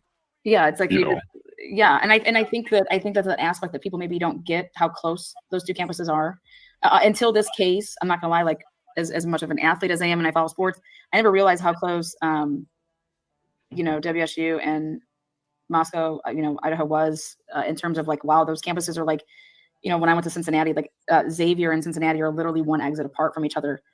And it's kind of like very similar with these two schools. It's like what, 15-minute drive? Yeah, like literally right around 15 minutes. Usually more because you can kind of cook it on that highway. You can book it. Or usually less because you can cook it. Yeah, you can haul ass on that highway. Yeah. Most people do like 70 to 75 on that thing anyway. Okay. So you felt like pretty safe there. Like there was no instances, nobody, No, dude. We always walk home pissed drunk from the bars at 2, 3 o'clock in the morning. The only danger was yourself. Don't fall in a creek and drown, and don't pass out on a bench and die of hypothermia. Is essentially the worst things that have ever happened here. Okay. So like this, I guess you could say like this reputation of, since this has happened, it's put a spotlight on Moscow and the area. Has it, since this has happened, have you looked at, are there things about it that like you didn't know before and that you know now? Or do you think that there's like rumorville versus, how do you feel about when your city's being spotlighted? Are they getting it right or are they getting it wrong? Yeah, that's what was like weird for a while. Like I know a lot of us did this. It wasn't just me, but like when we first heard and we're trying to figure out like what happened, who it was, and stuff like that. Like we stayed glued to our phones and sending articles back and forth to each other and stuff like that. But like after a couple weeks, we it all just started to be like a bunch of like nonsense and rumors and people like saying this and that about the college or about the kids, and like we just stopped like looking at it. And like I remember like seeing a bunch of just like crazy things about like all these different types of like just the craziest allegations that you think of. And and I don't know. I mean, like we all just especially whenever they caught Brian too. Like when they caught the guy too, we were all like, oh, okay, we are fine. You know what I mean? And like just kind of try to push back into normal. Yeah. And yeah, I don't know. I mean, we just kind of. And then it was, like the trial came out, and then, we kind of talked about the trial a little bit, but never really stuck back into the details just because of all, like, the weird misinformation and, the repeated stories and stuff. And, like Steve Gonsalves Sr. was everywhere, and, it was just kind of like, enough is enough. I mean, we already kind of live here. We have to, we're subjected to the reporters being on campus and knocking on all the doors and everything. And, I mean, heck, just driving onto campus every single day was just depressing because every single entrance was covered in flowers, and it was just basically a big memorial. Every entrance was just a memorial to all 4 students, and it was just, I don't know. I mean, even I at one point just kind of wanted it to be over, wanted it to be done, Mm-hmm. And then, I told you, Lana, why I reached back out, kind of specifically, because when a couple of things happened, it just got me kind of curious, and then that's when I started to look back into some things, and then I started seeing things that connected, and I don't know, it was just kind of weird, like this, the more stuff I found, it just all kind of connected itself, not that it meant anything, but just that it was there, and I just ran across you, and I ran across Daniel. You guys are the only 2 that I've really watched or know about in the space. I don't really know of anybody more, besides like the couple he shared the video with, and then, yeah, I mean, that's pretty much kind of it. Yeah. So, nobody talks about it, nobody, hey, did you see this? Did you see that? That hasn't happened in months now. No, it's just kind of dead. Yeah. Okay, so we're gonna now. When I had talked to you earlier, I said, "Hey, anything that you don't ever feel comfortable, answering, you just say, Lana, pass." You know what I mean? Like, I don't. Yeah. I just want you to feel, however it is that, whatever makes you feel comfortable, not comfortable. You know yourself, and I respect. So if I ask a question and you're just like, "Hey, I just don't feel comfortable answering that," just say so, and we're moving on, buddy. So, so I guess we're always taught to, when a police officer says something to you, it's, hey, a police is telling you this, right? It's like the truth. You know what I mean? Law enforcement, for you guys that were in like the Greek life, like anything that would be told to us, like even by like our parents, what I mean? Like anybody that's in like that role of being, authoritative, and they would never lie to us, right? Yeah. So let's start. I want to start on like when you woke up on November 13th, which was, a Sunday. So like on November 12th, there was a football game that day, right? Yeah, I didn't go to that football game because we partied super hard the night before Friday. We had a huge party, so I did not feel like going out or drinking really hard or anything Saturday. Okay. A lot of us stayed in. Like if you were to go out, would you like have a normal place that you would like tailgate? Like how does that normally work like for game days? Yeah, so for other people, I don't know, but for frats and sororities, I think they might. But for frats specifically, we do. We have spots that we go tailgate, and so they're designated areas that like our alumni or we go out there into like the parking spots, and we'll set up like tents and bring out speakers and grills and have like pretty big events and hundreds of, it's basically like a big old block party with all of Greek Row, but like condensed down. And yeah, you just kind of like drink, play music, play some long games, have a good time. No one really watches the football games up here. We just go to the game. I get that. I understand that. That's how kind of we were with Cincinnati. They are when we were there, our men's team, our football team was like, they were just starting to get decent. We could go just walk in there. There'd be like a couple hundred people. I mean, now it's obviously like sold out and whatever. But we remember back in the days when we would just be able to stroll in there and be like, yeah, whatever. We're gonna go watch. Yeah, he is a frat brother, by the way. For those of you who didn't know that, he's in a frat. That was another reason why he wanted to stay anonymous. most importantly. To blow out. Like, so times have changed for us as far as representing Cincinnati. So when you said that you guys had that bigger party on Friday night, is that King area, like the houses over there where the girls live, that 1122 King, are those houses over there, like, known for, like, hey, that's, you know, fraternity and sorority people? The entire road is not just King, but Taylor Ave right there in front of it too. Basically every single apartment, house, whatever you want to call it, anything over there, that's the campus line. So that's like the closest place you can live to campus without being on campus, and that's all Greek life students basically. Okay, so it's like, so it's not just the King and the Queen, like you're saying. No, like half the whites, at least, are all Greek life students. The Browns behind it are all Greek life too. Okay. Yeah, it's basically just like a mini Greek community over there. Okay. And then what other areas, like, are there like apartment complexes around? Like, where do you? Yeah, so you know those that's where I was going to show you on Google Maps. Is there a way I could do that? Yeah, we'll come back around there to do all the maps at the end. So yeah. So we'll bring that question back around so we can look at that. That'll be perfect. Yeah, because I can show you where everything is, what the names of it are, like where certain things are too. And then because it'll kind of like help you make a path of like where people go and how they get there too. Okay, so now for you wake up in the morning on November 13th. Can you just describe your day? Yeah, so I woke up and I was super groggy from the night before too, because I still drank and smoked a little bit, not gonna lie. But still a Saturday, you know. But so I don't remember like exactly when I woke up. I just remember like waking up and opening up my Snapchat, and there were dozens of Snapchat messages in all the group chats. And I just remember like it was just kind of whack. And then I got up and I was like getting ready for work, and then like when I kind of like woken up a little bit more, I started to go through them because I did not want to have to read a lot of shit early in the morning. And then I ended up like I was just sitting there scrolling through it, and then I opened up the messages, and then there it was. It was like, holy shit, did you guys hear about what happened? Like blah blah blah blah. And I'm scrolling up, and there's just lines and lines and lines of text. Everyone's talking about it. Everyone's awake. I mean, and this is before 9:30 on a Sunday, and I remember that because I had to go to work. And I ended up not going because I wanted to be with my brothers, right? Kind of. Okay, so there's that statement right there. This was before 9:30 a.m.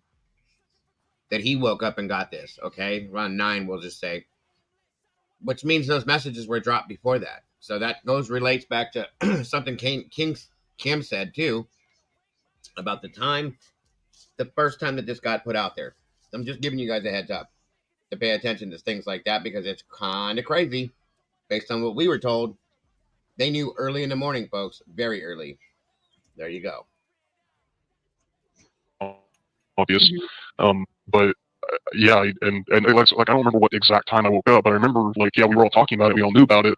And like my boss and my coworkers were texting me later, you know, asking me like if everything was okay, and they had even heard about things. They heard like it was a shooting and stuff like that. So and yeah, it was kind of weird because like at the beginning everyone said like at the beginning, like the very first messages where people were talking about the stabbings, or like a stabbing had occurred, and then it changed to an OD, and it was just kind of weird. Like looking back on it, it changed to an OD so quickly, and like nobody questioned it, and like we didn't question it either because we knew there were drugs in that house, and like just genuinely thought like, okay, they got a bad batch, and that's just what happened, right? Because you see it on the news, it happens in major cities.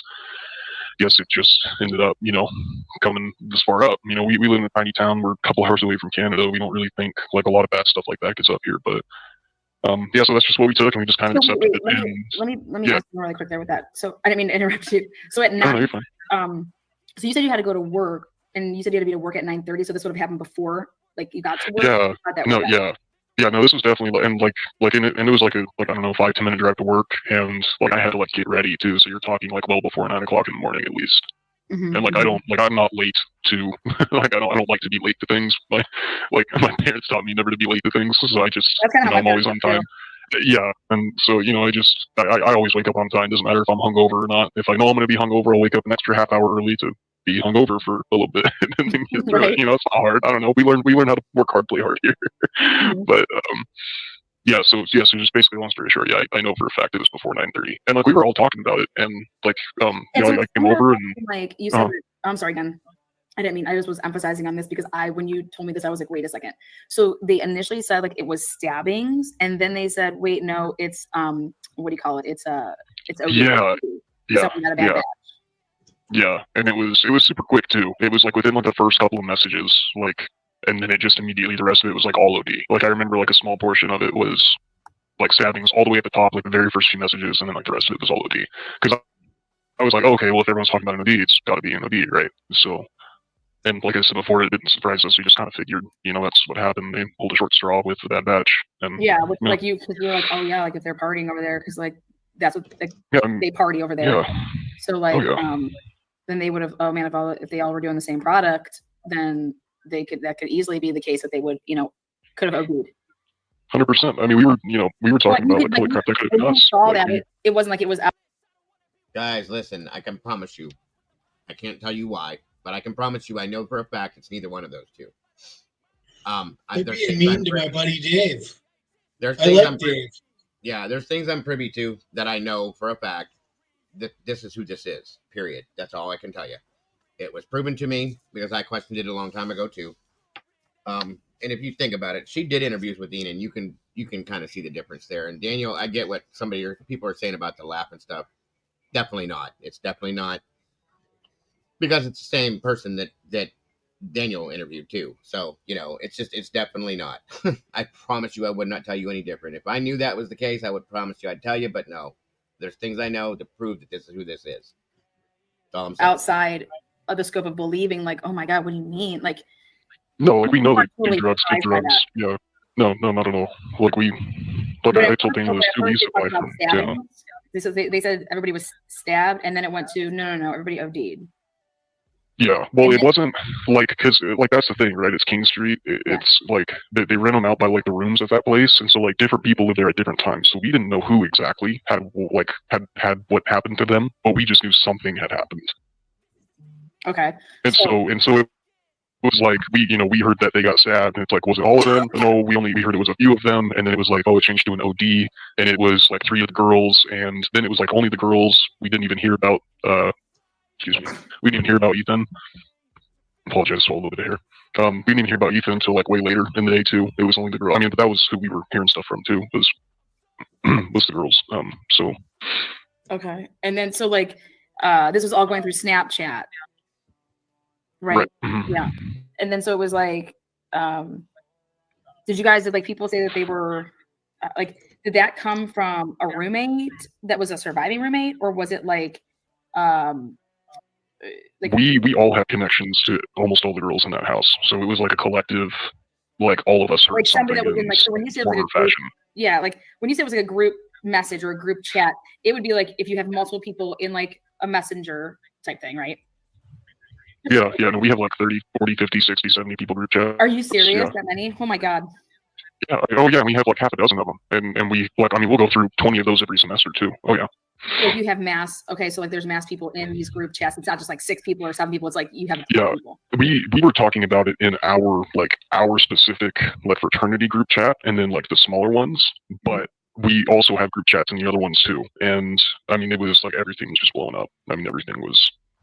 And so I kind of, I'm seeing everything blow up, and I'm going to listen to what the boys have to say, because it's like, all right, there's a bunch of crazy crap going on. What are the boys saying first? All right, and then figuring it out. And so, because you're trying to weed out like the rumors, or basically, I don't even say the rumors. And it's a bunch of like, I mean, it's people going, hey, are you okay? Hey, did you go out last night? I mean, we're still a community too at the end of the day, so it's just a bunch of like, I mean, there was so much going on that morning. Like I genuinely, I can't put it into words. I mean, it's, I mean, we're all 20-year-old kids. We don't know how to navigate that.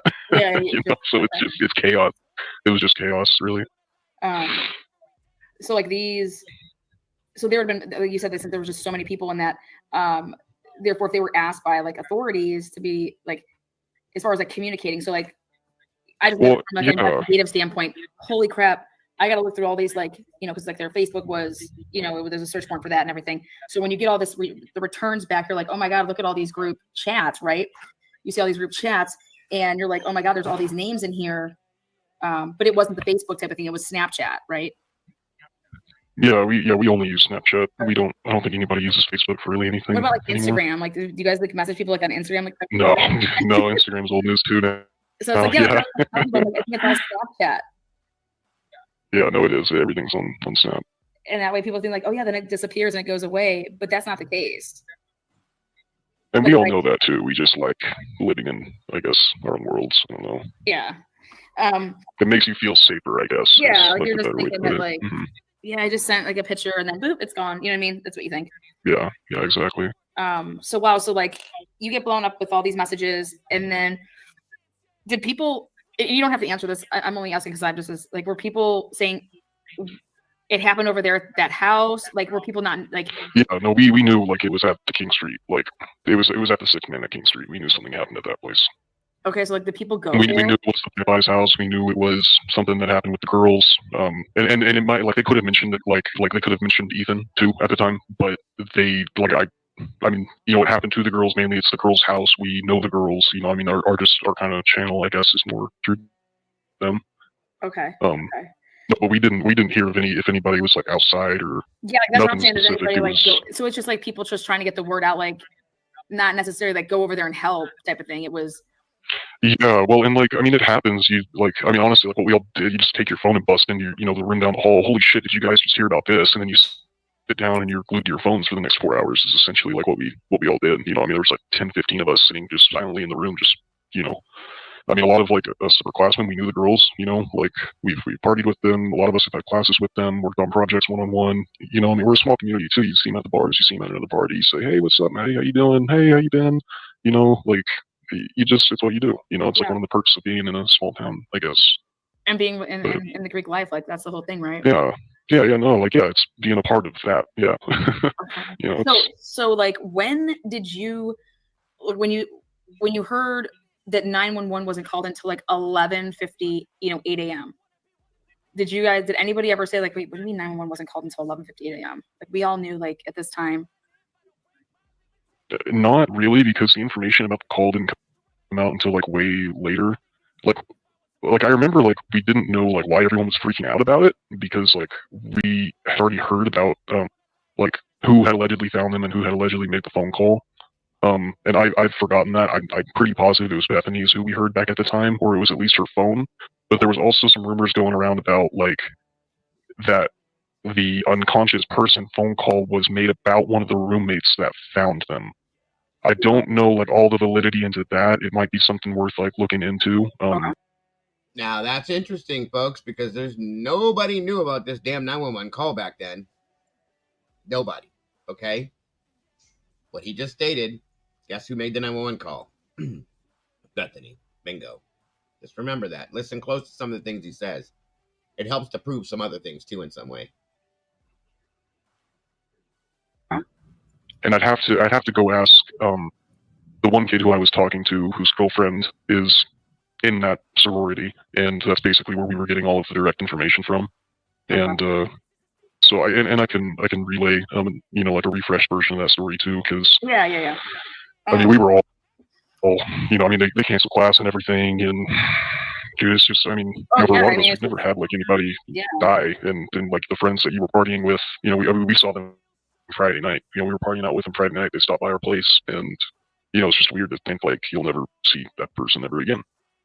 Yeah, it becomes getting more like every minute would get like more real. Like, oh my gosh, because you're in shock. That's how I would be, at least. Like I would be like, wait, what? Yeah, no, I think that's honestly the best way to put it, is we were all like in shock. I mean, just being so close to it, like that house being our party house. Santa, hosted a lot of parties for us, and I mean, like they were just cool people. They were fun to party with. They knew a lot of people. They did a lot for a lot of people around them. Yeah. They might have been into drugs or whatever, but didn't deserve what happened to them. Yeah, no, I don't. That's insane. Yeah. So when you found out that this, so how do you feel like knowing that? Okay, hey, if I say, hey Dave, 11:58 a.m. this phone call goes out to the police, and I'm like, hey Dave, you told me that you knew about this like at like 9. Let's say like that I would have come back like months ago when this originally happened. Let's say that I was like your family member, and you're telling me about this, and I would have been like, Dave, wait, you told me that you knew about this like at 9:30 in the morning. Well, 911 wasn't called until like 11:58 a.m. Like, do you think that that's weird? You get what I'm saying? Like. Yeah. Well, and that's the thing, right? Is like 2.5 hours. We don't know, and we never really we didn't a lot of us kind of unplugged ourselves from the case and all the news and everything. It's just we live in it so much. You see dozens of reporters just going to class each day. You don't want to walk out of your freaking house, But we just kind of stayed unplugged to where we didn't really even think about it or connect the dots. And that's why when I heard WSU's Kim's thing when she said that, and literally like when she was talking about how she like yelled at her daughter like that, it literally made me think about like my mom doing that to me. Like that's what it felt like, was like she was my mom saying that same shit to me. Like, how the hell did you know? And it just like it literally like just blew my mind. How did we know? How did I not think of that? Wait, what? And it just made me have so many other questions. Like, holy shit, she's right. And not even to mention that, how the hell did her daughter know? Her daughter goes to WSU. Like, we have like way closer. Like, I can go through like on my phone, one person or two people and be in that house, right? In that sorority. Like, I've got girls on my phone that are in the sorority. I've got people that know other people in that sorority, like upper and lower classmen. How did that girl find out? And it just, like depending on who people are friends with and stuff like that. Right, but even then, that quickly, like you're gonna go to your inner circles first, right? Like that's why I was talking to the one kid, because his girlfriend was freaking out, and so he was having to be there for her without like being able to go to the sorority. So he's texting her and letting her blow off all this steam and telling me what she's telling him too, amidst the other information that we're receiving. And yeah, it just, I don't know. I don't know. I think we just have a really good way of being young and dumb and staying distracted with school and partying and everything else, and we just, not a lot of people question things. Maybe it's just like a kid thing, I don't know, but we just I get that. So like this may be just like opinionate, like so like unless you have personal knowledge, but like for 911 not to be called for 2.5 hours, let's just say, but everybody else is messaging each other, that would mean that somebody had to message to get this thing going. It had to be from the inner circle of whoever was in that house to have possibly told everybody to get that going. You get what I'm trying to say? 100%. Like, yeah. 100%. I agree. And that's where like I'm asking the same questions, is like, what did those girls do? But did you guys just hear that? Listen, I'm gonna play that part again. It's kind of important. For 911 not to be called for 2.5 hours, let's just say, but everybody else is messaging each other, that would mean that somebody had to message to get this thing going. It had to be from the inner circle of whoever was in that house. Did you catch that? For 911 to get called, for people, well, okay, what she's saying is for people to know so early that, here, let me play it one more time, guys. Actually, for 911 not to be called for 2.5 hours, let's just say. Hold on. Let me slow it down because I had it sped up, I think. And Lana already talks fast, so. Also, let's not forget that Dave did make a couple references to drugs. Yeah, just because they did drugs doesn't mean they deserve to die. Right. That's already been already, right. And the way he talks about drugs, he sounds like he's got plenty of experience. Definitely. He was not shocked at all when it was rumored that it was an OD. He viewed that as a highly plausible scenario. He spoke about it as if that was highly plausible, and he understood why somebody would say that. Yeah, definitely. And this is multi-layered, guys, by the way. So you guys, he was really worried about his voice being heard. So my understanding is that it was multi-layered as far as the voice changer thing. So they changed it in more than one way. Okay. The reason I say I think Dave is credible is because his story matches up with WSU Kim's, and he only did a couple interviews with a couple different creators, and then he disappeared. He didn't appear to want any fame or nothing. Between him and Kim clearly wanted to be in the limelight, and Dave clearly didn't. Not at all. And that's why I thought that Dave was maybe more credible than Kim. But between the two of them, their stories matching up the way they did, highly credible to me. And I'm kind of surprised that Chad is so skeptical of Dave. I mean, what's going on, Chad? Why so skeptical? I know certain things about this that I know for a fact it's this guy. And that's all. I just leave it at that. Because I have to. And that's why I've never questioned this, ever. If you guys listen, I've never questioned this. Of course, I know who Kim is because I've had visual and, conversations with her, FaceTime conversations with her, and all that stuff. I dealt with that. But the voice changer, he wanted his voice changed in different ways, like the tone of it, the sound of it, the speed, and all that, because he was very nervous about coming out because of being in a frat. And he did not want anybody to know he did this, period. But he said he felt guilty because of things he knew. And there's things that he says, guys, that he shouldn't have known at that time. things that we're just learning about now. Okay, you see what I'm saying? And that's another thing too. That's why I kind of was like, wow, okay. So just saying. Yeah, I don't know.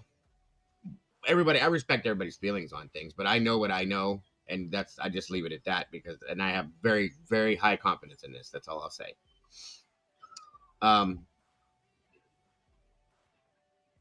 So on we go. But everybody else is messaging each other. That would mean that somebody had to message to get this thing going. It had to be from the inner circle of whoever was in that house to have possibly told everybody to get that going. You get what I'm trying to say? 100%. Yeah. 100%. I agree. And that's where like I'm asking the same questions is like, what did those girls do? But like what did they do? Like how did we all know before the cops even got freaking called? Like I just didn't connect the dot. Like it didn't, I don't know, man. I mean, yeah. It just no, and like you said it to me, you're like, yeah, that's why like when this stuff started happening like later on, and you're like, that's why I wanted to say something, because this is not like, how did we know? Why did we know? How is this in the chat? Like, where did this come from? You get what I'm trying to say? Like for me too, like yeah, and for me too, and like I just like kind of thought of this as another point too. Like you just asked, I don't watch like true crime stuff. Not a lot of us really do, and so like when we all are like we're with each other constantly, right? And so like that's all we know, and so to us, everybody knows what we know, and so we assume that everybody knows that we knew. Another thing too, folks, is what the hell does this guy have to gain from coming out and making this up? Nothing, other than ill intent and negative attention. So yeah, I mean, it's just factual, like thought. Think about that. There's nothing he can. And he doesn't really say anything that you would expect him to say if he was a plant or if he was law enforcement. He's not really planting that many he's delivering a very believable story, and sort of in a vanilla way. He's not coming out there with real fantastic stuff and over the top stuff. It's kind of vanilla for to think he's fake. Absolutely, I agree. Before the cops were called too. I got you. Yeah. Like you're right. You're like over here because we don't like. They have to know. We all obviously knew. Yeah. Like same thing with like who made the phone call and everything. When the reporters were freaking out about that, we were like, why is this a big deal? We don't like, who cares? Like it doesn't, like we already know. Like it doesn't, like, you know what I mean? It's just, I guess, like the ignorance of not knowing how important your head it isn't is. going to something that's like, this is nefarious what's going on.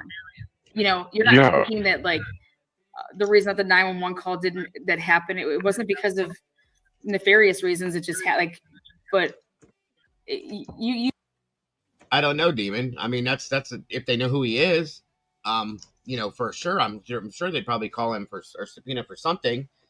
If he knew anything, but he doesn't seem to know anything more than what anybody else does, in my opinion. That's just the fact is that we're paying attention to, guys, is that this was early in the case, and he knows things that like I said, we're just finding out right in the past 3 months. You know what I mean? So, he's not pointing any fingers at anyone in particular. He's not doing anything like that. So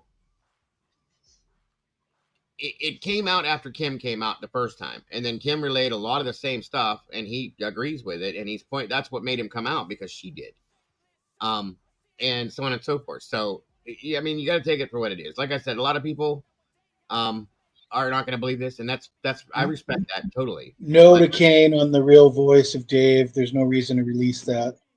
No, that he doesn't like I leave that alone, truly. So it was Heather, it was on May 14th of 23. And if this story is true, I mean, it's not just going to be Dave that has these Snapchats. There'd be, I don't 30, 40, 60 people. The way he describes it, I mean, there's going to be people that are a lot closer to the group than him that would be called as witnesses, I think. he's one of a very large number of people that were getting these messages. Yeah, and it was a lot of the same stuff that Kim had stated, that they were like within Snapchat, there's grouping, not just, and my son verified that for me at one point because I had no idea about Snapchat. They have groups in there, like group conversations where there's like 12 people to a group and you put a message in and all 12 people see it. And then those people each have their own separate groups outside of that. So it was spread out very quickly, very, very widely between the two campuses because they were all friends in between there and brothers and sisters that went to both schools and things like that. So yeah, it was spread out very quickly and very, very widely within these groups. And like I said, say for instance, one group has 12 people, they get that message. Those 12 people have their own other groups separately with other people that have 12, 20, 15 people in them. So all those people were doing the same thing. That's how this got spread out so fast and so early. And that was the thing. And that was the biggest issue back then, was Kim was not willing to try to get those Snapchats, mainly because, in my opinion, her daughter wasn't going to give them to her. Okay. And she said she saw things and heard things and was told things, and that's why she believed what she believed. And here we are. Somebody came forth and reiterated it. So, like I said, people are going to believe it or not believe it. Either way, the point to this is telling me that early on, it was talked about that there's things being spoken here that we're just now finding out now. That says something to me, regardless of who knew or who didn't know. That's all. So. And certainly drugs were likely involved based on what Dave's saying. Oh, definitely. And he says that in more ways than one. There's other questions asked about that kind of stuff that make other things prominent, in my opinion. You had a great way of explaining it. We're not thinking about it like that. We're thinking that you know what we know, but we're not realizing that that doesn't make sense actually now when you say it. You get what I'm saying? Like, it's just like. Yeah, literally, until like I took WSCAN, like me hearing her yell, and it was like a wake-up call in my head. Holy crap, dude, like we all knew this before the rest of the world basically did. Like how and why. And I don't know. I have no idea. In essence, guys, it tells us that the text messages that we saw put out between Dylan and Bethany and the things that Dylan was doing on there in Snapchat, Instagram, and all these other places makes this make sense then, okay? Now, as compared to then. So, just saying. Yeah. But so, like, now, like, so, like, let's say that I was, like, your family member and I had you over our house for, like, Thanksgiving, because that was, like, after, like, that holiday, and then you have Christmas, and then here's my ass. I have, like, a true crime channel, and I'm over here, like, oh, my God, Dave, you go to this school, like, I'm doing a whole big thing on this case, like, what's going on? And if, like, you would have said that to me at, like, Thanksgiving dinner, let's say, or at Christmas, you know, whatever holiday, you know, and I was, like, nagging you like that, you know, crazy cousin that's, like, nagging you. But I would have been like, wait, you do realize that, like, 911 wasn't called until this time, and then this, like, you do realize it's a big deal. Because when you would have said, like, if you would have said that to me because of what I do, I would have been like, wait, what are you talking about? You knew before the cops. Or I would even my mom would have been the same way too. Yeah, like if right. it literally sounds exactly like what my mom would say. And I maybe I just didn't tell her that whenever we talked about it. I don't remember, but well, because yeah, unless you were watching the press conferences, unless you watch those pressers like glued to your TV, you know, and you watch those pressers, as far as like this is when 911 was called, and I mean, maybe there's more to that whole 911 issue. Maybe there's a different phone call that nobody knows about. But yeah, maybe they truly do know something we don't, you know. Yeah, you know, then maybe that's why they're not releasing it, because there's multiple 911 calls. Like I said, I don't know. Yeah, it could really be anything. But thinking that there was only just the one 911 call that came in at like 11:50, you know, and you guys knew about it, you know, hours beforehand. Did anybody ever like start speaking about that ever? Like, did anybody bring that up, like to say, hey, like how did we know before everyone else did? Who told us? Yeah, who started this? No. I mean, we cared more about like it happening, I guess, than how the information got to us, and just didn't think to even question it. Okay. Like, and it's something like, were any of like, okay, so now we get into the investigation, which is like, okay, at one point you heard the stabbings, and at one point you heard the drugs, and then you hear someone getting shot up.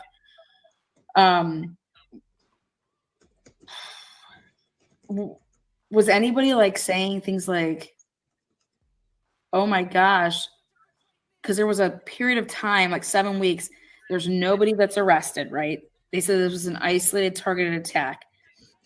During that time, I mean, were you nervous that like someone's coming for like you, or that other people were like, oh my God, I'm nervous they're going to come for me, or like, does that make sense? Like, when anybody talking about that, like, Yeah, a lot of people were. There were a lot of girls that, like, I walked home from work, because like where I worked, there were other businesses that were attached to it, and like we all closed at the same time, and so I would walk girls like back to their car and stuff, and I had a talk with a girl that went to Wazoo that was freaking out about it, and I remember like it took me like quite a while just to like kind of convince her, like, you know, you live with your boyfriend, you know, he's got his baseball bat, you don't even fit the bill, like you go to a different college, you're not even in a sorority, like. But I mean, like, whenever, you know, we were talking about it, like, back in the frat house, we didn't know if we had, like, an actual, like, fucking Ted Bundy on our hands or not, you know? yeah, like is this somebody that's just going to go around and were the cops coming to you guys? figure out where he has an opportunity? No, we never got, cops never talked to any of us, not the 3 that got the MIP, not, like, didn't come up and knock, didn't check our trash, nothing. Yeah, real quick, Jasmine is Xana Kernoodle's sister, for anybody that didn't know. She went to Wazoo, WSU. And not everybody on campuses, all the campuses knew that early, guys, because they weren't all in their phones like that. Not every single person was, okay? Word got around pretty quickly. But some people, again, didn't find out till 1. Okay, some of them didn't, but a lot of people did know very early. It wasn't every single solitary person that knew that early. That's all I'm saying.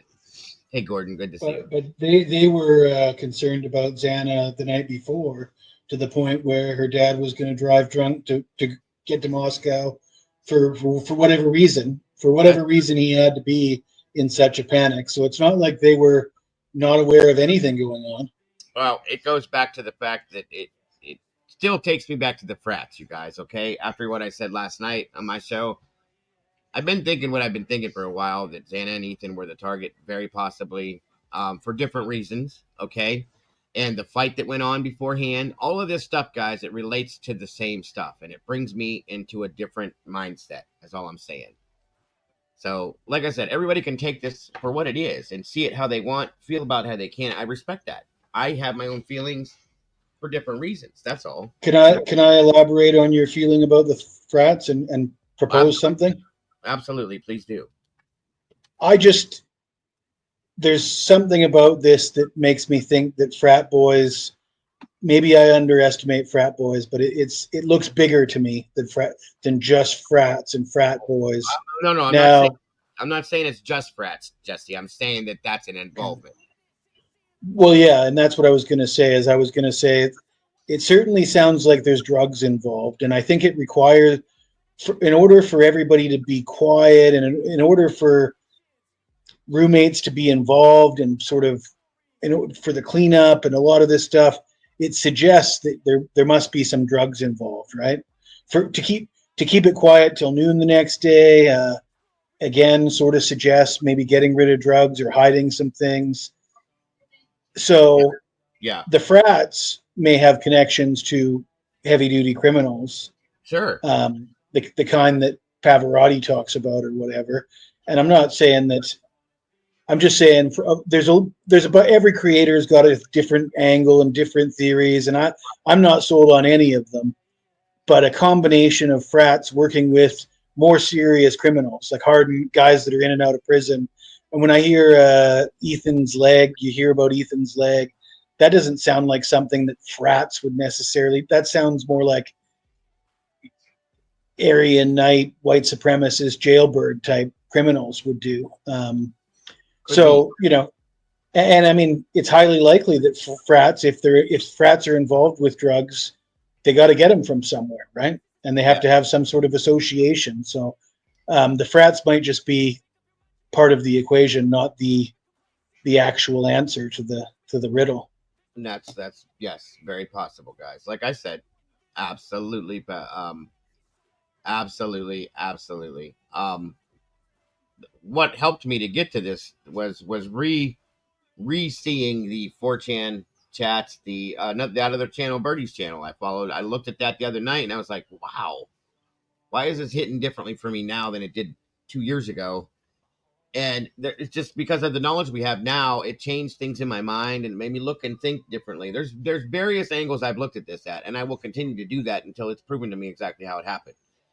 That's just how I am. I'm not saying anything we talk about or look at, it's all absolutely purely speculation and absolutely alleged based on the information that we have. That's all it is, guys. And I'm okay with that for right now, okay? Until we get factual information ingrained in something permanently. I'm okay with that. One little quick reminder: they didn't impersonate or falsify a 911 call. They didn't stage a 911 call, clean up the crime scene, and run cover for Brian Koberger. So whoever did it, whatever happened there, the 911 call and that staged whole cleanup scenario suggests that it's got to be bigger than Brian Koberger. Yes, very much so.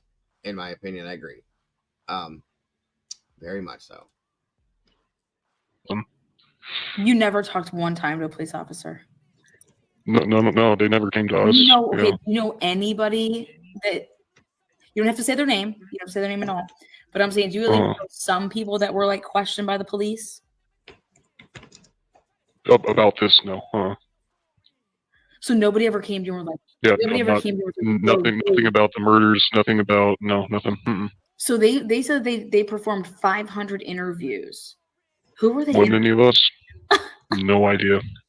I mean, they could have, Sigma Chi has 50, 80 guys in there, somewhere in there, give or take, probably a couple dozen that live out of house, but okay. I have no idea. I genuinely don't. I mean, they were telling, like, I remember, like, the police chief was like, we were interviewing every person and going down every lead, and I mean, whatever that means, right? But like, if they couldn't walk up a hill or talk to the 3 kids that were literally in the same place around the same time again, how much? I don't know. You know, I'm not a cop, but that just doesn't. You would think, especially in like a small town too. This is just one thing I was kind of thinking about. That's a little weird. Like, everyone knows something, and people see things. Like, why would you not just go talk to everybody that you can? And especially when, like, especially when you're the government gives you $1 million, there's 50 FBI agents that live on campus at the university as freaking housing. Like, I mean, they're right down the road, you know. Like, yeah, it's so easy, just like, I don't know, like knocking on the door. Like, they didn't come and ask, like, where, like, ask you guys for like cameras, or they probably already know that nobody has cameras because the fraternities don't have cameras, or, you know. But if, like, I mean, sororities do, you know. Sororities have cameras. Yeah, so I mean, they're not. Yeah, they're not going out of their way to do. I still struggle with the fact that Sigma Chi themselves don't have any kind of cameras there. They say they don't. They said they didn't. I just struggle, like, why or how do you not? Considering the things that go on over there, I would imagine they have something at least minimal. That's just my opinion. Go ahead. Does anybody know what Idaho Vandals is asking for? Idaho Vandals is asking for credentials.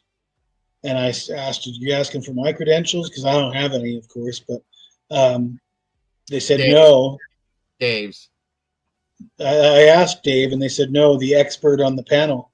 I don't know if they mean Lana or I mean, Dave's not an expert either, right? No, I don't believe so. No, I don't know who they're talking about, but. Well, Idaho Vandals, yes, me. You want my credentials. Okay, yeah. Whoever Idaho Vandals is didn't realize that Jesse in the chat is the same Jesse as Jesse on the panel. Yeah, I don't have any credentials for you. I'm a professional guesser. I make educated guesses based on statistics and psychological. Yeah, you don't need credentials to state an opinion. So yeah, and Dago lets me come up here even though I don't have any proper credentials. So thank you, Dago. Yeah, they're just trying to poke the bear. That's all. It's okay. That's fine. I don't mind. I didn't hurt my feelings. Did anybody that knew about what happened early call 911? Jeff.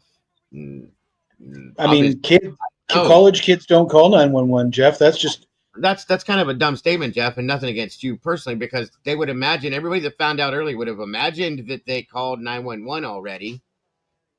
I would have, if I would have seen a Snapchat about this happening, I would have imagined that police were already involved. So of course, why would they not? Why would they? Well, not only that, just picture yourself calling 911.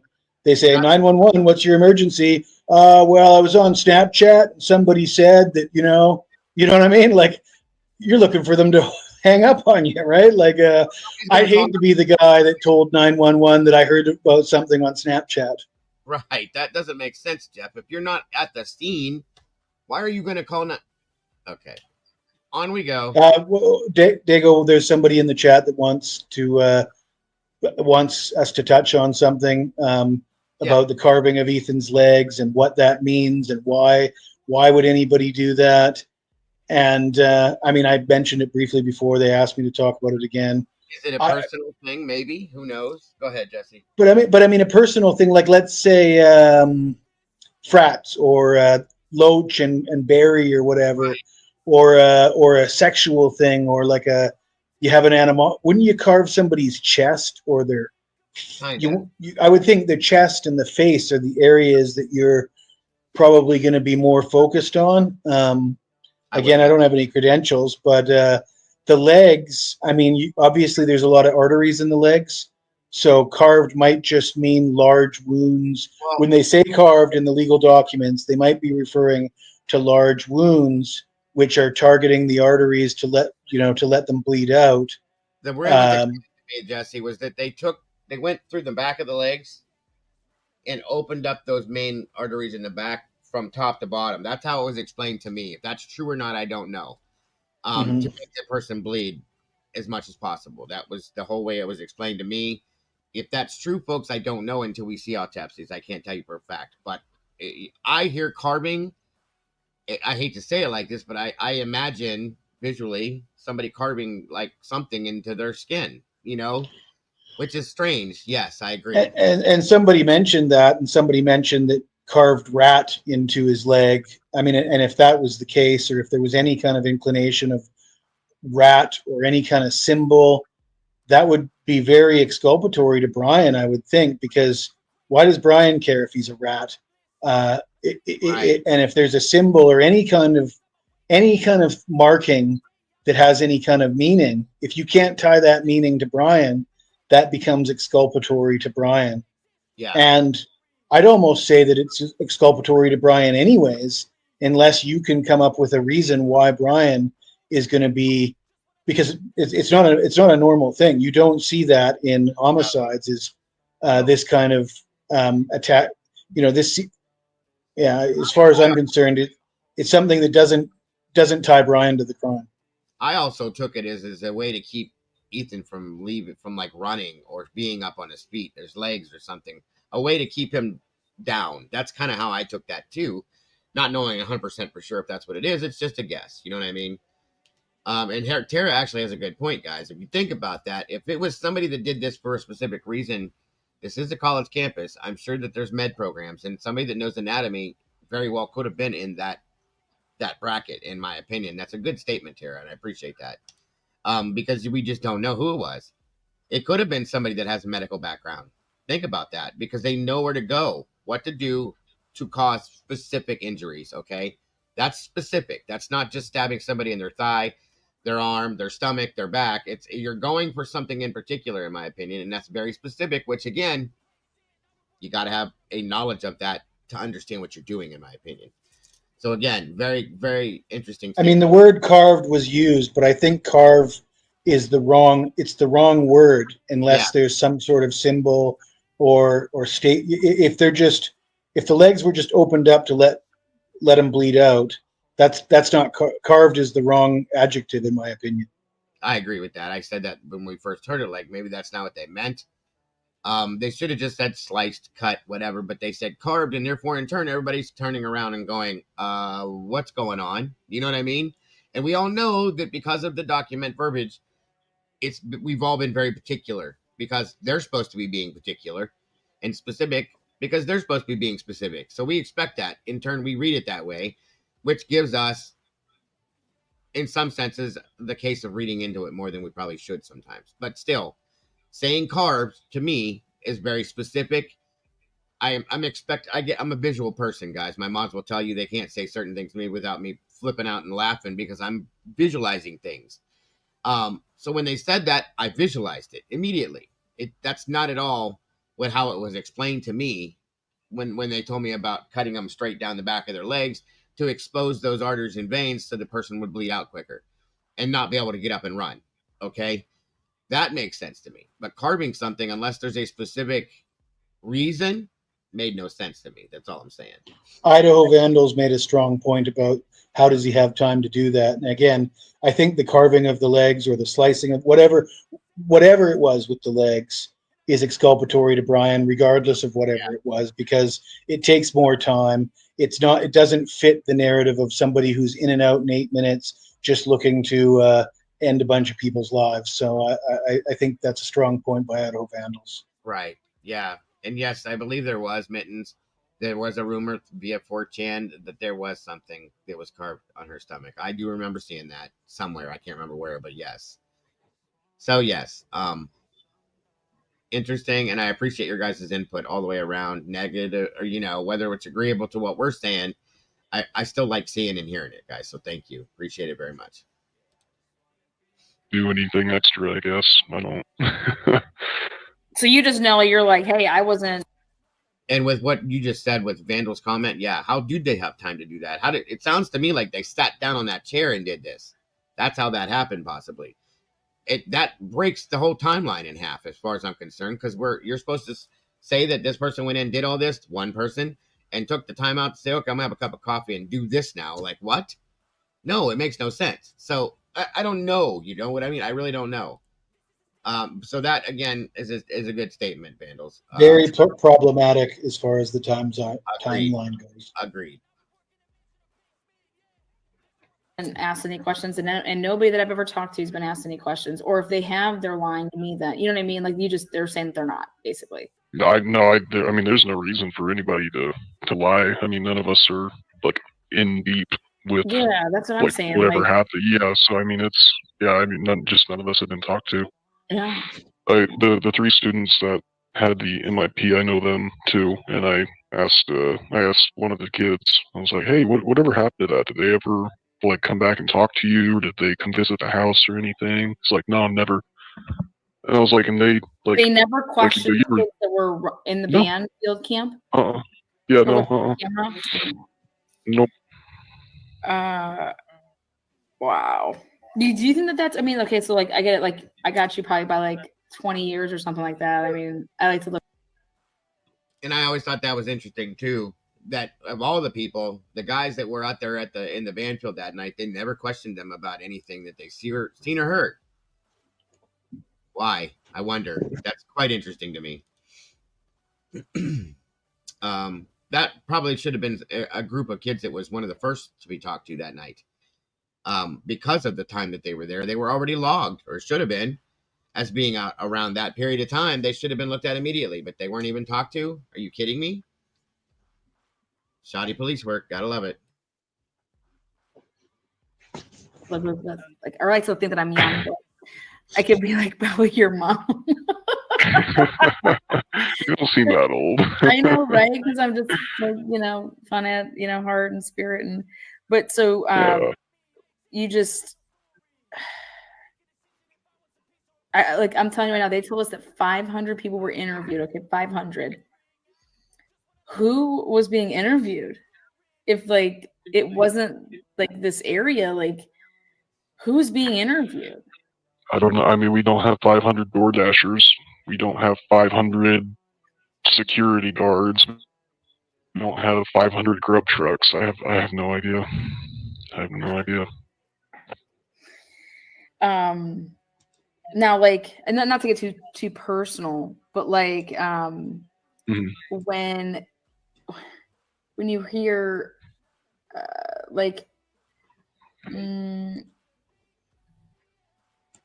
were your parents oh my gosh, did you know these people? What's going on? Why would anybody kill these people?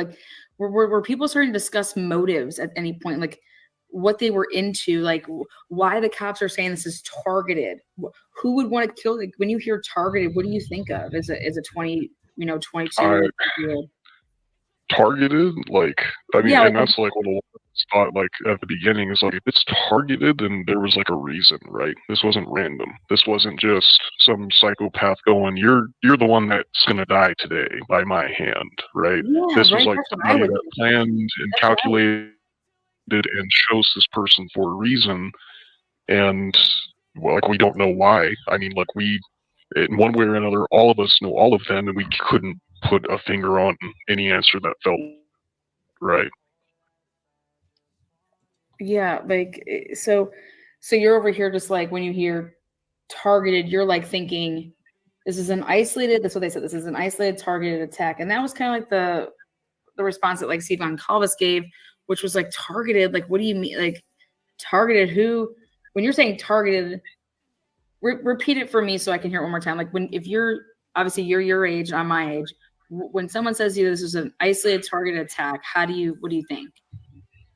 Like yeah, like somebody did something to deserve it.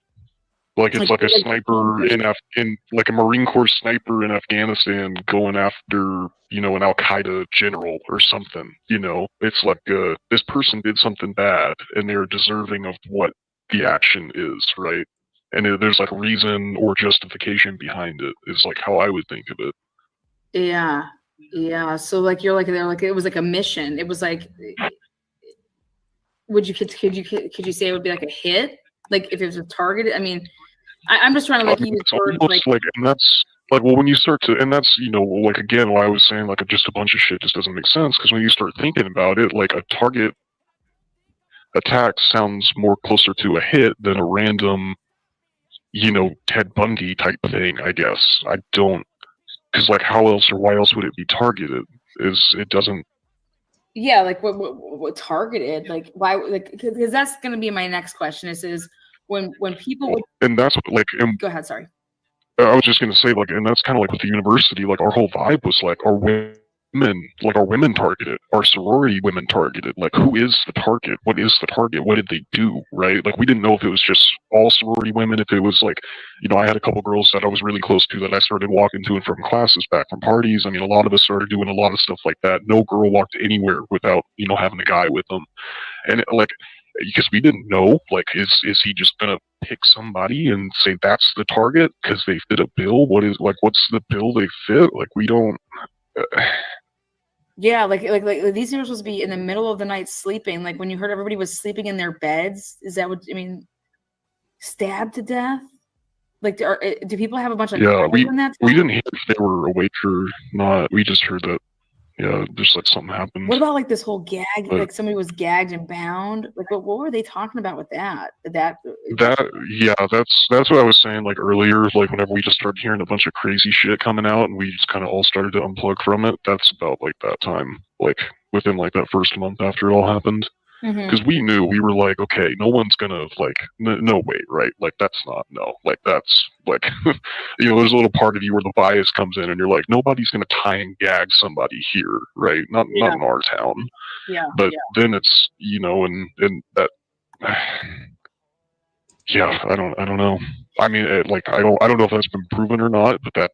Oh no, they said that was like a rumor. They were putting that to rest. Oh, okay. I'm just saying, like, did you hear like more like where I was just trying to see where that kind of came from. There was a lot of that just started coming out. Like there were some people that saw stuff on like 4chan or Reddit or Instagram. Like some people posted some of the weird shit on Instagram, and like some of the like, oh yeah, I was following this account that posted this thing that they saw on 4chan that said this. Like. And it was like at that point we just all were like, you know what? It's not even. We don't. They they say they have a lead, they have a car, then they got the guy. And you just had more reasons to not pay attention to it. Yeah. I guess. So like when you guys were given the option to like go to class or go take stuff online, like did people like really opt like out? Like. Oh yeah, no, like half the university, like. Half the in-person kids, I would say, did. So, like, I mean, I definitely did. Did you take classes like, and like, again, you do not have to answer this. You could say, I don't feel comfortable because I don't want people to know who I am and stuff like that. Did you take them up on that offer to like take classes like Zoom or whatever?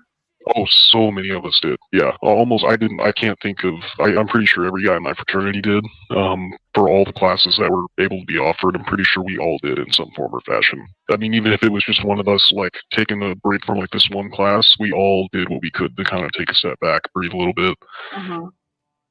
It was everyone, yeah. And then there were a large portion of students that just like left on break and didn't even come back and went like fully online. A lot withdrew, and they were, and the university was, I mean, it was pretty dope. They really did the best to like accommodate everything. I was kind of affected academically too last semester, and they did what they could to help me out too, to make sure I wasn't negatively affected, and they helped out a lot of other students too. And I mean, like if you wanted out, if you wanted to transfer, if you wanted, you know, whatever, a break, I mean, they were doing it left and right for anyone. It was actually really, really cool. Yeah. Okay, cool.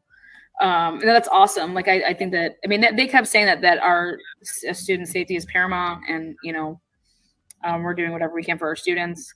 Did you feel that way? Oh, 100%. I mean, you immediately felt you couldn't drive more than 2 or 3 minutes without seeing another cop, state trooper, you know, ISP, and even there were a lot of undercover cops driving around too. And then the university also hired a private security company too, and they have been up here every single hour of every single day since that's happened, and they have not left. They constantly do patrols. They also have a service here on campus, 24/7, where if you call the hotline, it goes to either campus security, or it goes to the private security, and they will come and either pick you up or walk with you and take you wherever you need to go to do whatever you need to do to make sure like you are safe, basically. Okay. No, this may be a question you don't want to answer. You, like I said, pick and choose what you say yes to, and or however you want to answer it. During the time of, you know, there isn't anybody arrested, okay? And this, you know, the murders had happened. Were people still like partying and doing, you know, illegal substances? No. The whole town was holding its breath. Yeah. All of us were. I mean, everyone was on, you know, freaking razor thin ice. Like, if you looked the wrong way, you were probably getting the cops called on you. I mean, everything was. Okay. It was. I mean, it really just stopped everything that like we do. Like here. life, like just like stops still. Now, was anybody ever telling you, or people talking about like, hey, I got the parents trying to talk to me. I got the, you know, where people, you know, because you would, if you saw like the news and stuff, like parents wanted some answers. Like they were asking and begging people to come forward and, hey, do you know of anything? Do you know this? Do you know that? Were you like, did you ever feel like, did you ever feel like, what are they talking about? What don't they know? Or were you kind of confused? How come they don't know stuff? Like, I don't know. It felt more like just, I mean, because to us it didn't make sense either, right? And so it kind of felt more like it didn't make sense to two parents that just lost their kid, and they just want to know just fucking why, you know? I mean, like we all did. Like, why did this happen? Why did you do this? Why did you pick them? What did they do to deserve it? You know? Like, that's really what we interpreted it as. When you hear, so I don't know if they actually. Like, why did you go upstairs? Like, you don't have to go upstairs. Like, what do you guys think that means? Like, you didn't have to go upstairs. Did anybody that kind of stuff? Because it was like a third. No, we never. Yeah, no. That's like I was saying. I mean, we unplugged. We just, you know, especially after the semester came back too. I mean. Yeah, but at that point, we came back to somebody being already arrested. Yeah. I don't know when he said that line specifically. I don't think I ever heard him say that. Like for me, I don't think I did. Okay. I'll make sure I put my next intro. But yeah, he said that, you know, they didn't have to go upstairs. And I either took that as like they were already upstairs, you know, or that they were killed last. The people. 2 sets of stairs in the house too. Did he mean like the very top? Yeah. Because when you walk in the door, there's stairs right off to your left. So Yeah, he's talking about the very upstairs, like because they were trying to say that the killer came in through the slider. So like, yeah, that's on like the second floor. So there's still another staircase above him and one more below him. yeah, that's what he was saying, is they didn't have to go upstairs, meaning like to the third. I need to stop this for a minute. Mama Bear just sent something to me that I need to show to you guys. Got real quick here. Plus, we can take a break just for a minute on this as well, in case anybody wants to say anything or discuss anything. Jesse, for you. I got a comment for chat, because chat seems, there's a lot of people in chat that don't think Dave's credible. And I just want to point out. Whatever. It's fine. What? It's fine. No, but I just want, so they understand where I'm coming from. What did we get from Dave's interview so far? Because the only thing I've gotten from Dave is he's skeptical of why he knew before the 911 call. He's expressing some skepticism about that. He's letting us know that he's corroborating WSU Kim's story. Mm-hmm. But several times in this interview, Lana gives him an opportunity to say what he thinks happened, why he thinks certain things were said. And he's not biting. He's not forcing a narrative. He doesn't offer any accusations, any pointing of fingers. He says he doesn't know. So he does. If he's a plant, if he's not credible, if he's just there to influence the investigation, he really hasn't done anything. He hasn't pointed the finger anywhere. He hasn't spun it in any. He's not running cover for anybody.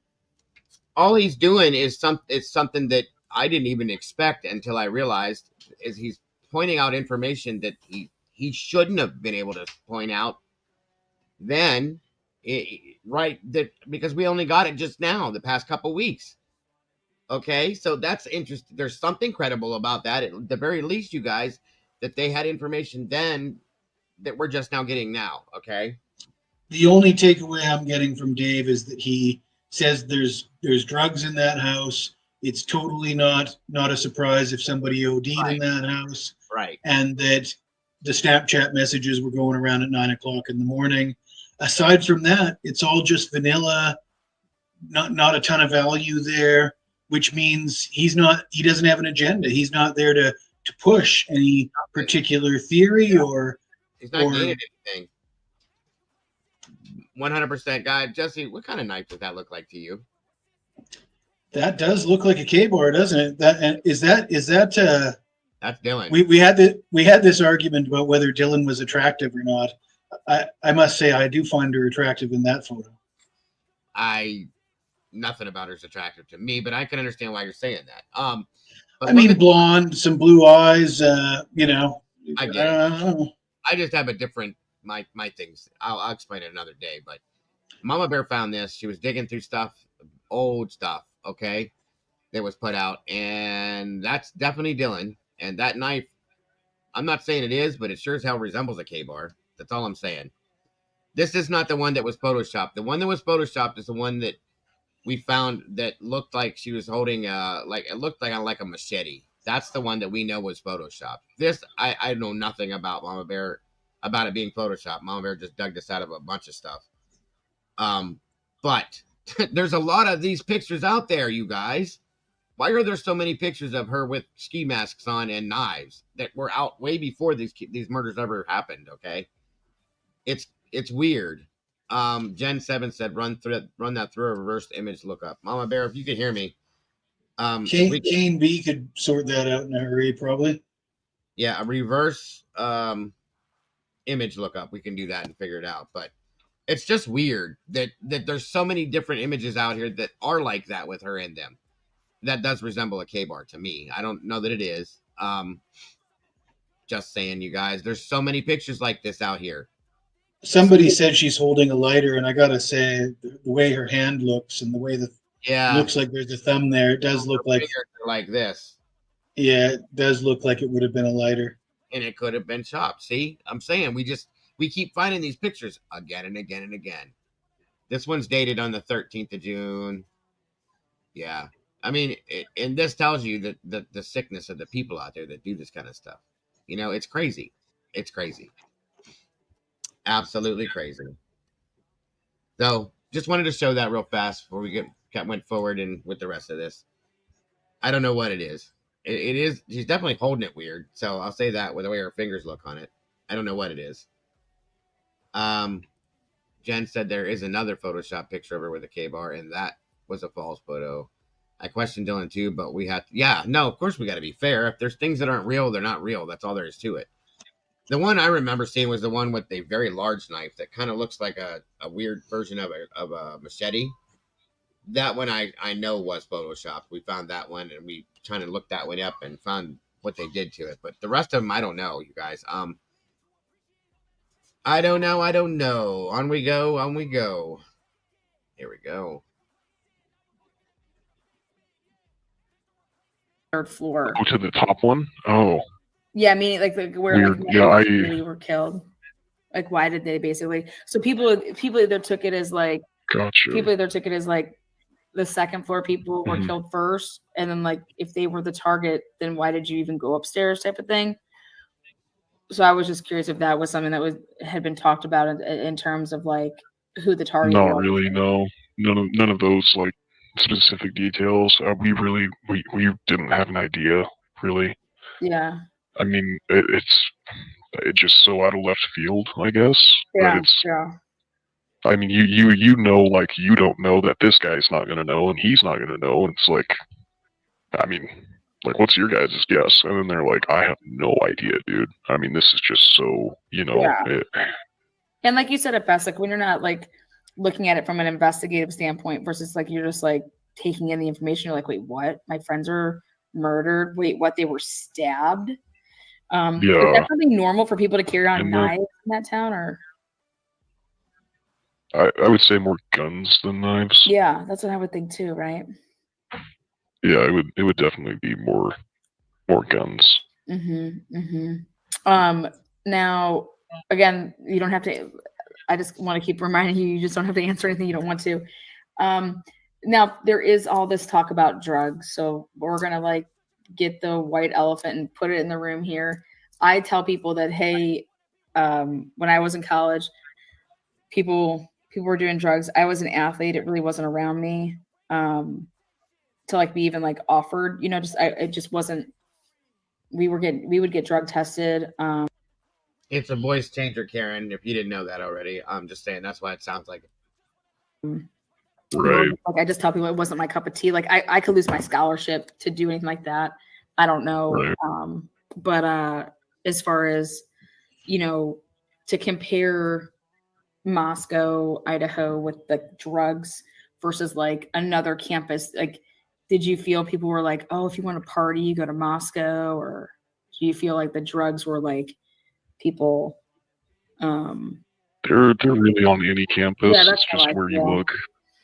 Yeah. If you want to party, And you're gonna it's find like, a way to party, right? it's not like an ASU or something kind of big and crazy like that, where, you know, pretty much any party you would walk into would have it. But it's like in the. No, SRB, the biggest one everybody was saying was fake was the one where she's holding that knife that looks kind of like it's a very big bladed, like kind of a smaller machete type thing. That's the one everybody was saying is fake. And then we proved that it was fake at one point in time. That's the very popular one that I knew about. Any other smaller college, if you know where to look, you can easily find it. Heck, even you'll stumble across it a couple times on accident too. Yeah. Just, you know, I mean, Have a good day, Karen. Thank you for joining us. We'll see you soon, hopefully. it happens. You know, you crack a door open. Oh, hey, did not realize that was happening, and there's just a mirror out, and you know. But so was it like if you wanted a party, was it like did you know that Emma Bailey and D person, or do people know who those people are, or you don't have to answer it, you can just say. I mean, like in general, yeah, but again, it's like if you know type thing. Like if like, had you ever seen that person walking around, those two people? Have you ever seen them? Like, do they? Yes. Yeah. So like they're. Okay, now if you notice, folks, listen to his tone change when she brought this up. Okay. Very uncomfortable with that. Very question. uncomfortable. Thank you, Jesse. Very uncomfortable, and he quiets down a lot with answering these questions here in relation. I'm gonna play that back for you. You can definitely feel it. Okay. Or do you feel like the drugs were like people? They're really on any campus. Yeah, that's it's how just I where you feel. look. Yeah. If you want to party, And you're gonna it's find a like way to party, right? it's not like an ASU or something kind of big and crazy like that, where pretty much any party you would walk into would have it. But Mm-hmm. it's like any other smaller college. If you know where to look, you can easily find it. Mm-hmm. Mm-hmm. Heck, even you'll stumble across it a couple times on accident too. Yeah. Just I mean, it happens. And you crack a door open. Oh, hey, did not realize that was happening. And there's Right. just a mirror out, and But so was it like a? If you wanted a party, was it like? Did you know that Emma Bailey and D person, or do people know who those people are? Or you don't have to answer it. You could just say. I mean, like in general, yeah. But again, it's like if you know type thing. Like if like, had you ever seen that person walking around? Those two people, have you ever seen them? Like, do they? Yes. Yeah. So like are they known through the community? If you know them, then you know them. Okay, like you know what they're about. Yes. Okay. If you don't know them, then they're just cool people that happen to be where you're at. Okay. Yeah. Are there? Okay. So remember, we were talking about this. I want to talk about the what is it? The slang, because I was like, dude, Dave, you gotta help me out here, man. Like, I need to up my slang terms for drugs, okay? Because I don't know them. What would be like a slang term for, like, what do people say for like coke, like cocaine? Like, what do they say? Yeah, I texted Daniel this too, because we were texting back and forth, and he told me that you were looking at like some Venmo records. Yeah, and, we're trying to look I like told Venmo. him. Yeah, I was like, well, most of the time, I mean, we do, it's in cash, so that way it's not like tracked, of course. But I was like, if you see like anything related to like skiing, like hitting the slopes, like a skiing emoji, Okay. powder, like hitting the pow, whatever, I mean, that type of stuff. That's Yeah. slang for I got you. What about like this like zip tie game? Like, was it like people would just like zip tie themselves and like they would like do a drinking game? Yes, that's specific to Greek life. It's called Champagne and Shackles. Okay, so I can neither confirm nor deny that event occurs at this campus. Feel free to Google that if you would like to know more about it. It's called Champagne and Shackles? Allegedly, yes. Allegedly. Okay, cool. Because I just like I need to make sure that my game's tight for when I come to town. Make sure, like, win or lose, we always booze, right? Amen. Yeah, see, that's it. Win or lose, we always booze. But see, I like to win, so like, I mean, I feel like it's a better party, you know. And then Xanax too is a big one. If you like know Xanax, yeah. So like, I'm sure you've seen like the ones that like the rappers and stuff use. They're like the flat rectangular bars with the squares cut in them, like 4 of them, right? Okay. Those are called ladders, or like. I think that hesitation was because it's a Greek thing, and he gets nervous every time he talks about Greek stuff, in my opinion. And that and the rug stuff per se, in some aspect, it's yeah, definitely hesitating there. Yeah, that's kind of my point too, guys. Things that he's met by. I mean, that's why I said there's things that he knows and talks about that put him in that in that element, in my opinion. Just saying, there's more too. Just saying. Like bars. Okay, ladders or bars. So if I said like I want a ladder. Yeah, that's basically. Yeah, can I get a ladder? Can I get like a bar and a bus, right? Or like What's 2 ladders and a bus. So a bus is a round Xanax. It's like it's a round one. Oh, so I would say like I want ladders and bars. Come over for a big Like, wouldn't that put you to sleep, Xanax? Like, I just It can, but if you do what is it called? It's like a speedball. It's like a hippie speedball, yeah, Okay, something like that. Yeah, no, it's like a hippie speedball where you do like a bunch of downers and then a bunch of uppers, and Oh you my just god! Like, what does it do to you? Oh, dude, no, I I try to not hang out whenever that type of shit happens. So people are like, let me give you what is it called? So you're just like, I don't know, like I'd be like over there, be like, dude, I'm just gonna I'm good over here. I'm just doing my shots. I'm playing flip cup. I'm playing beer pong. Yeah, or it's like, oh, you guys have fun. I'm gonna go to this party instead, or I'm gonna head out with the boys to the bars, or I just say usually end up trying to. Okay, I mean, so like stuff's fun until it's like not, my opinion. Okay. So like in order to do this, though, like you need somebody to like bring you your like. So like this is like in pill form. Yeah. Okay, so when you just hit people up that like get prescription Xanax, or do you have to like you get? I don't know how they get it. I don't know if it's prescription or not. It wouldn't surprise me if it isn't. But yeah, basically just hit up the people that you know and be like, hey, do you guys have any of this or this? And they're like, yeah, I've got that, or no, but I have this. And you're like, all right, that'll work. And then they drive over, they stop by, may or may not hang out for a little bit. Depending on how well you know them, they might, hang out, give you your stuff, dip out to go sell to someone else, and come back and still, chill out for a little bit. Okay. But yeah, we never really had to go anywhere to get anything. It always came to us. So like, yeah, so you're just not like getting in a car. I mean, like if we're gonna go hunt this down, it's just like yeah, no. Are these again? Like you may not feel comfortable, like talking about this or whatever, but is like what's the drug of choice over there? I guess you say like where you're like on campus. Like, are people like let's party tonight? Like they like prepare ahead of time. Like, hey, you need to get in contact with so and so because we're gonna if I want to party on like a Saturday, do I just hit that person up like an hour before I want to party, or do I talk to them like during the week? Like it's like. I mean, it kind of depends, I guess. Like, if you know you're going to have like a big party this weekend and you want an 8-ball, you'd probably let them know a couple days in advance. But it would not be uncommon to buy at like 8 or 9 o'clock, and then we use everything by like 11 or midnight, and then we buy again.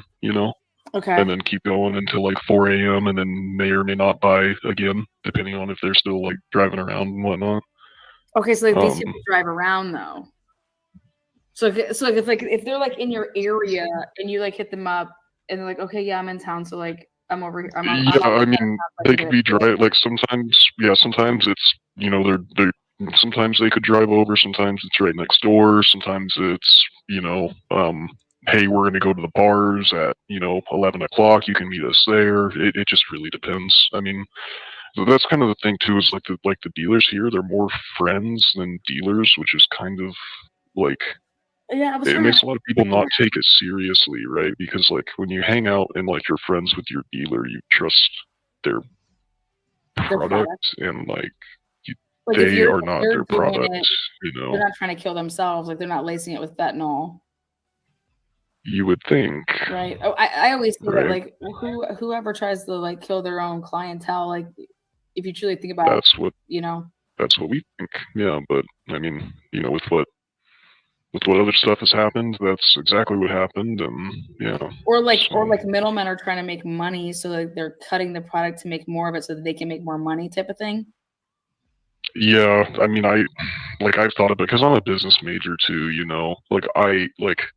I've thought about it. Like, how do you make money off of killing your freaking customers, right? It just doesn't make sense. It doesn't make sense. That's never the plan, I feel like, right? No, you take like a business class, they tell you need your customers, so why would you try to kill them, right? That's I mean, if you're making a couple hundred Yeah, like you can get a couple $100 a week from this one guy or one girl. Why would you try to give them something that could potentially, kill I them. don't know. Yeah. Yeah, it doesn't make sense to me. Um, Like, not even like, potentially kill them, or like, why would you because, and I thought about it this way too, right? Like from like the user side, like, well, bro, if you give me some shit like that's like mixed in with it that makes it go more down than more up, I'm gonna think it's garbage shit, and I'm not gonna buy from you. Like, I don't care if it like makes me feel like weird or different. Like, if that's not what I want, I'm not gonna buy it. So like, why? so It doesn't make sense because why everywhere would you else, mess with it? yeah, and You like want a consistent product is what you're saying. yeah, and like you look at everywhere else, everyone else tries to do the one thing that they do. They try to do it the best they can, right? But, like these guys, they do the opposite. They're like, what can we get away with? And I don't know. It doesn't make sense to me. So, like, do you think that is going on then on campuses over there? Like, people are trying to, like, do you think that it was just accident? Like, people aren't doing this on purpose, right? Cutting it up here? No, I don't think it's being cut up here on purpose, and I'm inclined to believe it isn't. I think it's a couple hands before it gets to us. Okay. And I can, off camera, I can tell you how I know that too. Okay, privately. Okay. So when we go look at this house then here at 1122 King, if is it true that people in that house have sold products? Yes. Yeah, 100%. And you've bought from them, or other people have, or you guys like throw down 100%. together? Yep, all the above. All the above. So like you would just like know to go there to get like product? Well, like I said, I mean, they're your friends too. So you go over there after you get done with your homework, and it's a Thursday afternoon, but you want to have a couple drinks, and you maybe get a little fucked up, but not too fucked up. And so you're just gonna go, hang out with these girls, and maybe do a little bit, and drink a little bit, and play a couple beer games, be back by like midnight, right? Not normal. Yeah, it's night, like, or right? even if you go somewhere like in an afternoon and you start day drinking, I call it, like, start happy hour at like 3 or 4, and you're done by like 9. Yeah, I mean that's essentially, and then and then on the weekends, if it was going to get obliterated, go over and just get obliterated. Yeah, oh yeah, 100%, and they would stay up with you. Mm-hmm. And they would sit with you, and then like it wasn't not all 3, of course. I'm not talking about like those 3 specifically, but the other ones that were affiliated. Yeah, 100%. They were troopers, party hard. Wait, who like, so you mean like the Emma Baileys of the world? Yeah, so you remember how I told you how there were like 2 houses over there and how it kind of connected with the other stuff that you saw? Yeah. Most of, I guess, our experience was at the other house, not at this house that everything happened at. So like a house that's over there. Yes, a different house that's near there, because everyone, like I was saying, it's a Greek life community, so people change houses, Yeah, like, hey, the Pi Phis are leaving this house, they're giving it to the Delts, and they're offering it to us too. Do you guys want to try to take it? And like that's literally how all of that goes all the time, every semester, every year. Okay. You mean like it's always been over there, just not that specific house, if that makes sense. Yeah. So I guess then it would just be like it was well, like you always know where everyone's at, right? You know that house is the Delt house, that house is Sigma Chi, this house is Beta, this house is Pi Phi, this house is Tri Delt, and like you always know where they are. So like what people live in that house too, and so you're like, oh, that's that Pi Phi out of house where ABC girls live. Then it's just kind of like, you know what I mean? You just put it together and right? Yeah. I don't know. Well, I guess it would kind of like well, the 1122 King House though ends up that this year they merge, or were these girls still in there? That's weird. No. That's the weird thing is that it's like that house. They mixed them all up, so it's like a mixed bag of like all the different types of girls from different. I mean, like even if they're in the same sororities, they didn't do the same things either, which is like that's what kind of like puzzled me a little bit.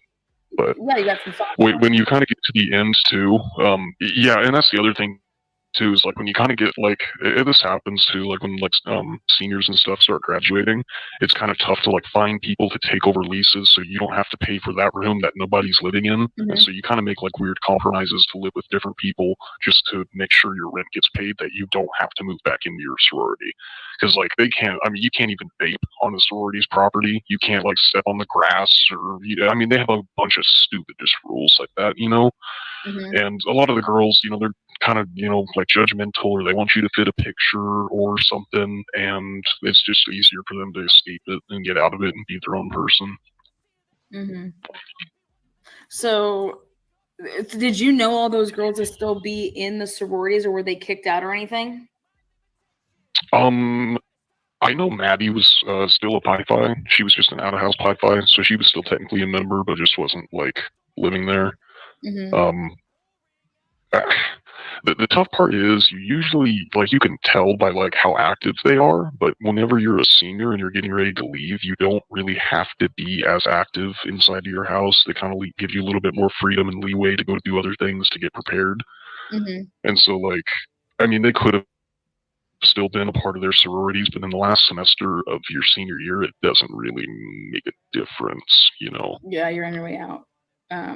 Yeah, you're on your way out. You don't have the same, like, you're not preparing for the next year again, and that takes a whole semester in itself, you know, and getting, you know, all the girls ready, getting the house ready, money. I mean, it's a whole, I mean, they're businesses, basically, you know? Yeah. Now, did you ever think 1 second, like, that any of these girls' boyfriends were involved or anything like that? Because, like, they were part of, like, the fraternity? Like, I mean, was there... No, not really. Like, it was... Like, we thought it was the OD, and it just made sense, you know, and so we just kind of took that. You thought it was OD'd. And then, this is, like, we hear, like, the whole stabbing part of it. Were you just like, wait, what? Yeah, basically, yeah. And I mean, like, we had already heard about it too, and like, I know I personally, I just didn't want to believe it, right? Like, I wanted it to be an OD more than, you know, these 4 kids just got stabbed to death, right? Like, I don't know. It would just be, because, well, then you're looking at it like, oh my God, wait, what do you mean why would these 4 kids be stabbed to death? You know what I'm saying? Like, that's what I would be looking at. Because why aren't they coming from like, me? Then am I next? Like, and it happens every semester, like, kids die, right? Like, car accidents or something, you know, tragic like that, right? But, and that's the thing is, like, if it was an OD, it's an accident. But if it's a stabbing, it's on purpose. And what does that mean? You know, like, I think that's, I don't know, like, we were all just left wondering and just trying to grab onto anything. Yeah. So when you get back from camp, or actually because it happened before you guys probably arrived, because it was, you know, winter break, they have an arrest. You see across the screen this Brian Kohlberger name. Okay.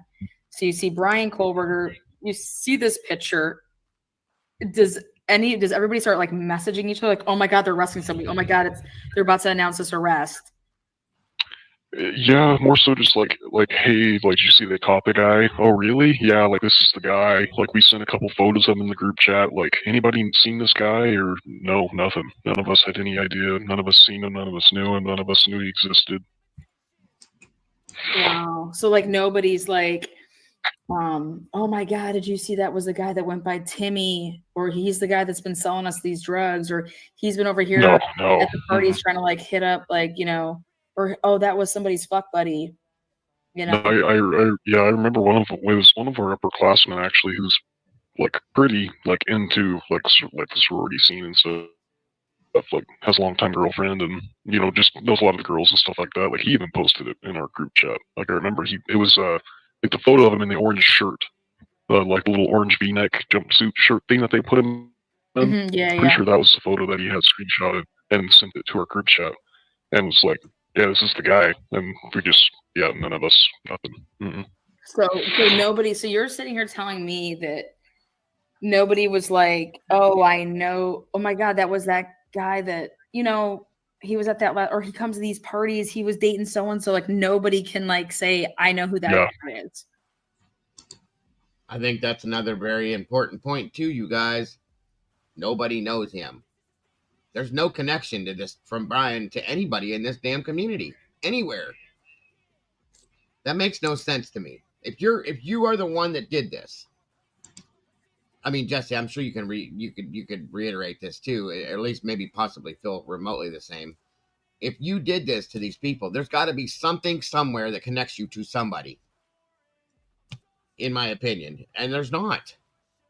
Nobody knows him. Nobody knew him other than that stupid pool party when he first got here and his students when he started teaching.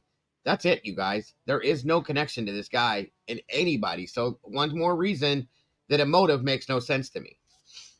And every single detail we find about this crime, it just doesn't seem to fit him.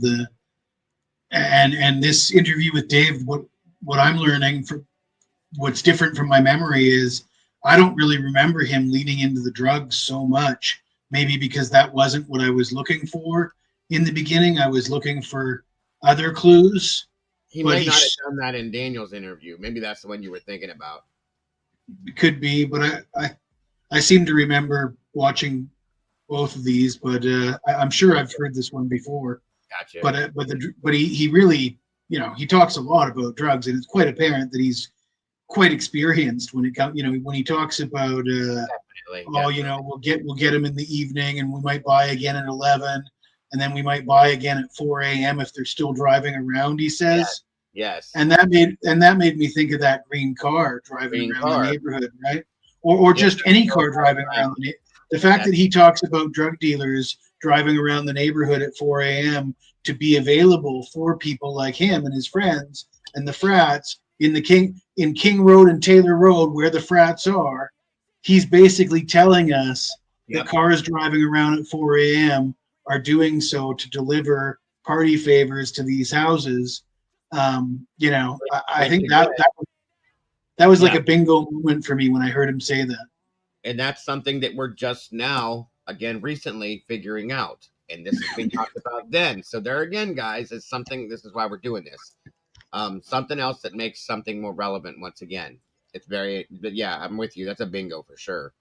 And definitely a red flag to go, hey, that says the story that could explain the green car. Completely.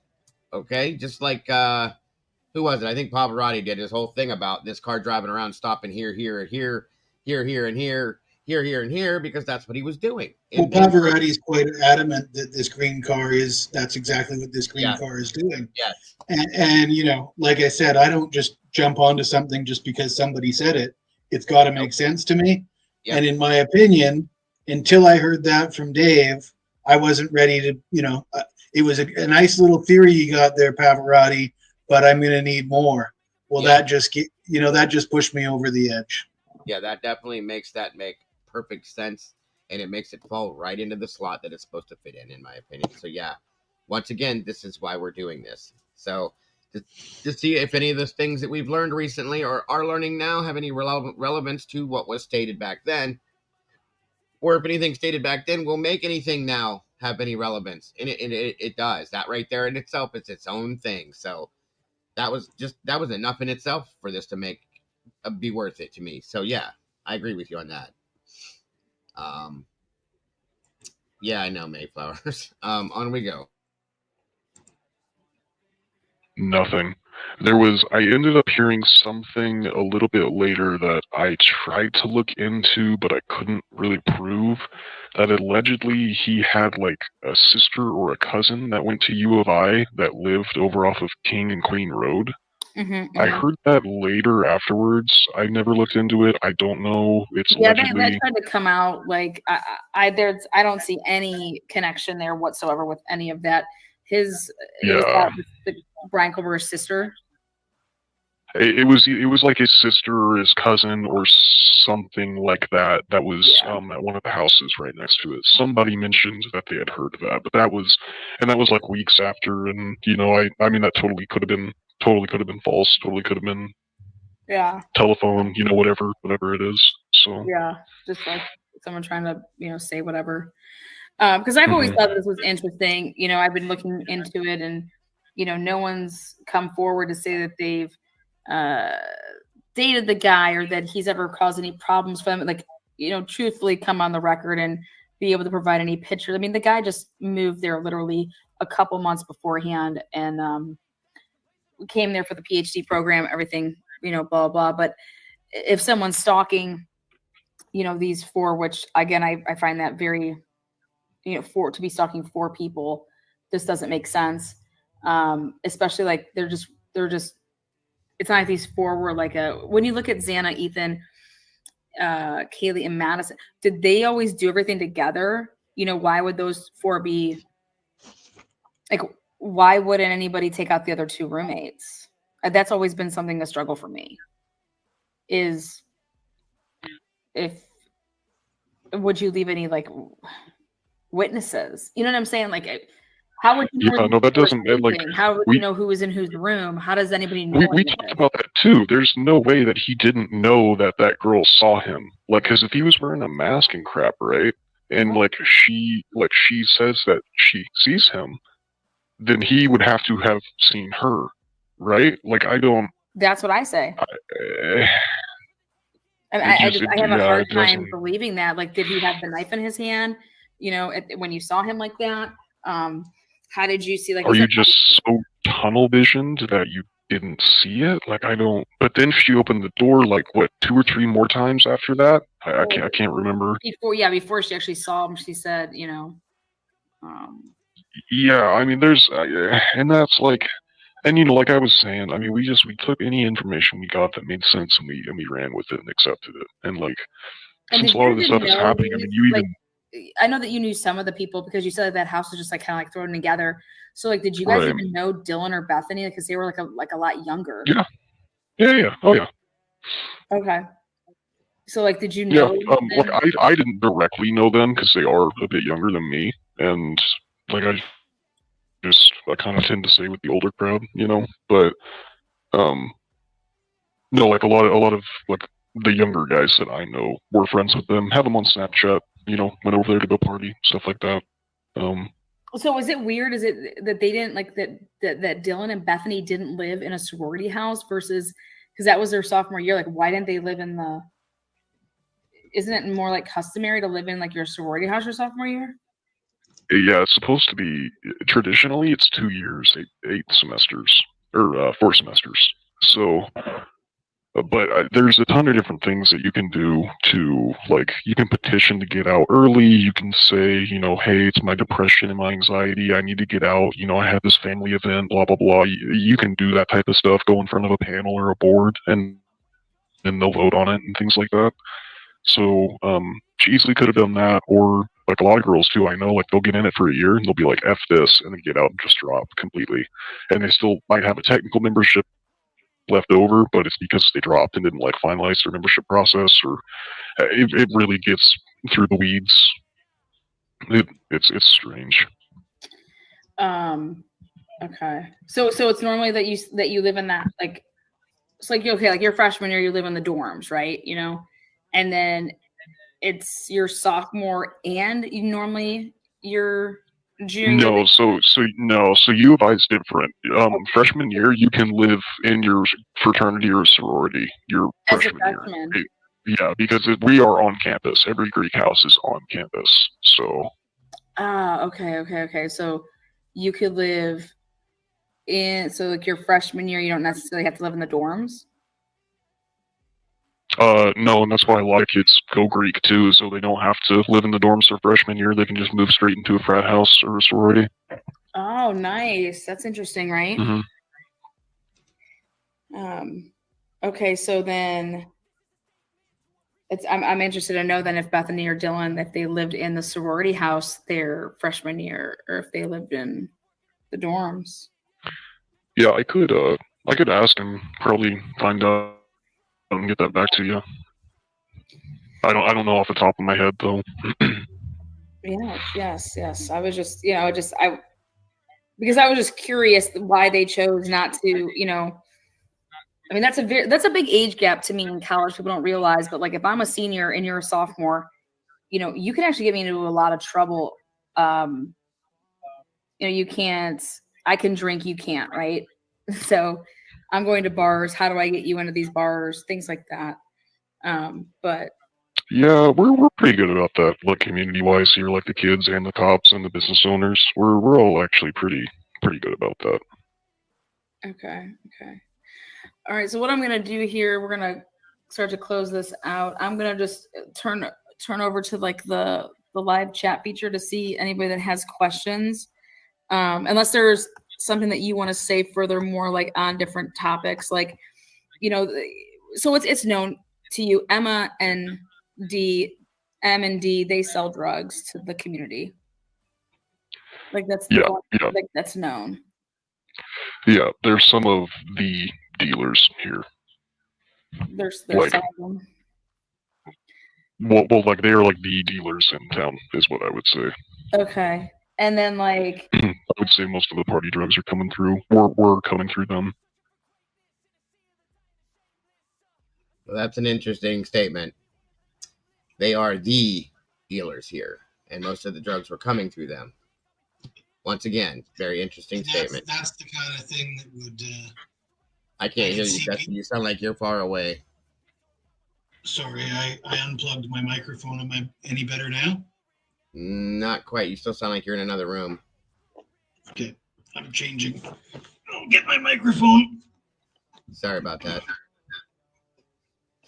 But yeah, I mean, that's kind of an important piece of information, and if you ask me, as far as this, how this goes. You know what I mean?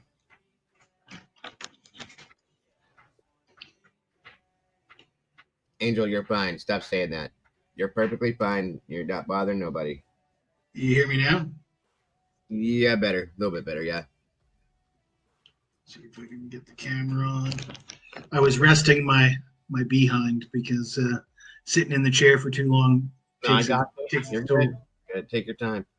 But yeah, that sounds like something that you would lie for and cover up. The two main drug dealers in the town that are responsible for all the party drugs coming into town. That's a lot of power. That's a lot of intimidation. That's the kind of thing that everybody keeps their mouth shut about. And I want to say something too, as far as WSU Mom Kim, she brought that information out after this. Okay, she talked about other stuff before this, but that part of this came out way after. And she knows him, like knew him for a long time because of her other kids and just being in that town. So that's important in my opinion. Go ahead, Jesse. I didn't mean to interrupt you. No, I just think that was quite significant that they said that about MN. I mean, we all sort of knew that about MND, but I don't remember them being referred to as the source of all the party drug or the majority of the party drugs in town. I mean, that changes things. A lot of people you can buy a little bit here and there, but the source of a large amount, we're talking a lot of money now, I think. Yeah, which makes sense.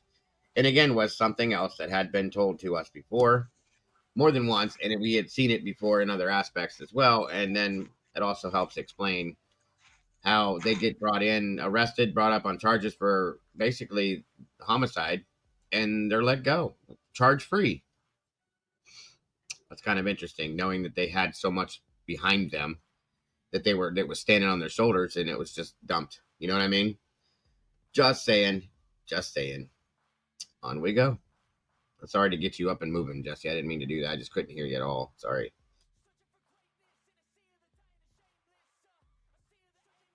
Okay. So like since they have been arrested, how are people, you think, getting their supply? I'm just curious. I mean, is it someone just picked Everybody I know has quit or has said that they quit. So I'm not sure. Mm-hmm. And then was Emma known to be acquaintances or cool with any of the victims? Oh yeah, absolutely. There's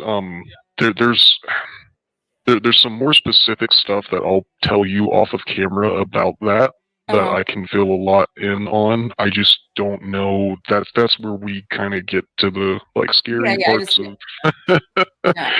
So I what I want to do is give you that and then let you help me understand what I should or shouldn't say about that. Let me play that back again real quick so you hear what Lana said. Well, for me is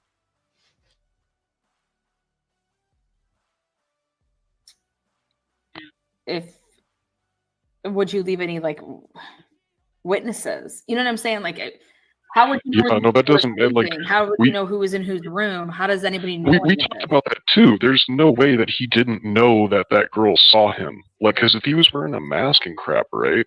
And like she says that she sees him, then he would have to have seen her, right? Like, I don't. That's what I say.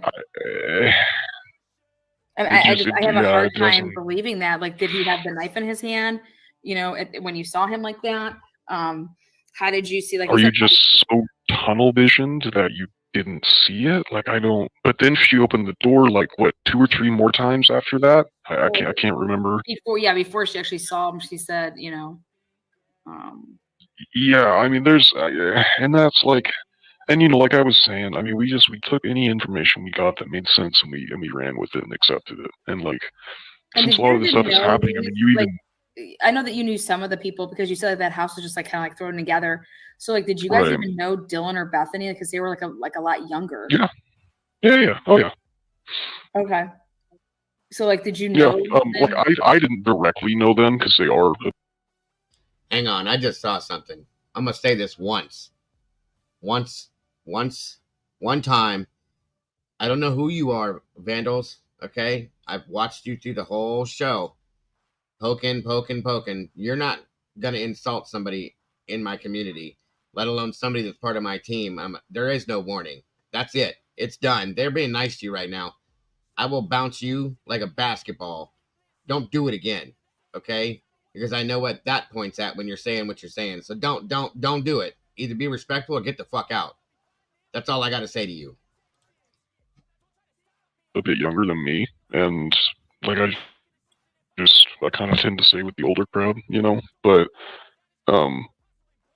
no, like a lot of like the younger guys that I know were friends with them, have them on Snapchat, you know, went over there to go party, stuff like that. So is it weird? Is it that they didn't like that Dylan and Bethany didn't live in a sorority house versus because that was their sophomore year? Like, why didn't they live in the? Isn't it more like customary to live in like your sorority house your sophomore year? Yeah, it's supposed to be traditionally it's 2 years, 8 semesters or 4 semesters. So, but there's a ton of different things that you can do to like you can petition to get out early. You can say, you know, hey, it's my depression and my anxiety. I need to get out. You know, I have this family event. Blah blah blah. You can do that type of stuff. Go in front of a panel or a board, and they'll vote on it and things like that. So she easily could have done that, or like a lot of girls too. I know, like they'll get in it for a year and they'll be like F this, and then get out and just drop completely, and they still might have a technical membership left over, but it's because they dropped and didn't like finalize their membership process, or it really gets through the weeds. It's strange. Okay. So it's normally that you live in that like it's like okay, like your freshman year you live in the dorms, right? You know. And then it's your sophomore and your junior. No, so U of I is different.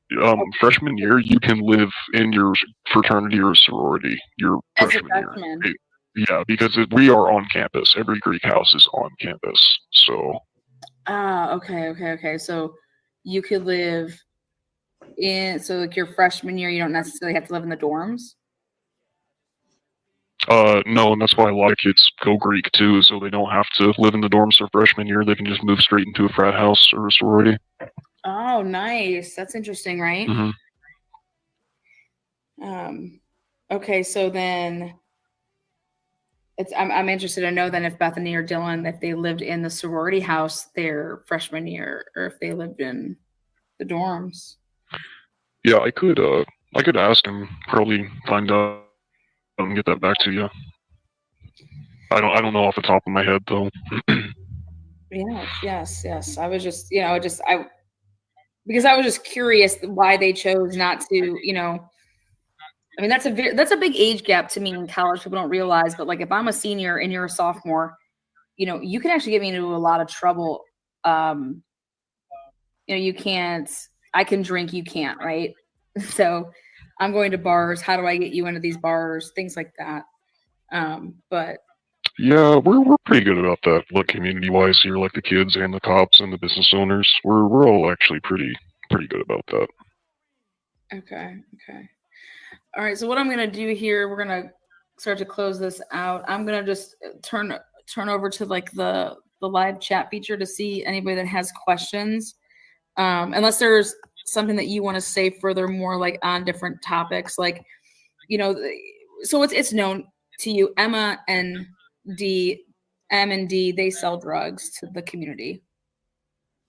Like that's like that's known. Yeah, there's some of the dealers here. There's like, some of them. Well, like they are like the dealers in town, is what I would say. Okay, and then like I would say most of the party drugs are coming through. We're coming through them. Okay, so like since they have been arrested, how are people you think getting their supply? I'm just curious. I mean, is it someone just pick Everybody I know has quit or has said that they quit. So I'm not sure. And then was Emma known to be acquaintances or cool with any of the victims? Oh yeah, absolutely. There's there's some more specific stuff that I'll tell you off of camera about that I can feel a lot in on. I just don't know. That's where we kind of get to the like scary parts of. So I what I want to do is give you that and then let you help me understand what I should or shouldn't say and that's that perfect. type of stuff. Yeah, absolutely. And then you would never classify as anybody in the house as being like, hey, those are drug dealers? Would you ever say that? Would you ever be like, although those people are drug dealers? Or would you just say like those people are like party? You know what I mean? Yeah, no, they don't. I mean, and that's what I was saying too. Like, they're more your friends than they are your dealers. They just happen to be your friends that have fun stuff that you can buy off them, basically. Okay. And then would it just be like that? People would just hand them the money, and then or like shoot them a Venmo or something. Okay.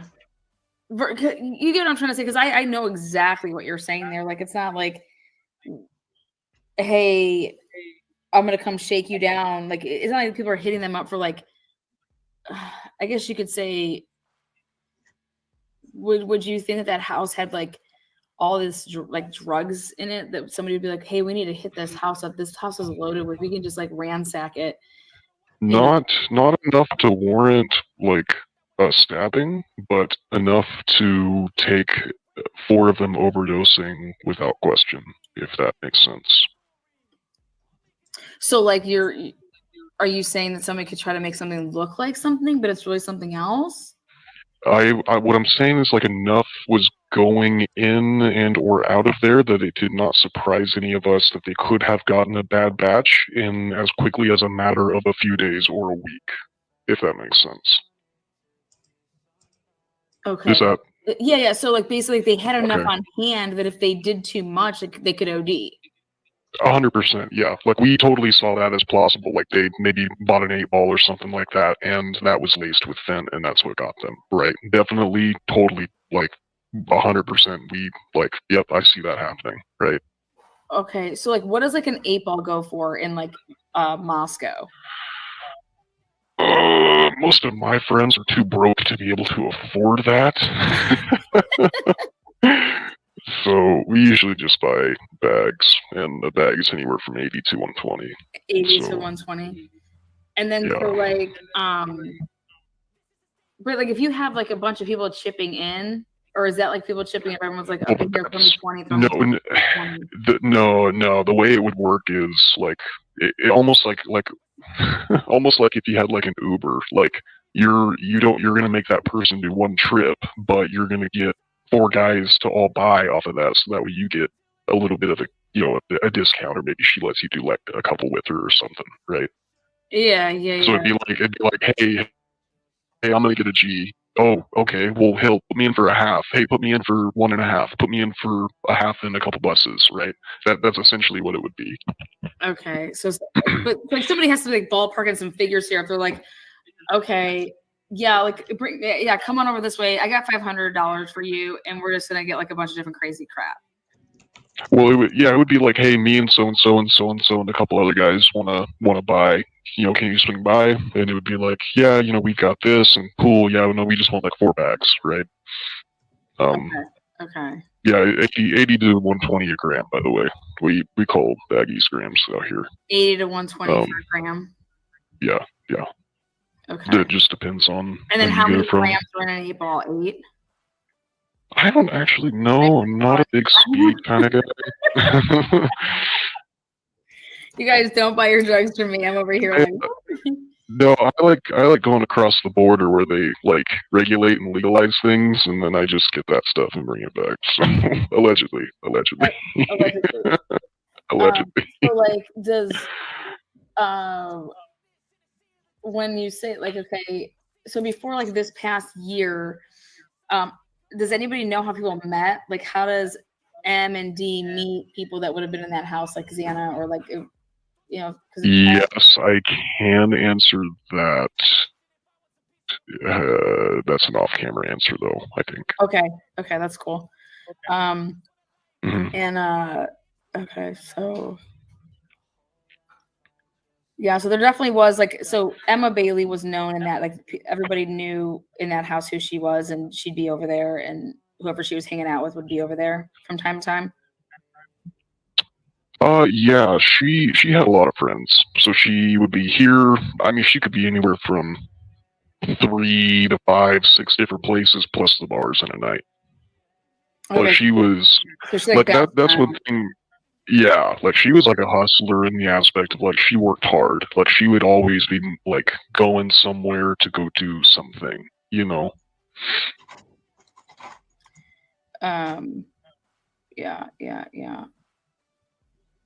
So, and then D, like, did you ever see that guy that, Yes, and I have some stories too that I can tell you. Yeah. To help you figure out kind of who he is and what he's about, and Okay. I've met all these people personally, hung out with them all. A lot of people have, to be fair. I have a bit more of I guess experience than most. Okay. And I can share some of that with you privately too. Yeah, that sounds good. Would you But know, like I was saying though, they were like the dealers here. Yeah, they were. So they saw tons of people. Yeah. Oh yeah. No, we were one of a dozen groups they would easily hit at night. DC.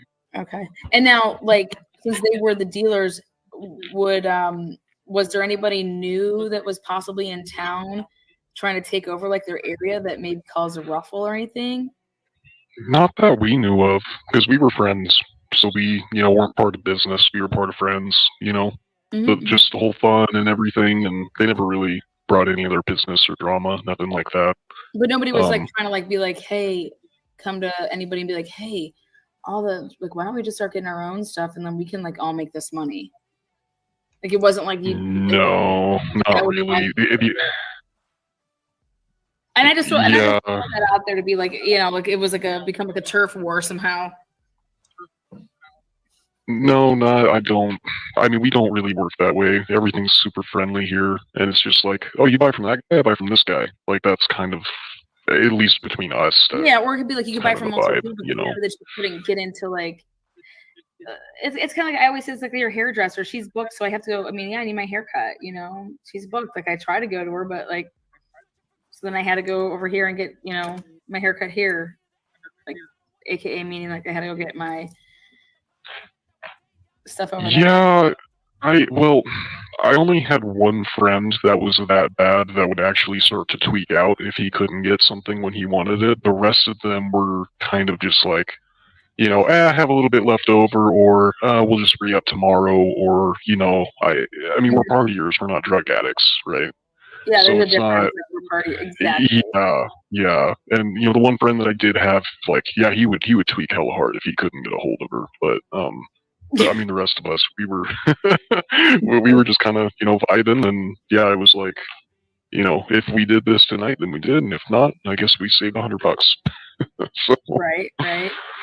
I try to tell that to people too. Like, we're not doing like these aren't drug addicts. These are like you're in college and you're partying, you know, on a weekend. Or it's literally like I was talking to my mom about this too. Like, it's literally just the fact of we want to be able to drink until like 6, 7 o'clock in the morning and not go, like, pass out at 2 a.m., 1 a.m. That's it.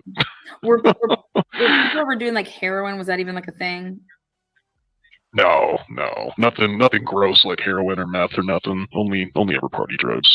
Party drugs. So you said like Molly, but like ecstasy? Yeah, Molly, Coke, Sans, X, yeah, a lot of that type of stuff. Shrooms, acid. Acid. But so like yeah, not far and few in between. Not too popular. But that's what I had Enan Harsh on here, and he was telling me about some trip he took. I think he was talking about some acid. I don't know. He was just. Do you even know Enan Harsh? No, I have no idea who that is. I know he wants to know if you want to pet his cat. So I don't know. There's one thing I will tell you is there's a reason us Greek life students stick to Greek life students. Okay, it makes sense. A lot of people, no offense, Eden, but we're in a small town, and right? sometimes some things are just kind of strange. Right? That's funny. No, but I like thank you so much for coming here. I'm gonna look over here to the chat. What do you guys throw up your questions here? I'm wrapping out. Say something. No, the kids are up and awake, so somebody said something to me. Oh, sorry. But I will say that I am shocked about this.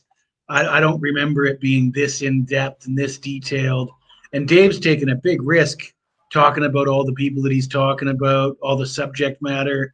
Well, he's letting the cat out of the bag a little too much. That would explain why Kim came at me a while after that saying that she was flipped out, saying that he got assaulted, that he got jumped, that he got beat up real bad. So and then he went into. I mean, there's no doubt that would happen based on what he's saying, who he's saying about, how specific he's being. Then he's promising to tell Lana. I'd love to know what Lana found out off camera. But a lot of the stuff he's saying, I mean,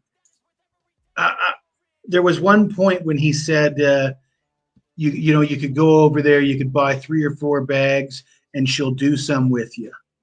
Now, I interpreted that like he was talking about somebody in the house. What did you interpret that like he was talking about Emma, or did you interpret that as if it could have been any one of those girls in the house? Emma or whoever he bought it from, female-wise, because like he stated at some point that your friends were selling it too to you. But I mean, I know that Emma wasn't always there, though. So, I mean... Maybe he was referring to her straightforwardly, or if he was just talking to, like, somebody that he would buy it from besides them, possibly. But he... Well, was I misunderstanding? Because it made it... I was under the impression he was talking about going to the house to score, and they're more like, I mean, because there was a discrepancy, right? Emma and Dee are the main dealers in town, but the house, they're more like your friends, right? There was a difference there. Yeah, we're not going to call them dealers. No, right? That's exactly right. Yes, absolutely. So he also led into the point where he had, in my opinion, from what he said, probably a really close relationship with those two at some point, because he said, I know better than most. Okay. He knows which makes it all the more odd that he's willing to talk about their business on an open forum on YouTube. Right. a silly mistake, in my opinion. Well, I mean, if it was after the fact that they were arrested, so on and so forth, he probably felt safe to be some extent, maybe, who knows. But still, he probably didn't think that anybody would figure out who he was. Anybody that knows him probably could tell the tone of his voice, whether it's hidden or not. And the things that he's talking about kind of leads away to anybody that would be close to him would know exactly who he's talking to, who he is, based on the things he's explained. In my Also, opinion. I'd like to officially change my position when somebody said, "Will they call Dave as a witness?" And I said, "Well, they have potentially hundreds of people on the Snapchat."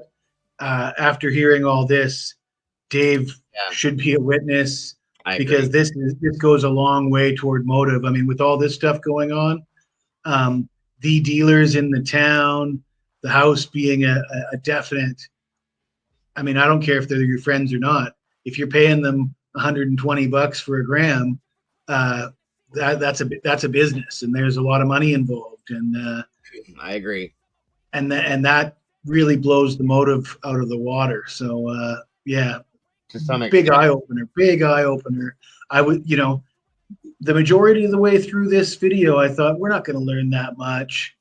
We did learn a bit, I think. I thought it was a really good idea because I figured there was going to be some things that were going to be just kind of like, whoa, wait a minute, I forgot that. And now with what we know now, like I said, the relevance has gotten a lot more significant, I should say.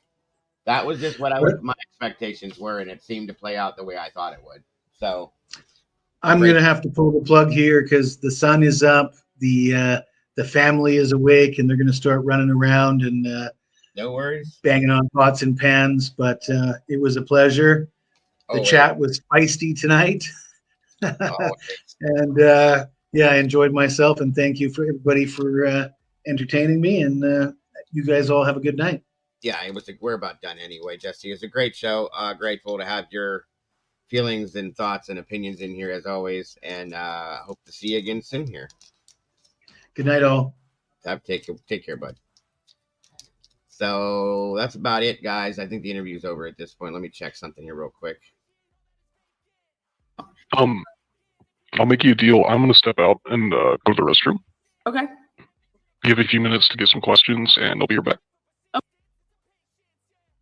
Of any what's the word I want to use, like even if we weren't as close as we were, So the end of this is just a Q&A thing where they ask him specific questions. So I'm gonna go ahead and play that on a faster speed, and we'll end that out. It'll be pretty quick because there's only just a few minutes left in this, so we'll get through that and we'll be done with this for today. And I appreciate your guys' patience and you guys all supporting us and being here more than you guys will ever understand. So thank you again. And thank you to the mods as always. We just kind of realized like, hey, life is precious, right? You're not promised tomorrow.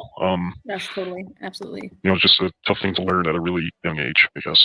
But yeah, it's totally changed. Like I said, like this isn't how this year was supposed to go for anybody that would be at that campus, let alone the victims. You know what I mean? Like yeah. I consider even like you a victim. I mean, I'm talking about, I guess you could say, the victims of the crime with the stabbings. But is there been any talk about who the sixth roommate was at the house? Does anybody know about a sixth roommate? Or maybe that's something you can. Was there a sixth roommate? Not off the top of my head that I can remember. Like I was saying with that one, they rented them out by the rooms, which is why they had that really weird like living situation. Okay. Thank you, Dr. Latino. Appreciate that. But yeah, that's why they had like a weird living situation, is because they rent them out by the rooms there, and so they have like you get some people in there that are only there for a semester, some that might stay for 2 but leave for the summer, and then somebody else might stay for the entire year round, right? It really just depends. Okay, I got on that. So like you think that they were, so like this is what didn't make sense with the Venmo stuff then. It was like they were subletting though. Like that totally could have been a possibility too. That's what I was saying. Like one of the girls might have graduated but just subleased it out to another girl. Okay. And then like, hey, I'm not going to be here in the spring. If you want, you can have this place. Or hey, I'm graduating this spring, but the lease is good until maybe it's like 3 other girls are re-signing, but there's 2 more bedrooms open. Do you want the bedroom open in the fall? Right? There's a bunch of weird ways, and they don't even require co-signers up here, which is kind of weird to me. You don't have to have a co-signer to get your own place up here. Okay. Yeah, so I mean, as long as like you have like student loans or something like that, they will literally like just let you sign, and you can kind of do whatever you want with it. Okay. As long as they get paid, they don't care, really. Yeah. So when you were at, the night before, or that Friday night when it was like the fraternities and sororities were having like that formal, were you aware of any, what's what I want to use, like, was Emma Bailey around? Was Dee around? Were people trying to, were people? So Dee never really ran on like his feet. You only rarely ever saw Dee. Okay. But from what I remember, we had at least 200 people at any given time at our place. She easily could have been there, and with what some of us were doing, that they easily could have gotten that from her. Yeah. And especially like if you knew like that was like coming up, like it could have been something they even got like I said, like on a Wednesday or Thursday, leading up to that. Maybe even somebody, because there's like stuff in the search warrant that they look for like a bank camera footage. Maybe somebody had to meet up at the bank because they had to pull a bunch of cash or something, like pay. I'm just like throwing this out, Well, and there's an ATM right off of campus, and it's on the main walking path that we all take to and from, like getting to the bars and stuff like that too. Okay. So it's super convenient to get cash here on campus. Really, really easy. It takes you 2 minutes to go out and get $100. Okay. Well, you're just, I just can't, I can't thank you enough, but I also more than thankful is just on Mother's Day. I think that you made, as somebody posted, and I tried to highlight there that you made your mom proud. Maybe she didn't think we were doing this, but like there were some moms out there that were like, here it was, there you go. And that's what my mom told me too. Like whenever we were talking about it on the first phone call after it happened, she was like, the first thing I thought about is like, oh my God, what if that was you? She's like, I know you were partying. She's like, I know you were out there. She's like, I hadn't heard from you. She's like, I didn't know, what if that was you? And I just like, just thinking about like, just like thinking about being a parent, right? Like I'm not a parent, but just thinking about like, that's just such a terrifying position to be put in. And maybe that's what resonated with me whenever I heard Kim speak. It was like hearing my mom speak, and it's just like, yeah, you're right. If I was a parent, I would want to know these things too, and I would want to know why. And even if it doesn't answer a question, at least it's more that they could take to the cops and be like, what else aren't you telling us, right? Because they need to know. I don't know. I know like a lot of people have a bunch of different opinions, but at the end of the day, like they lost their kids. Why? Like, screw your public image, screw the press conferences. Just be real with this family. Like, Yeah, right. That's how I feel the same way. Is if Brian's the guy and he's this crazy lunatic person, and there's just a lot of gaps. And I think the biggest thing for me is hearing from somebody that I believe in, and that's you, and you're saying we were notified. We knew about all of this way earlier. How could we all know about this way earlier? And 911's not called until 2.5 hours later, 2 hours later. That just doesn't make sense. Meaning it does make sense, but it needs to be answered for. It kind of freaks me out. Like how does that happen? Yeah. Like that doesn't just happen, right? Like something had to happen for that information to get all the way through to Greek life, to get to Kim, to get through to me, to get through.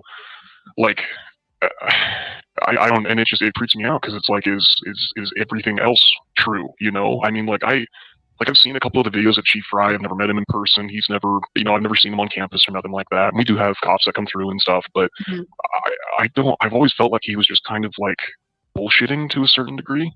Okay. With all due respect to the man, of course, but yeah. And it's like, and maybe that's not the right word. Maybe it's just like too much confidence with what he's saying or what he's trying to do. And I get why he's doing it, but to keep keeping the town at bay, like don't worry, like I just don't want pandemonium. Like we have to tell people that it wasn't isolated. Protecting the information of the case. What did he say? Like the integrity of the case was like his freaking key phrase those first like 2 weeks. God, I heard him say that so much.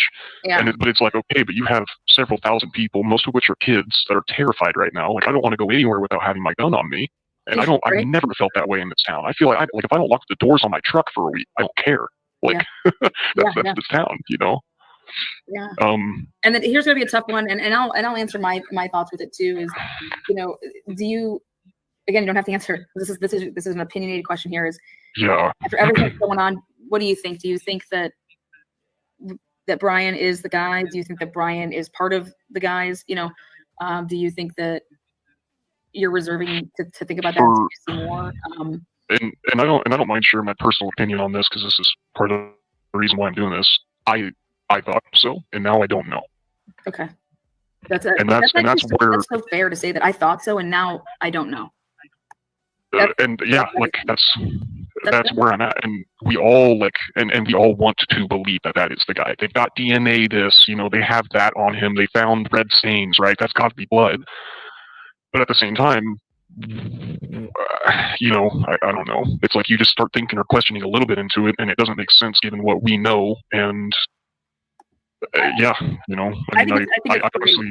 I think that was a great answer. I think that was a great answer. Like, yeah, I had no reason, and now I don't know. And that was a great answer because that's how, you know, I think that being younger, that's exactly how you would. Oh my God, whew, we got this, you know, crazy person, and then as this time has gone on, more stuff has come out, and I was just hoping that this car, like there would be all this blood in this car. I mean, show me that car is just lit up like a, you know, 4th of July when you put the black light on it, and that there's all this blood in there, and right, but like, and then you hear like no like footprints and no this and no that, and you're like, okay, well, if anyone's hunted or anything, yeah, like, you know, you can't contain blood. Like, that's just not a thing you can like clean.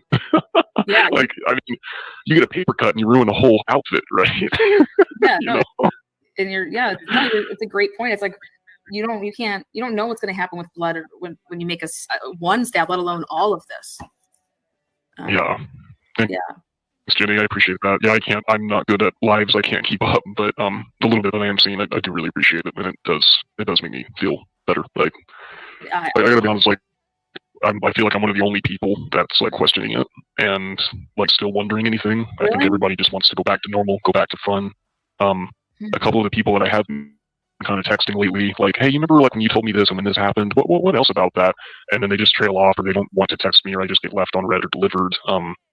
Yeah, you know, so it's just people don't want to talk about it. People are trying to push this under the rug, or people aren't, you know.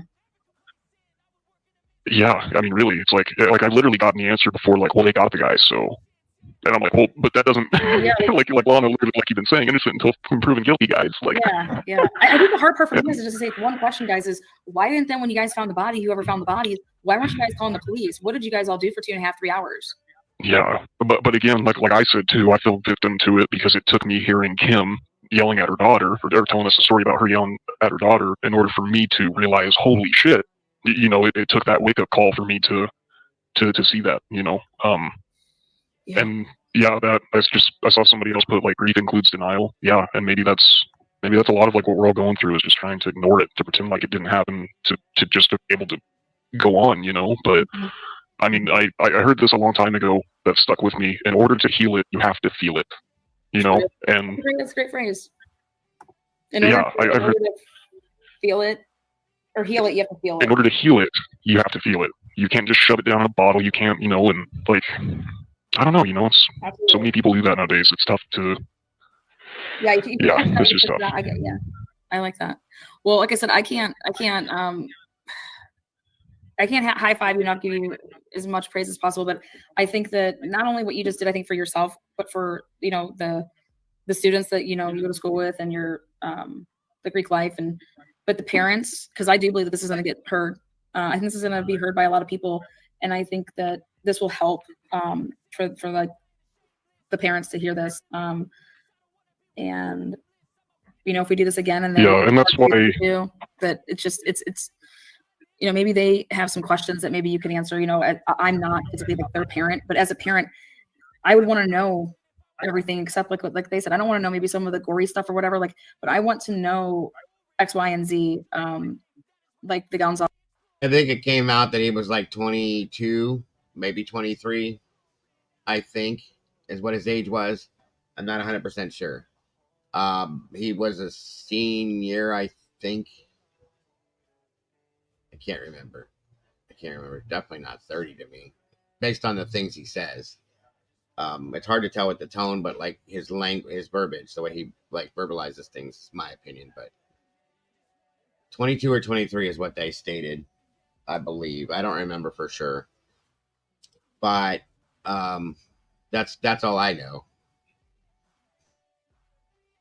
As that said, like so maybe there's some stuff that I can get some. They have some questions or whatever, but I just think that I want to say thank you from the bottom of my heart. Today's Mother's Day, and this could have happened on any other day, obviously, but I think that today made it a little more special, even because today's the day that they would have gotten phone calls, these moms from these 4 murdered victims, and then then there's another victim in Caden that overdosed, but there's people that didn't get that phone call today, you know, that they normally would have gotten from their from the child.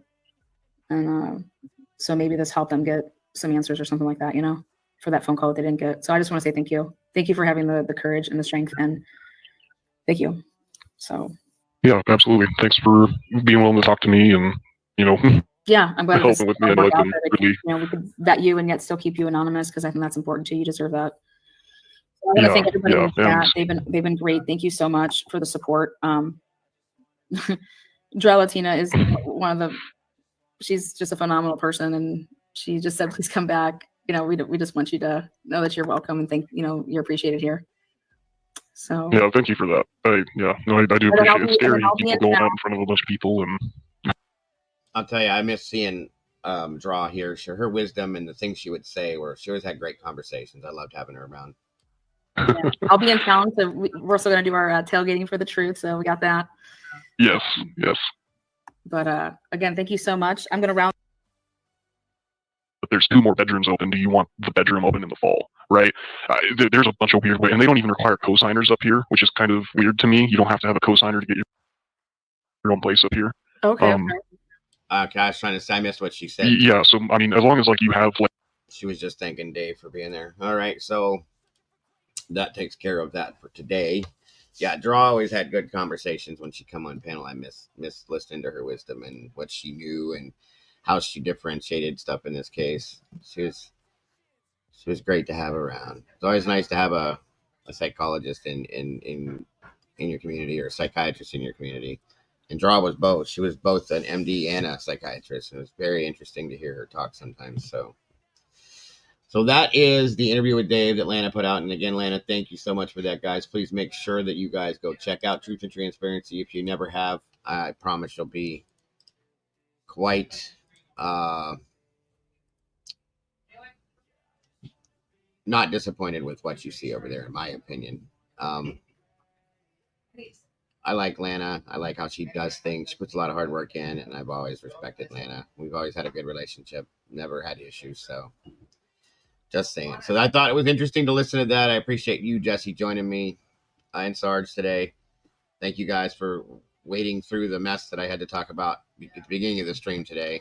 And then again, anybody that was offended by that, if you're part of my regular community, I'm sorry for that. But I just had to say what I had to say. Anybody else that's not part of this community, I don't personally care what you think, because that just proves who you are.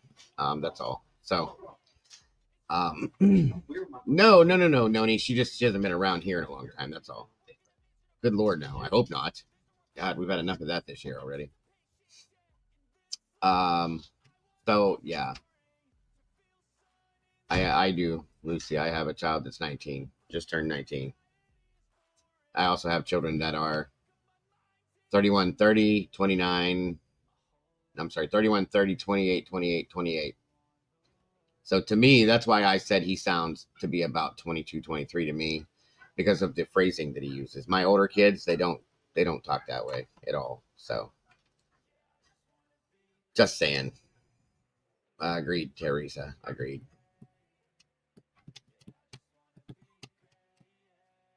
Let's see here. Appreciate you guys all hanging out through that. I thought it was important, like I said, and tomorrow or the day after, I want to go back and pull up my old interview with Kim. My original one where she told all of the information. I want to review that again and see how that relates to anything we have nowadays, and where it may break, where there may be a break in it or not. At some point we will do that. And I respect everybody's feelings about that interview in here as well. I may not agree with everything, but I do respect it because I love you guys, period. So that's all there is to that. Does anybody have any other questions or feelings or thoughts or anything before we head on out of here? I think I've kept you guys here long enough.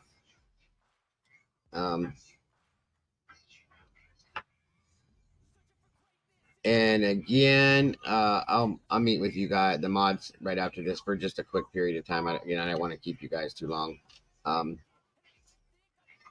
But again, thank you guys for the mods for being here. And again, you guys are amazing. Like I said, we're getting some questions answered. We're getting more questions out of what we're hearing in some ways. And I think it just helps to keep us level as to what our thoughts are in some senses. That's all. I appreciate each and every one of you guys so very much. Let me see. Today's Tuesday. Yeah. Okay. Well, that'll do it then. Like I said, I'll see the mods just for a few minutes if I can afterwards in the Discord. Other than that, guys, don't forget to love yourselves and love each other. Don't change a thing. Yes, I did, Meg. There's really nothing to them, Meg.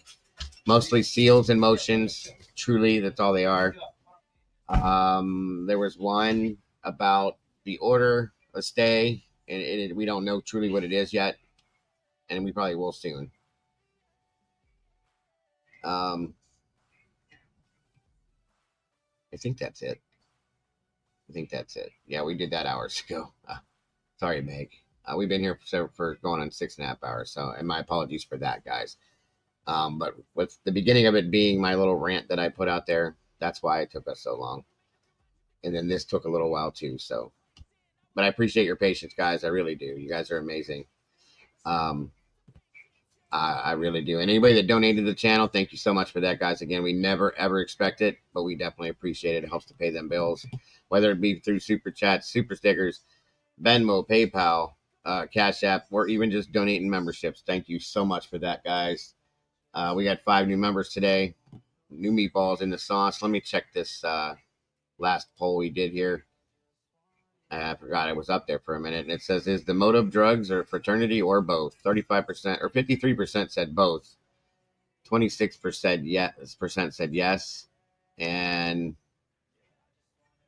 19 said no. Interesting. So 53% of people think, more than half think it's both. Could be. And I'll run another one tomorrow with the other show that we do with the Kim thing and all that stuff. So yeah. Once again, guys, thank you all so much for supporting the channel. Like, just being here, you guys are amazing. I'm absolutely love and adore each and every one of you. I appreciate that. And people that were not in chat, you are just as much appreciated. Again, thank you to all of you. Don't forget to love yourselves and love each other. Don't change nothing, folks. You guys are the beautiful people, and I will see you all very soon. Have a great one, folks. Bye-bye.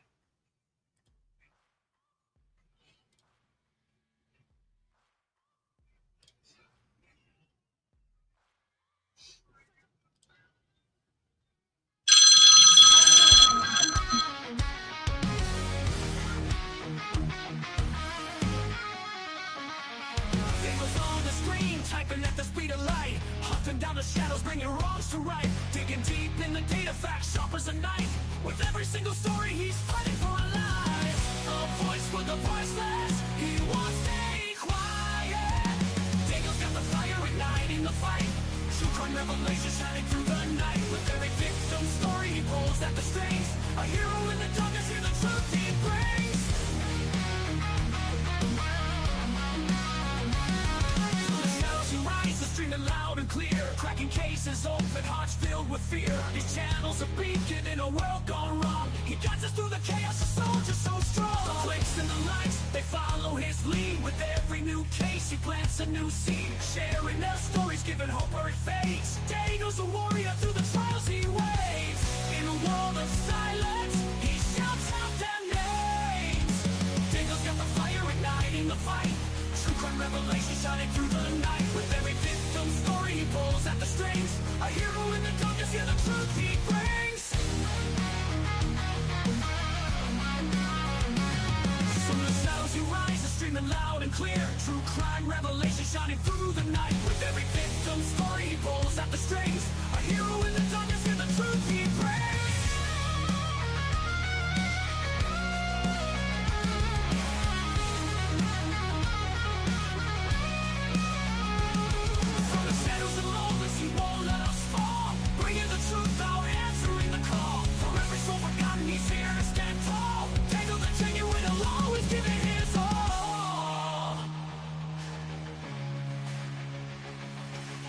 Got the fire igniting the fight.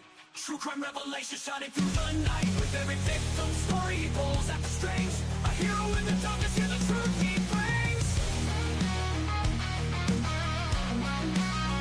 Hear the truth he brings.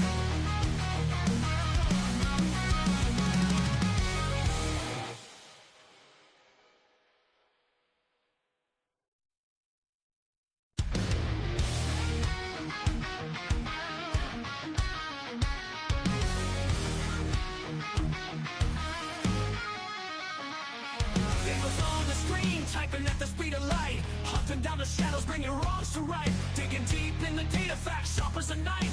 With every single story, he's fighting for a life.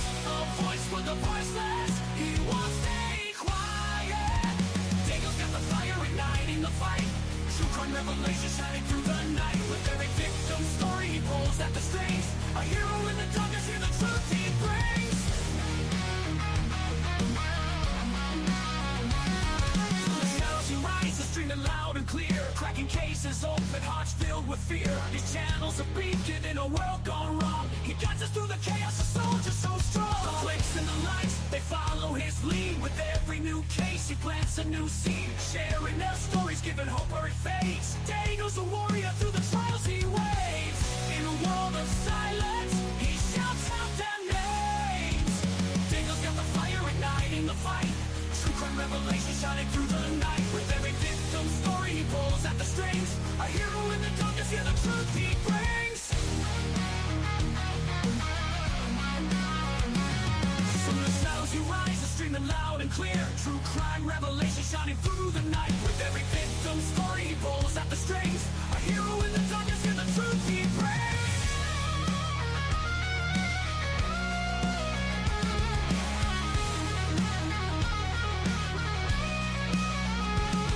From the shadows and moments, he won't let us fall. Bringing the truth out, answering the call. For every soul forgotten, he's here to stand tall. Diego the genuine, will always give it his all. Diego's got the fire igniting the fight. True crime revelation shining through the night. With every victim